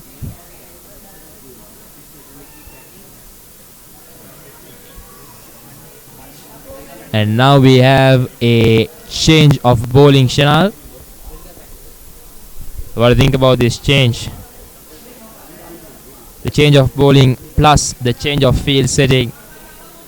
We saw moments ago the players changing their gear, and we have a really attacking field setting. We have a silly mid off, we have a silly mid on, and we are yet to see how this bowler is going to bowl, how he is going to deliver. It looks like the Thomian team is really trying to switch their tactics up and possibly even confuse the Royal batsmen, especially changing their play while the two batsmen are remaining at the pitch. And as we saw earlier on, Shanal Fernando trying all kinds of ways to maybe get the upper hand over the batsman, bowling around the wicket and variating the his method and all during his overs itself.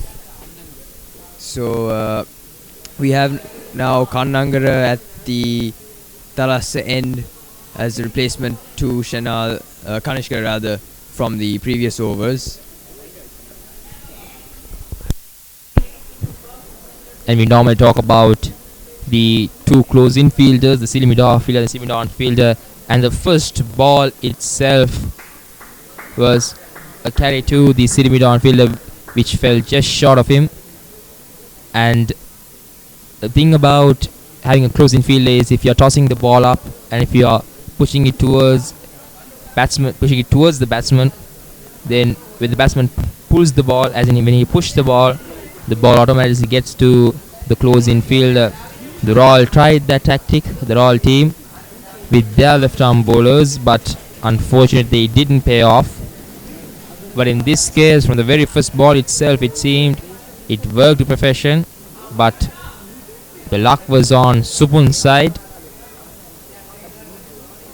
And an excellent piece of bowling. Wonderful length, wonderful line, tossing the ball up, bringing the batsman.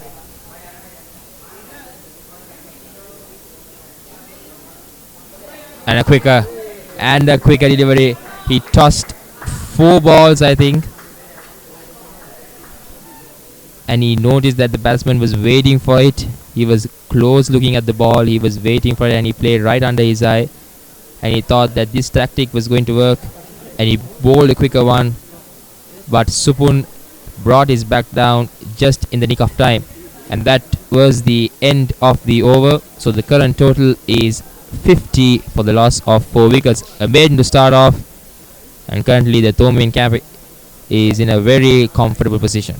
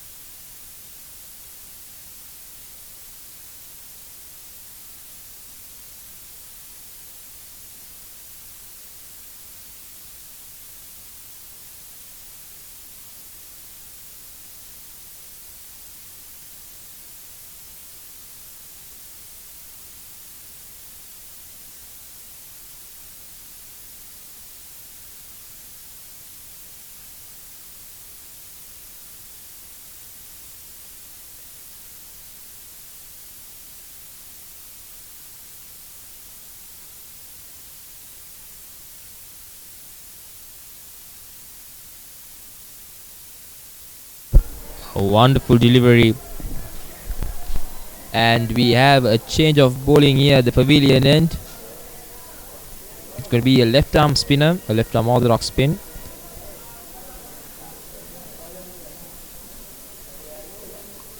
A tossed up delivery. And wonderfully played by Madara Singh. But unfortunately, no runs were scored.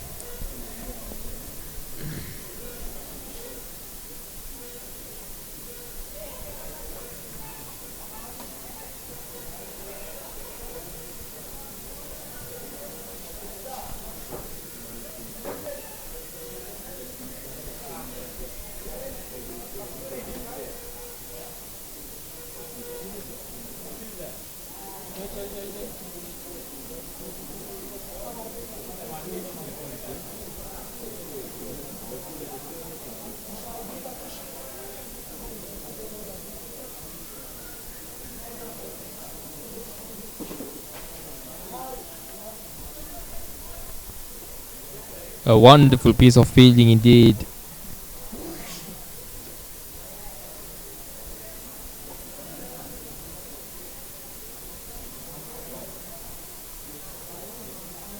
The ball kept quite low, and Supun lashed it really hard. It went to the point fielder, and he fielded that brilliantly. An excellent ball at the very end to finish off the over. And just a single off of that over, and the current total is 51 for the loss of 4 wickets.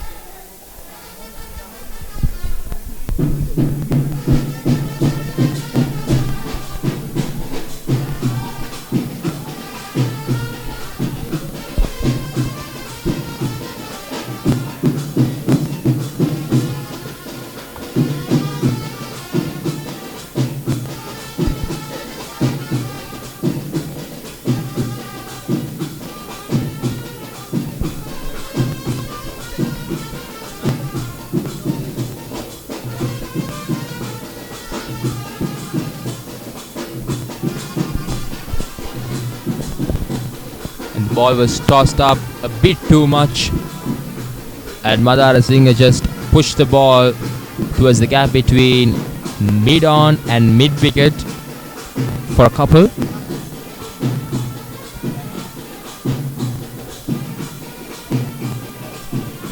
We'll still have around 4-5 minutes of play left, and even though it's around 4:15 p.m. in the evening, you can still hear the Papare bands. We can still see the boys in blue and black and the boys in blue and gold carrying their college flags proudly, and they're enjoying this wonderful game of cricket between the second 11 teams of Royal College and St. Thomas's College.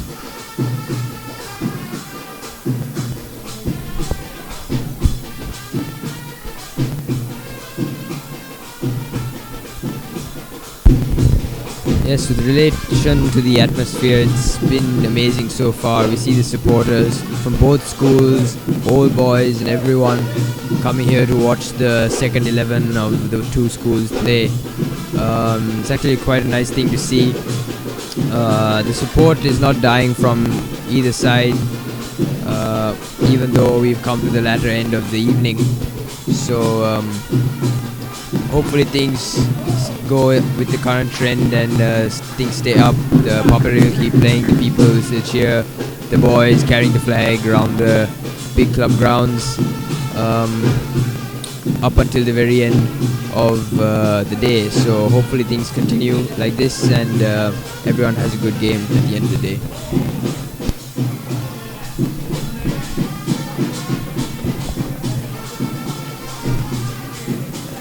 So just 2 runs off of that over, and we'll be moving on to a drinks break. So after 75 overs, the total is 53 runs for the loss of 4 wickets.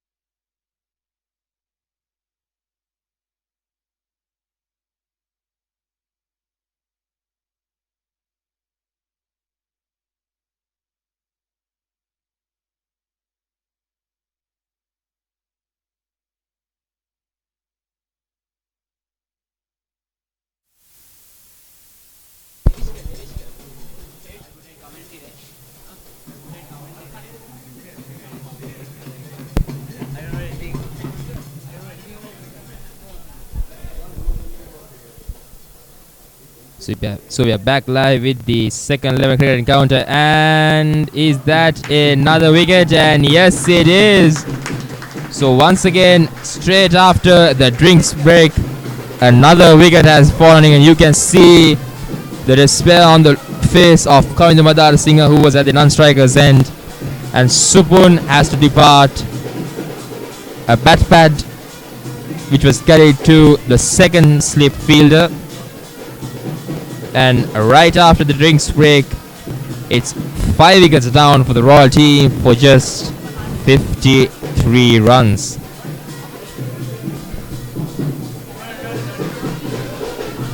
So a very disturbing situation here. So the question remains, can they keep it up? Can the Royal team bat throughout the day and hopefully throughout tomorrow as well?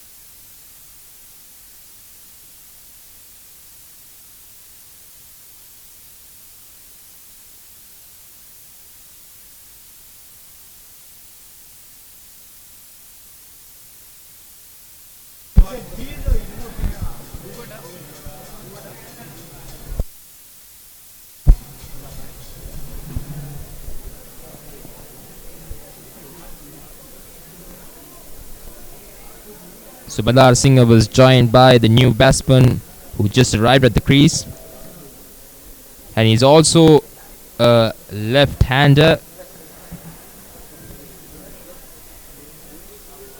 I believe it's the skipper Gayan Dissanayake who joined Kavinda Madar Singh at the centre.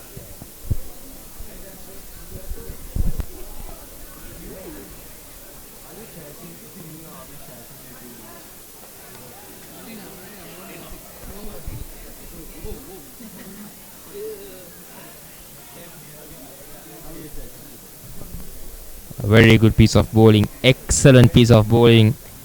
He's not tossing the ball up, he's bowling quite flat, he's keeping the ball quite low, and he's skidding the ball. That's the important thing, he's skidding the ball.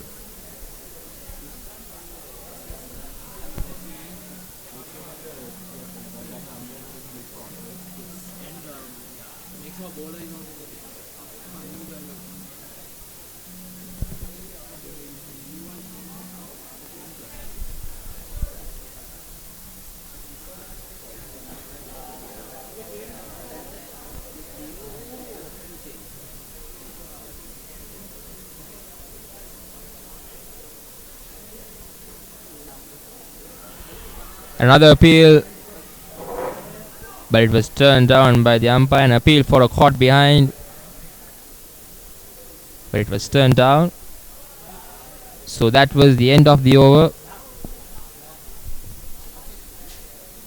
5 wickets have gone down. It's 54 runs after 76 overs.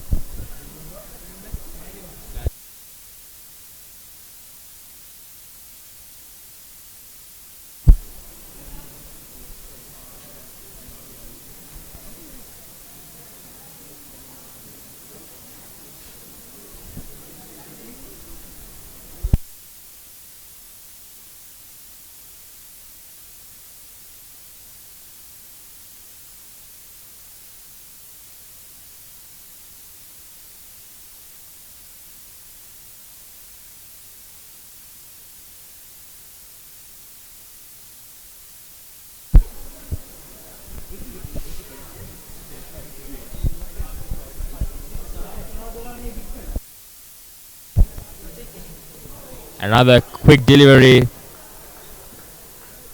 and the shot in fielder, to be quite precise, the silly mid-on fielder was flying to get the ball. It is a very good delivery. He's mixing it up, not bowling the regular tossed up off spin. An attempted cut shot, a full word cut shot by Kavindu Singh. I beg your pardon, Gandhi Sanayaka. The skipper is the person who's on strike at the moment.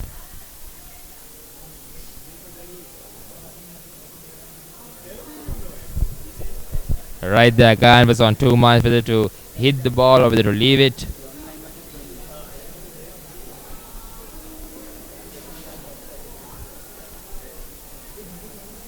As the captain, Gayan and Kavindu both, they can't make any mistakes at this juncture. They need to bat throughout the day. They can't afford to lose another wicket, because if they do so, it's going to be a major game changer here at the mini battle.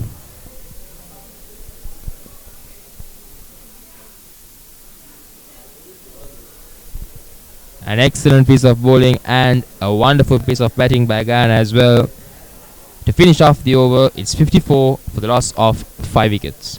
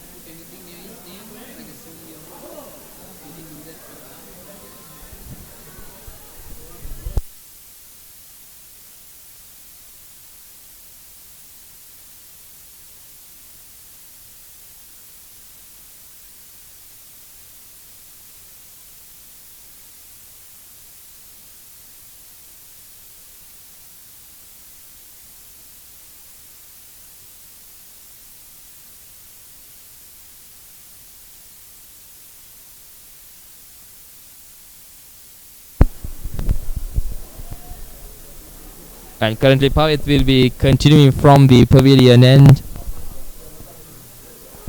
Another beautiful delivery. Excellent piece of left arm bowling by Pavit here.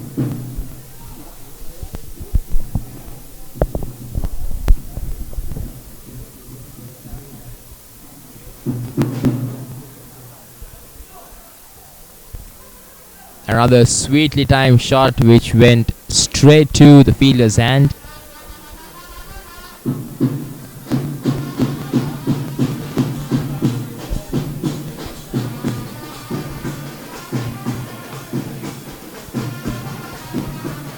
Beautifully batted by Kavindu Singh. And that's another maiden. So the score stands at 54 for the loss of 5 wickets.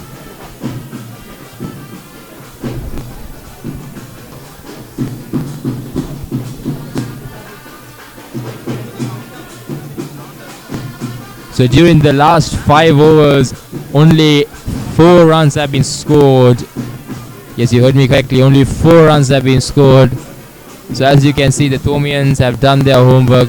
They are bowling exquisitely. A perfect line, a perfect length with some wickets as well.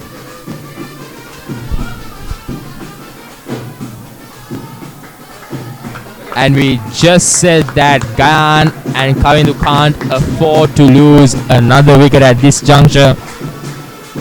But Gayan went for an inside out, a lofted inside out, and he didn't connect the ball, and the ball was carried by the wicket keeper, and bam, stumped. So Gandhi Sanayaka, the captain of the Royal team, has to depart for just a single. The current total is 54 for the loss of 6 wickets. And now Kavindu Singh will be joined by Abhishek Pereira, the right arm fast bowler from the Royal team. With just 4 wickets remaining, you have to wonder what's going through the mind of Kavindu Singh and the Royal camp.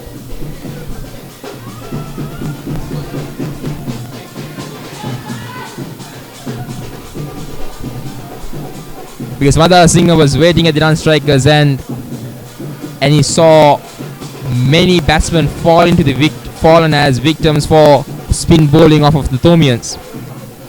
So you got to wonder what's going through his mind. Is the youngster, what's going through his mind and what's going through the mind of the Royal Camp. They have lost 6 wickets in a really quick succession.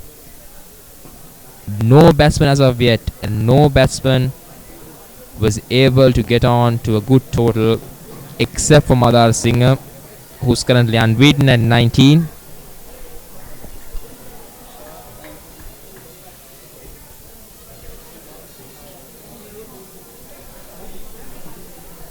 And they'll be continuing with the 2 close infielders. We have a short leg and I beg your pardon, we have a short leg and a leg slip. We have a first slip fielder as well.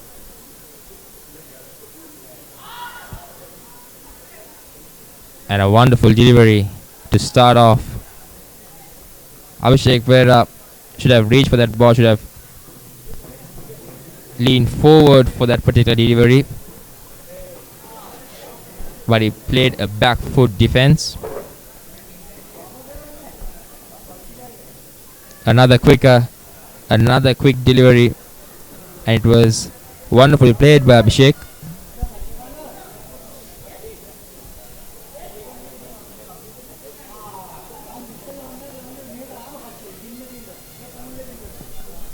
So the Thomian skipper, he removed the leg slip and he brought him as a silly mid off.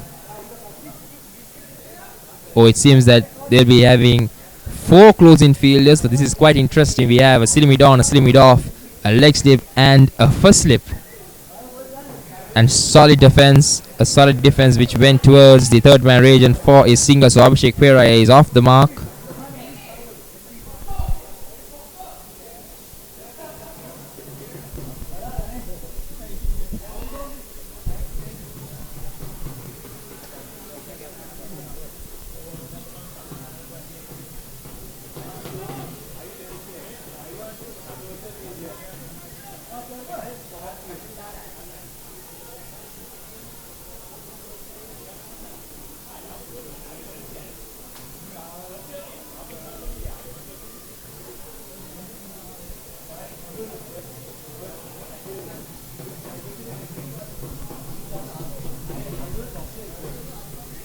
Madar Singh must bat through this inning, bat through the day's play.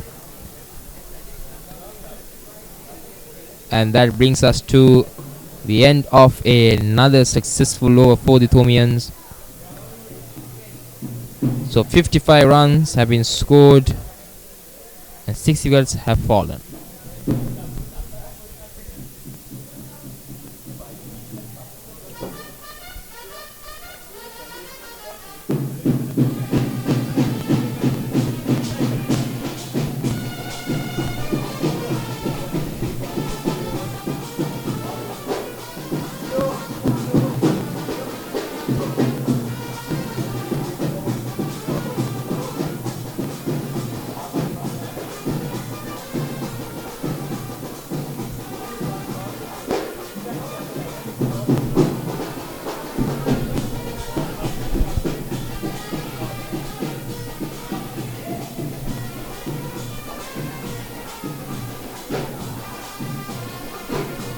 An off drive which was played very late, a very late shot by Abhishek Pereira.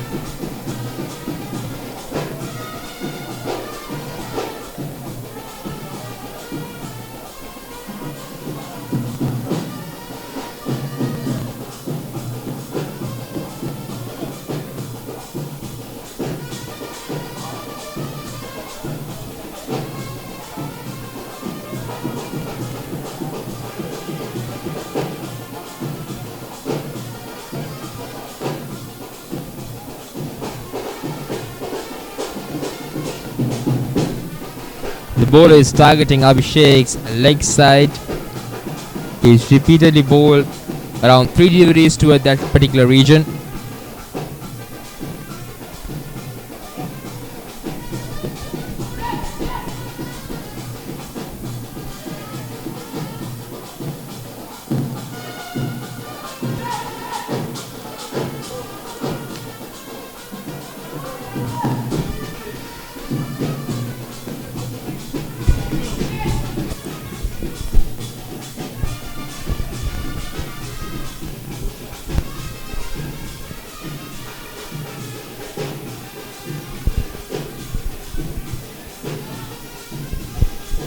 a good piece of batting by Abhishek Pereira and a wonderful piece of bowling by the Thomian left arm orthodox spinner, who's currently bowling from the pavilion end.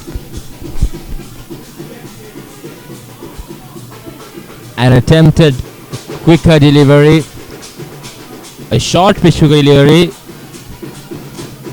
and Abhishek Pereira was looking to pull the ball, but it went away from him. And that's the end of another over. The total is 55 for the loss of 6 wickets.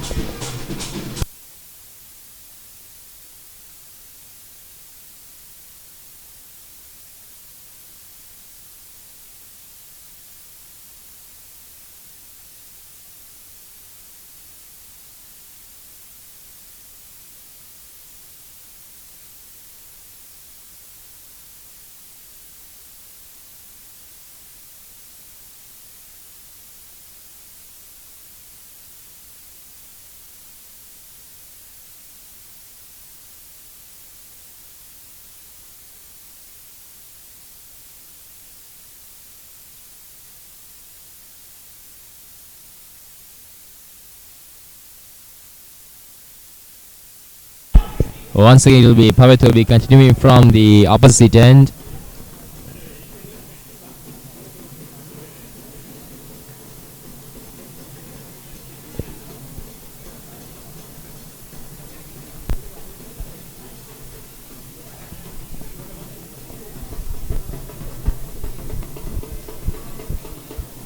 Madhar Singh has been able to get on with the score because his partners continue to fail from the other end. And that right there was a single for Madhar Singh as well as for the Royal team. He's unbeaten on 20 and the Royal score is 56.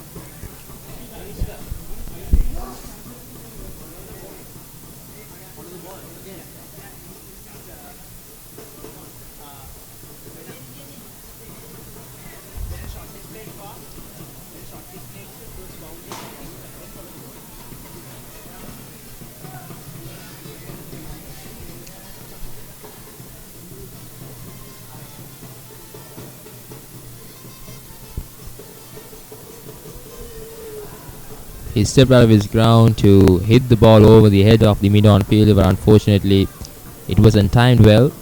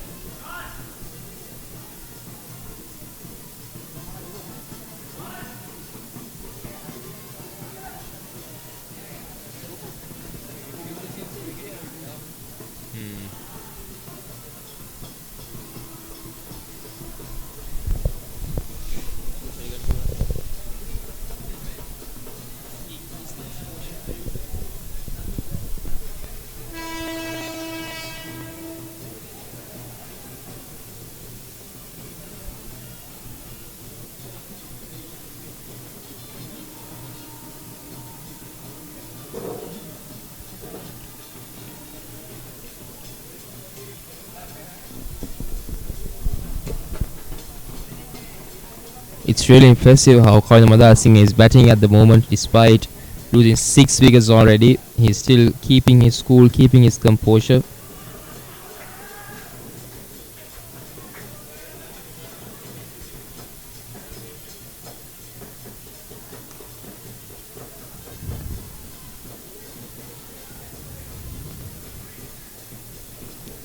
He's reading the bowler and he's reading the situation at hand.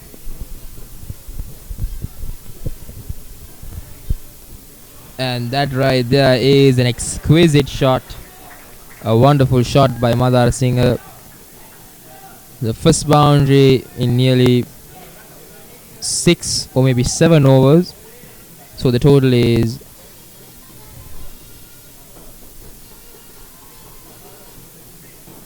62 for the loss of 6 wickets.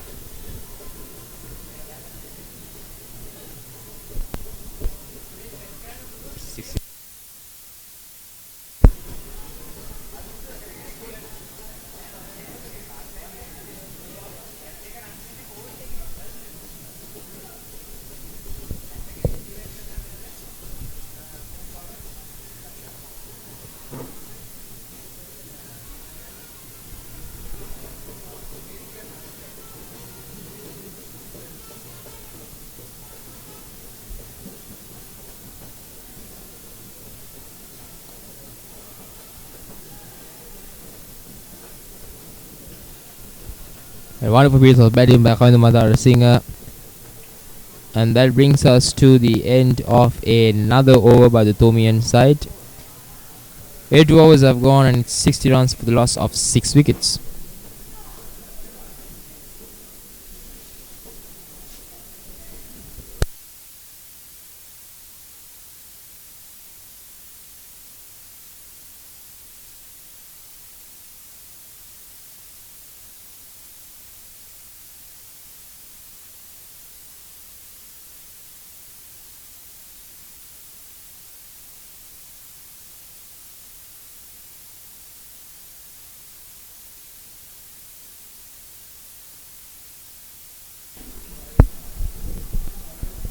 And Abhishek Pera once again stepped out of his ground, attempting a lofted shot. Maybe straight over the head of the bowler. Maybe across the ground towards the mid-wicket region. But unfortunately it was mishit. But fortunate for him it wasn't carried to a fielder.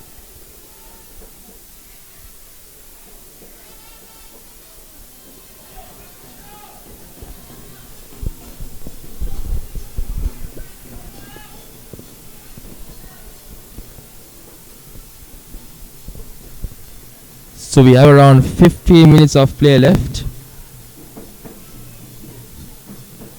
It's getting quite dark here as well, and there was an appeal for a leg before, but it was turned on. I think it hit the bat before hitting the pad.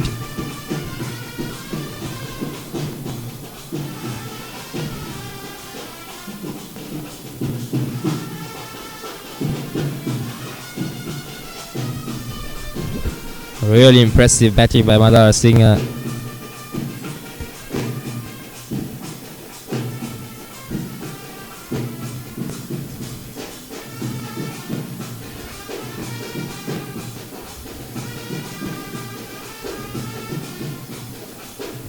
And a wonderful shot. He waited patiently for the loosener. And as soon as he saw the ball, bam, whacked it away over the head of the bowler and over the head of mid-off for another boundary. So the total is 72, I think.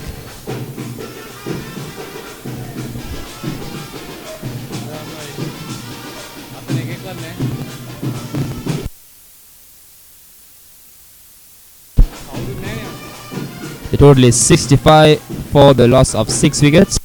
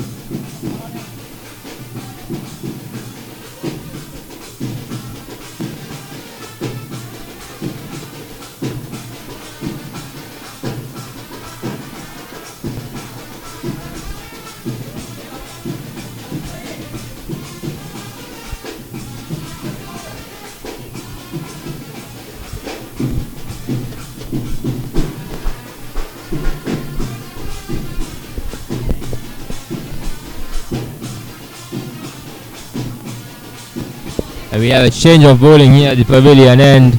And straight away, that was really close. For a second there, I thought it's going to sneak between the gap of bat and pat of Abhishek Pereira. But luckily for him, it didn't went through the gap.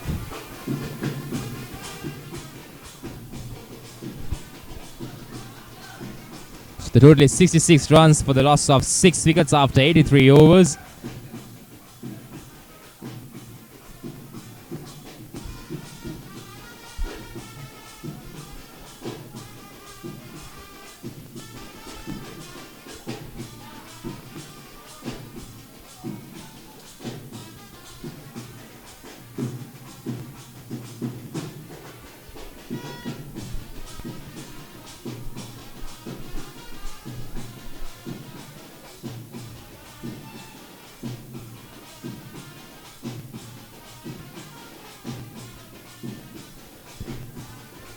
A very good single.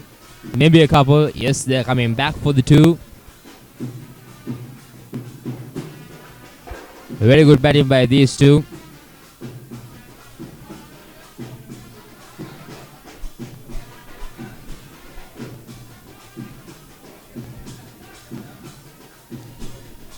Surprisingly, we have almost all the fielders inside the 30-yard circle.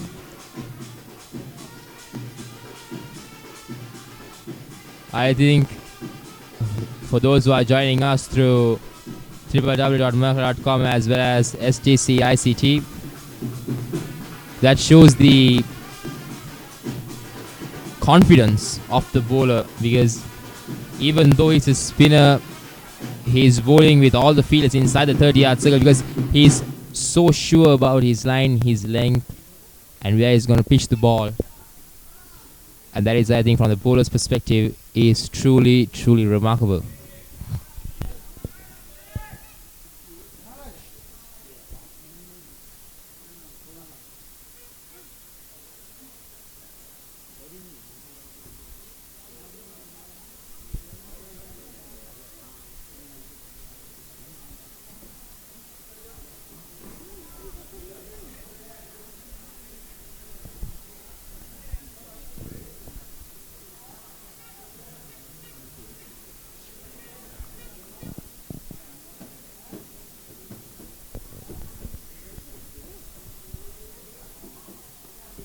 And a wonderful shot.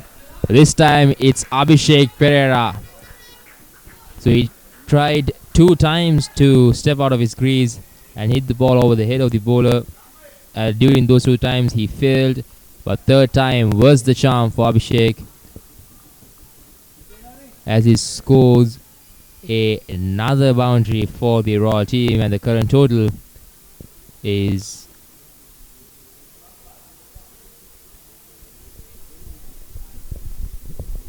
72 runs for the loss of 6 wickets.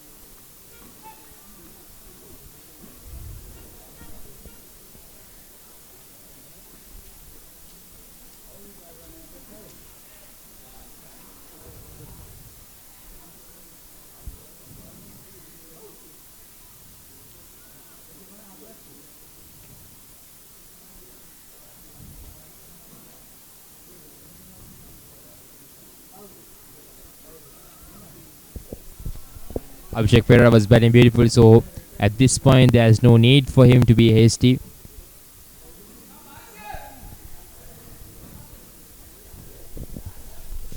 He scored a boundary, so at this point if he just hit the ball off the middle of the bat, even for a dot, that will be more than enough for the team. And that was a solid single it was a loosener from the Thomian bowler, and he used that line, he used that spin to his advantage to get the single. And that brings us to the end of another over. The total is 73 runs for the loss of 6 wickets.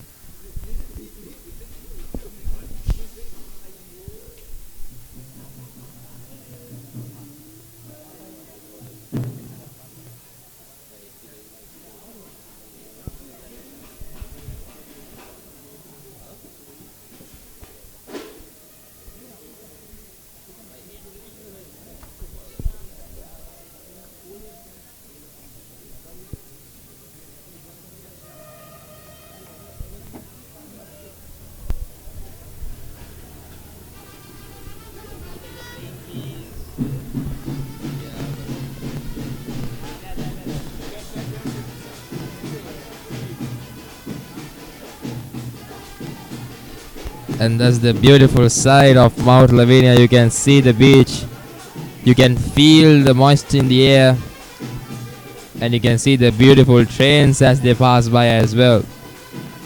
So this is truly a remarkable sight, a wonderful weather, a wonderful climate, and a wonderful ground, a beautiful ground for an exceptional game of cricket between two great schools.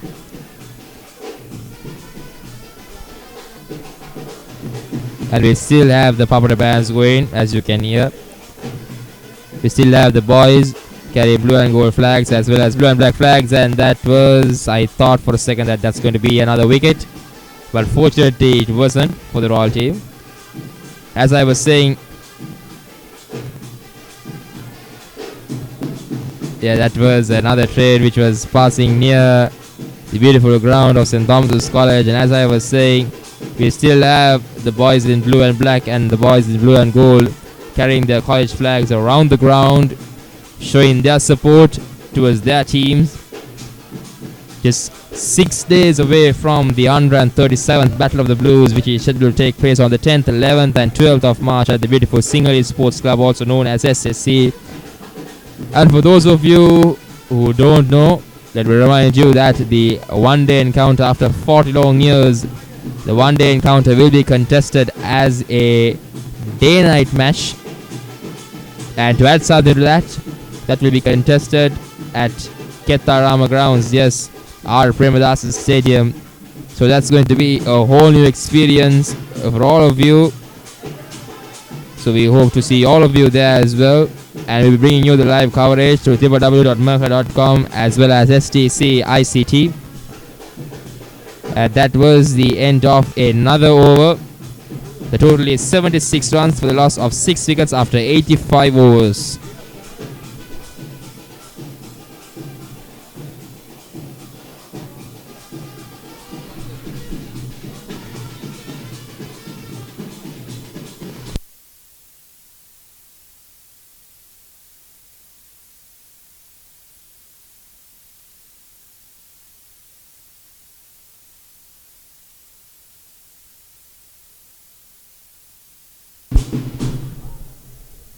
So far, Mandar Singh was the only batsman who was able to get a reasonable amount of runs as of now, because he was the only person to score the 20-run mark boundary. He is currently unbeaten on 30. And we have Abhishek Pereira, who is unbeaten on 10. And we have another change of bowling, and once again for a moment there I thought that was an... Oh, it's out? For a moment there I thought he missed the leg before, and for a moment there I thought that the look of despair on his face was to show that he couldn't get the BW, but he was bowled. Abhishek Pereira was clean bowled. The change of bowling worked in favour of the Thomian team, and just moments before the end of the day's play, another wicket has fallen, and the total is 76 runs for the loss of 7 wickets. Abhishek Pereira batted brilliantly. He supported Madar Singh, who was unbeaten on 30. And now Madar Singh will be joined by an experienced campaigner, Shantanakon. The first tee colorsman, Shantanakon, will now join Madar Singh at the center. These two need to put up a massive partnership to secure this inning. They need to do their level best. To be quite honest, more than their level best.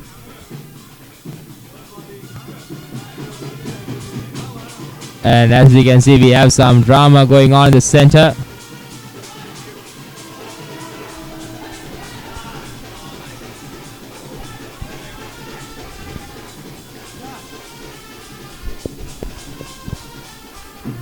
But it's all in the name of good sportsmanship.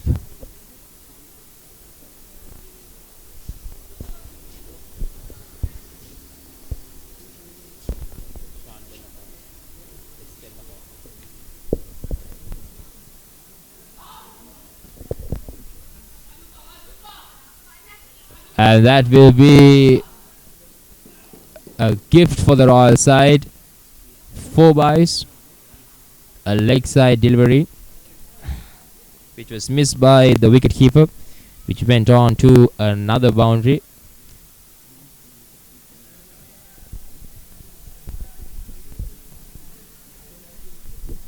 So Shantanakon, an experienced campaigner, he knows about big match situations pretty well. He played the 136th Battle of the Blues last year. Another good delivery, another wonderful delivery.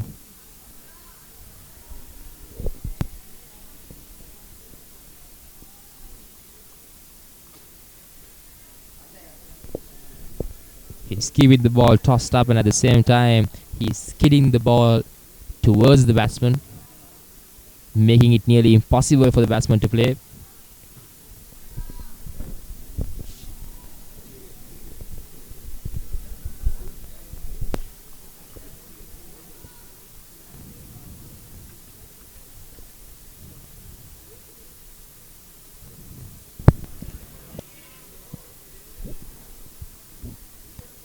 If this rate continues, this is going to be an absolute disaster for the Royal team, because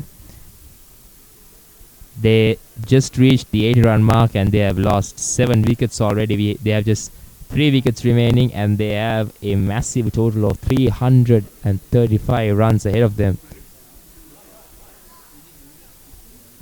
So to avoid follow on, I think they need to at least score around 150-200.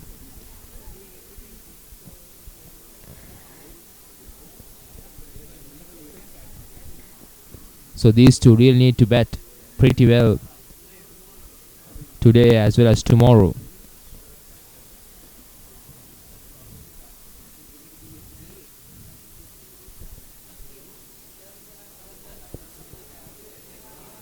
It seems we are going to have another change of bowling from the pavilion end.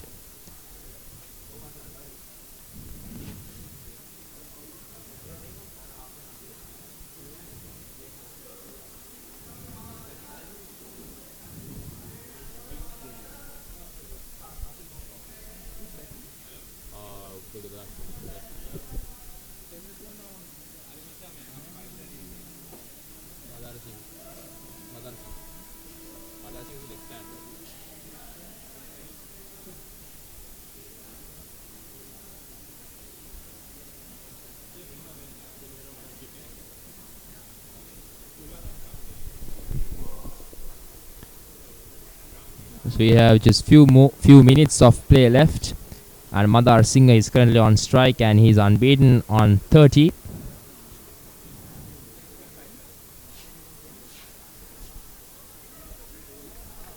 And Madar Singh just guided that pull shot towards mid wicket.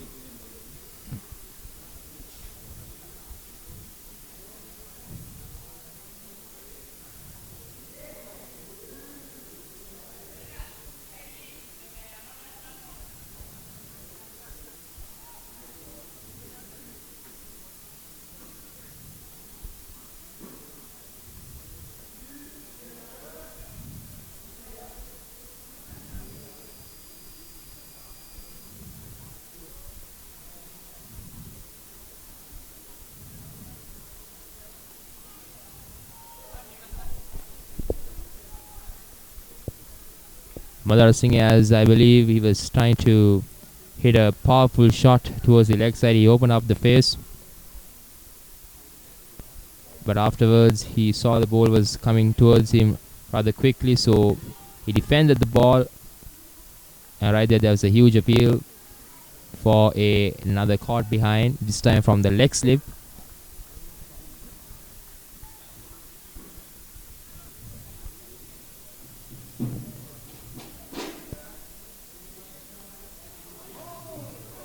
Beautiful piece of fielding, excellent piece of fielding by the Thomian fielder, Thomian City mid-on fielder. We saw a similar incident at the 136th Battle of the Blues in the Royal second inning.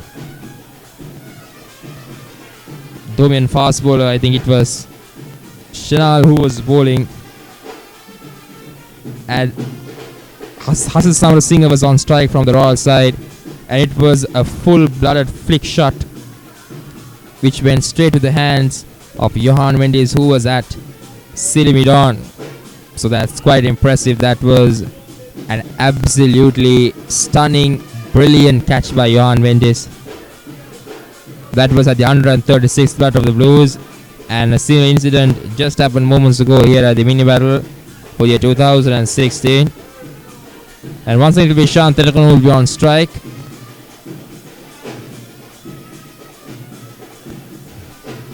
Beautiful piece of bowling, excellent piece of bowling by the Thomian bowler.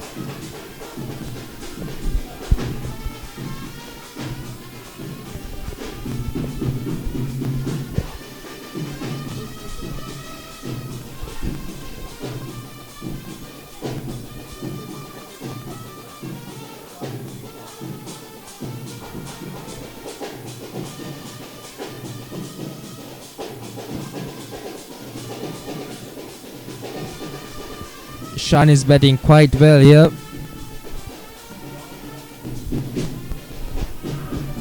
We know Shan as a power hitter, but right now he understands the situation, so he's batting very defensively.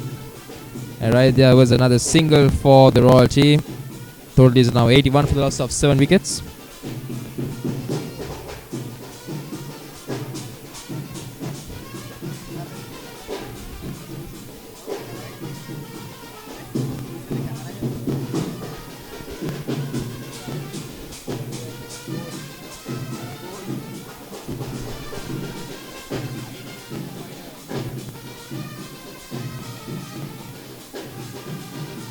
And it was dropped. It was dropped. Thankfully for the Royal side, it was dropped by the mid-off fielder. Because if it was caught, then that would have been a huge blow, because that was Madhara Singh, the man who was settled at the crease, and he is currently unbeaten on 30.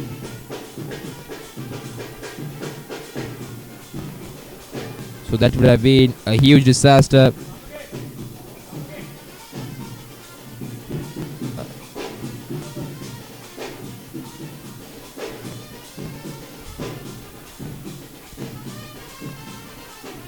Because I think it is moments away from the end of play, so the Royal team, they really don't want to lose another wicket here.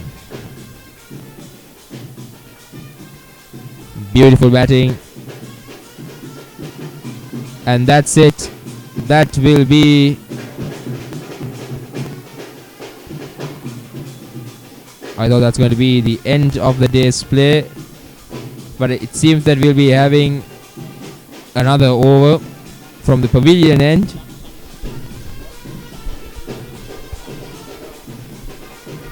Where at the 90th over, it seems we'll be having the final over from the pavilion end, and Shan Tinakon will be on strike. And the Royal team at this point, they really don't want to afford another wicket. They don't want to make any mistakes.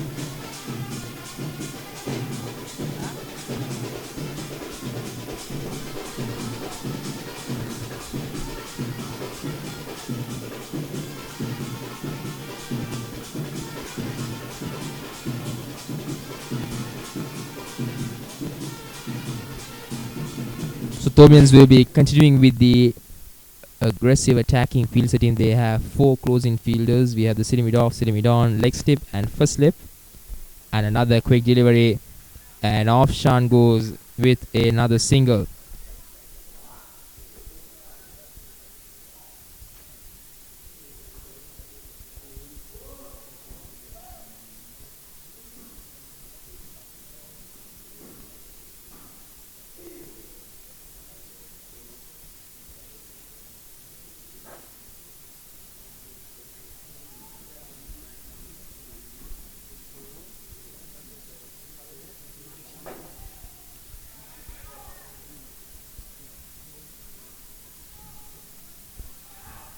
From the earlier dismissal, I think Madar Singh has lost his cool a bit. He has lost his composure, because right now he's attempting some reckless shots.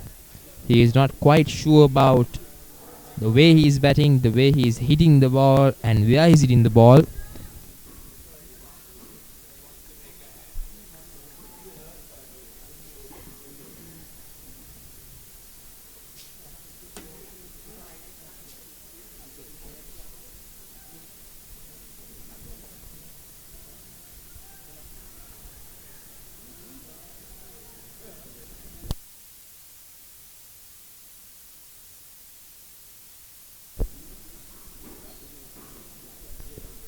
And brilliant piece of batting by Kavindu Madara Singh.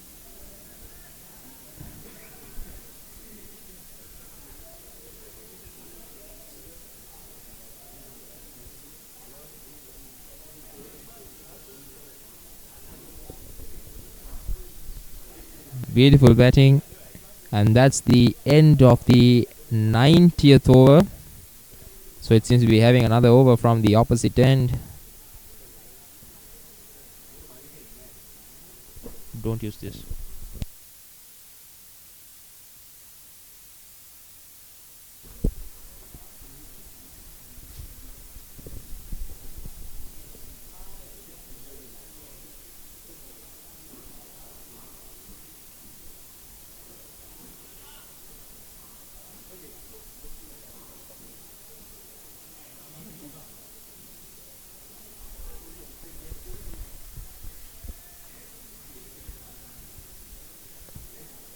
At that point, the ball didn't get to Sean as quickly as he thought.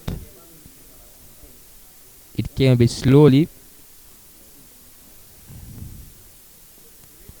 So it seems the pitch as well as the bowler is playing some tricks on Sean.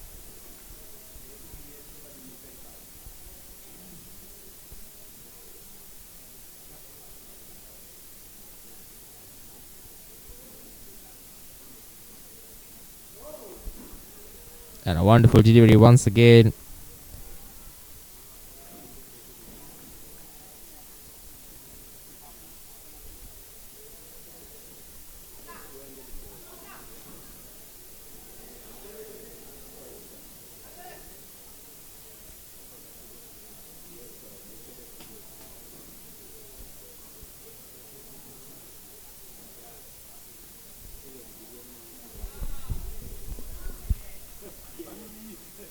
And now we have 5 closing fielders. We have the city mid off, city mid on, leg slip, first slip as well as second slip. So they are really trying to put the pressure on Shant and Nakon, and they are really looking to attack this batting lineup. Another quick delivery.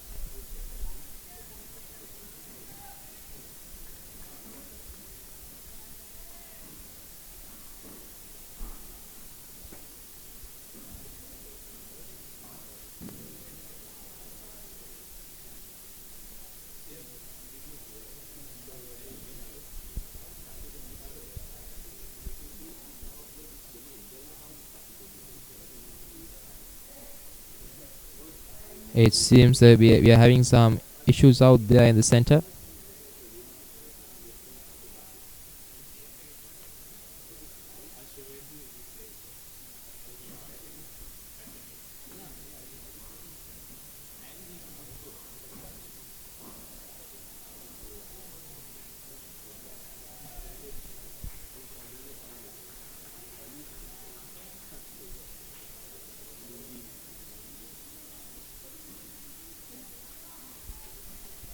Well left by Tennakon.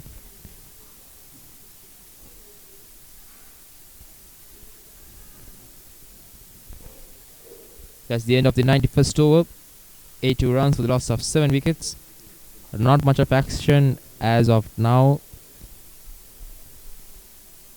Everything has calmed down since we are approaching the latter part of the game. Within a few minutes we'll be moving on to the end of today's play.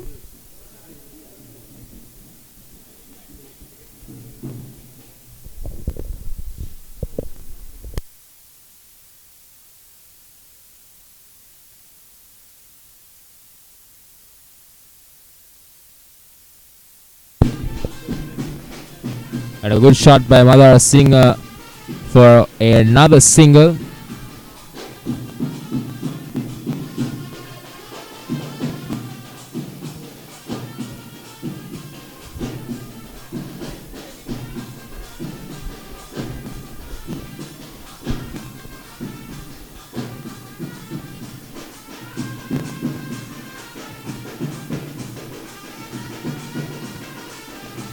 And that is a huge shot. A wonderful hit by Shantanagon for another boundary.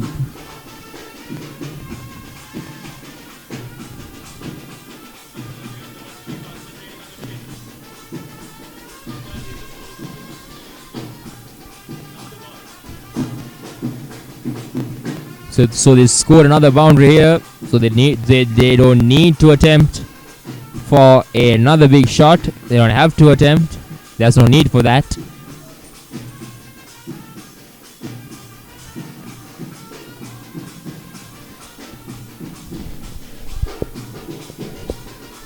Shan and Madara Singh, both of them, they need to bat throughout this evening, bat throughout the day's play, and hopefully come up with a better game plan for tomorrow.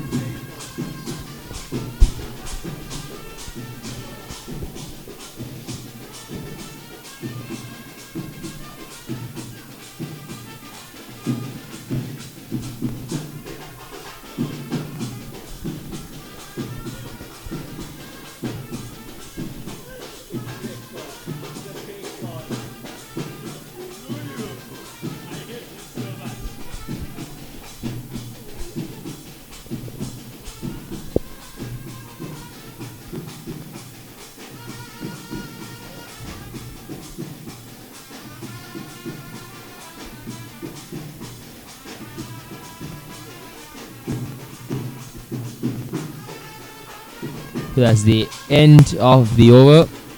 And the total is 87 runs for the loss of 7 wickets.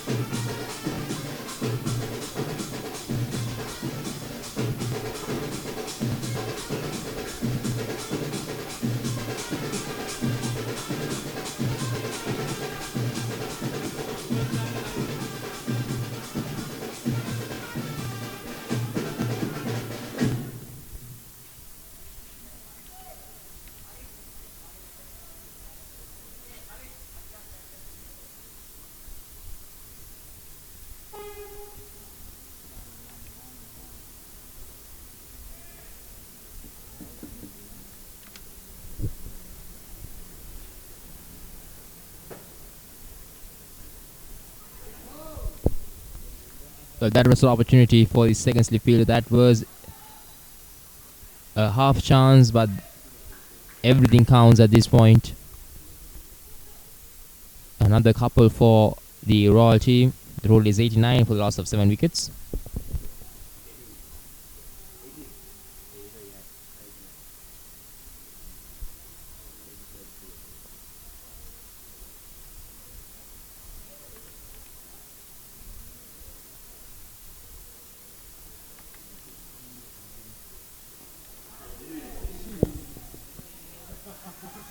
It went straight to the hands of the city midfielder. I thought for sure that was the 8th wicket. But luck favors the best, it says. So in this case, the luck was on Madar Singh's side. So now the captain, well, this is an unbelievable field setting. We have a leg slip, first slip, second slip, gully, 2 silly mid-offs. So this is a really unbelievable field setting. There is another boundary, it seems, for Madar Singh.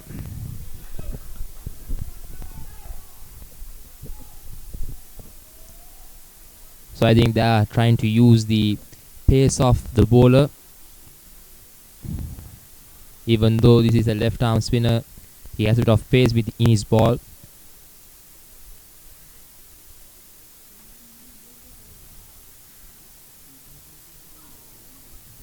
Good bowling, excellent bowling.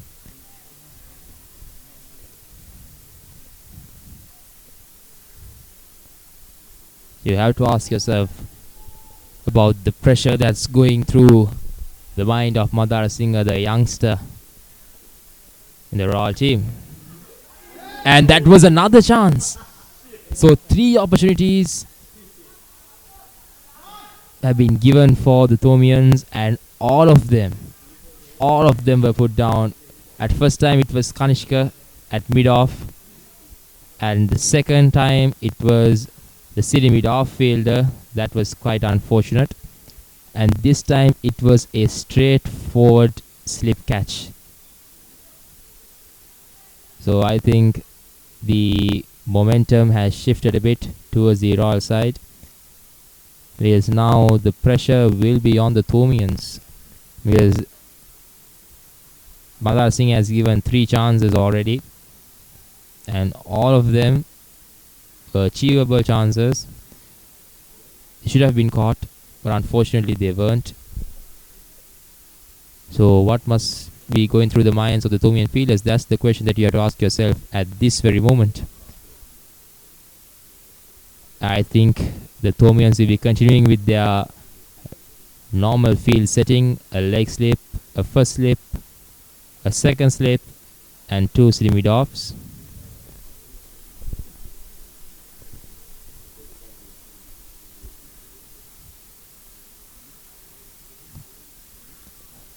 And if you're Madar Singh, you have to know that you have to realize that you have given 3 chances, and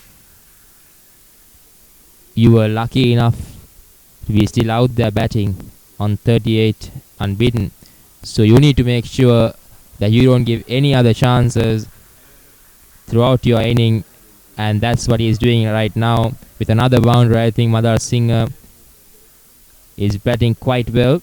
He's on 42, so he's just 8 runs away from a half ton. So if he can achieve that half ton, it's not necessary, but if he can achieve the half ton before the end of today's play, I think that will be a very good achievement for the Royal team as a whole.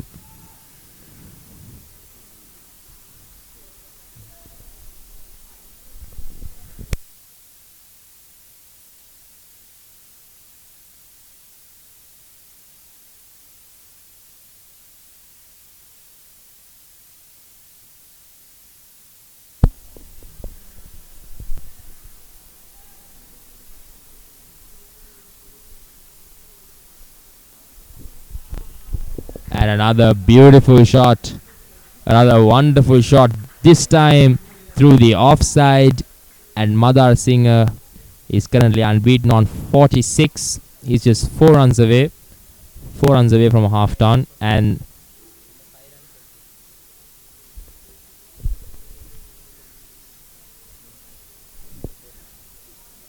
that's the 100 up for the Royal team. So 102 for the loss of 7 wickets.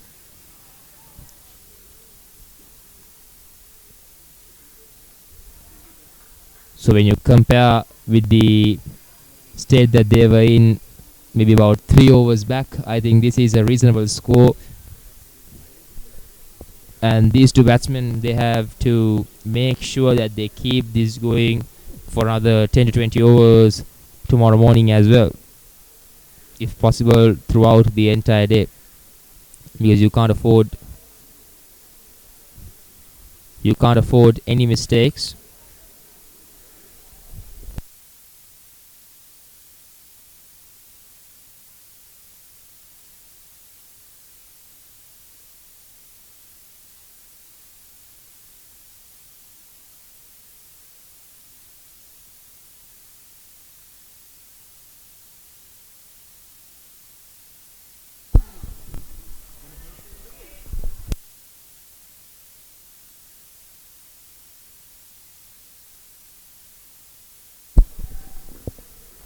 This reminds me of the field setting which was set by Australia in 1999.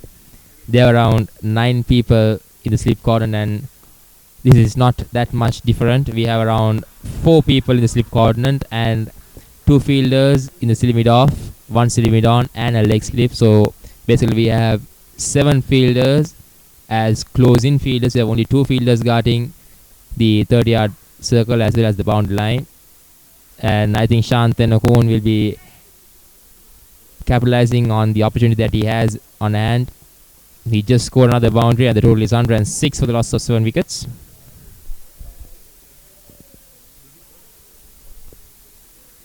Look at this field setting, it's unbelievable. I have no idea what they are thinking.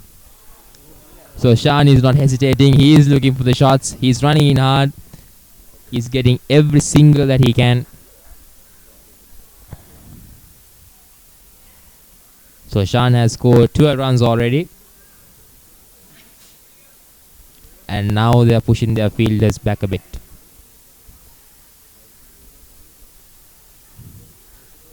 Oh, I think not.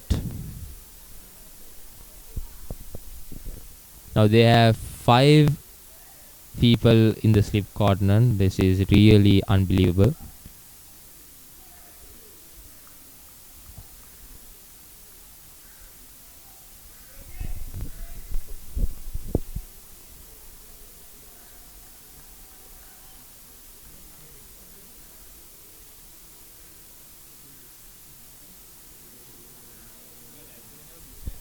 Good batting, wonderful batting by Shan. Despite the pressure, despite having all those Thomian fielders around you, he's batting quite well.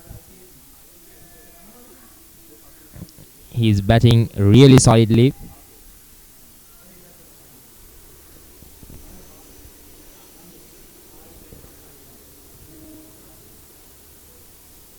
A tossed up delivery at that point.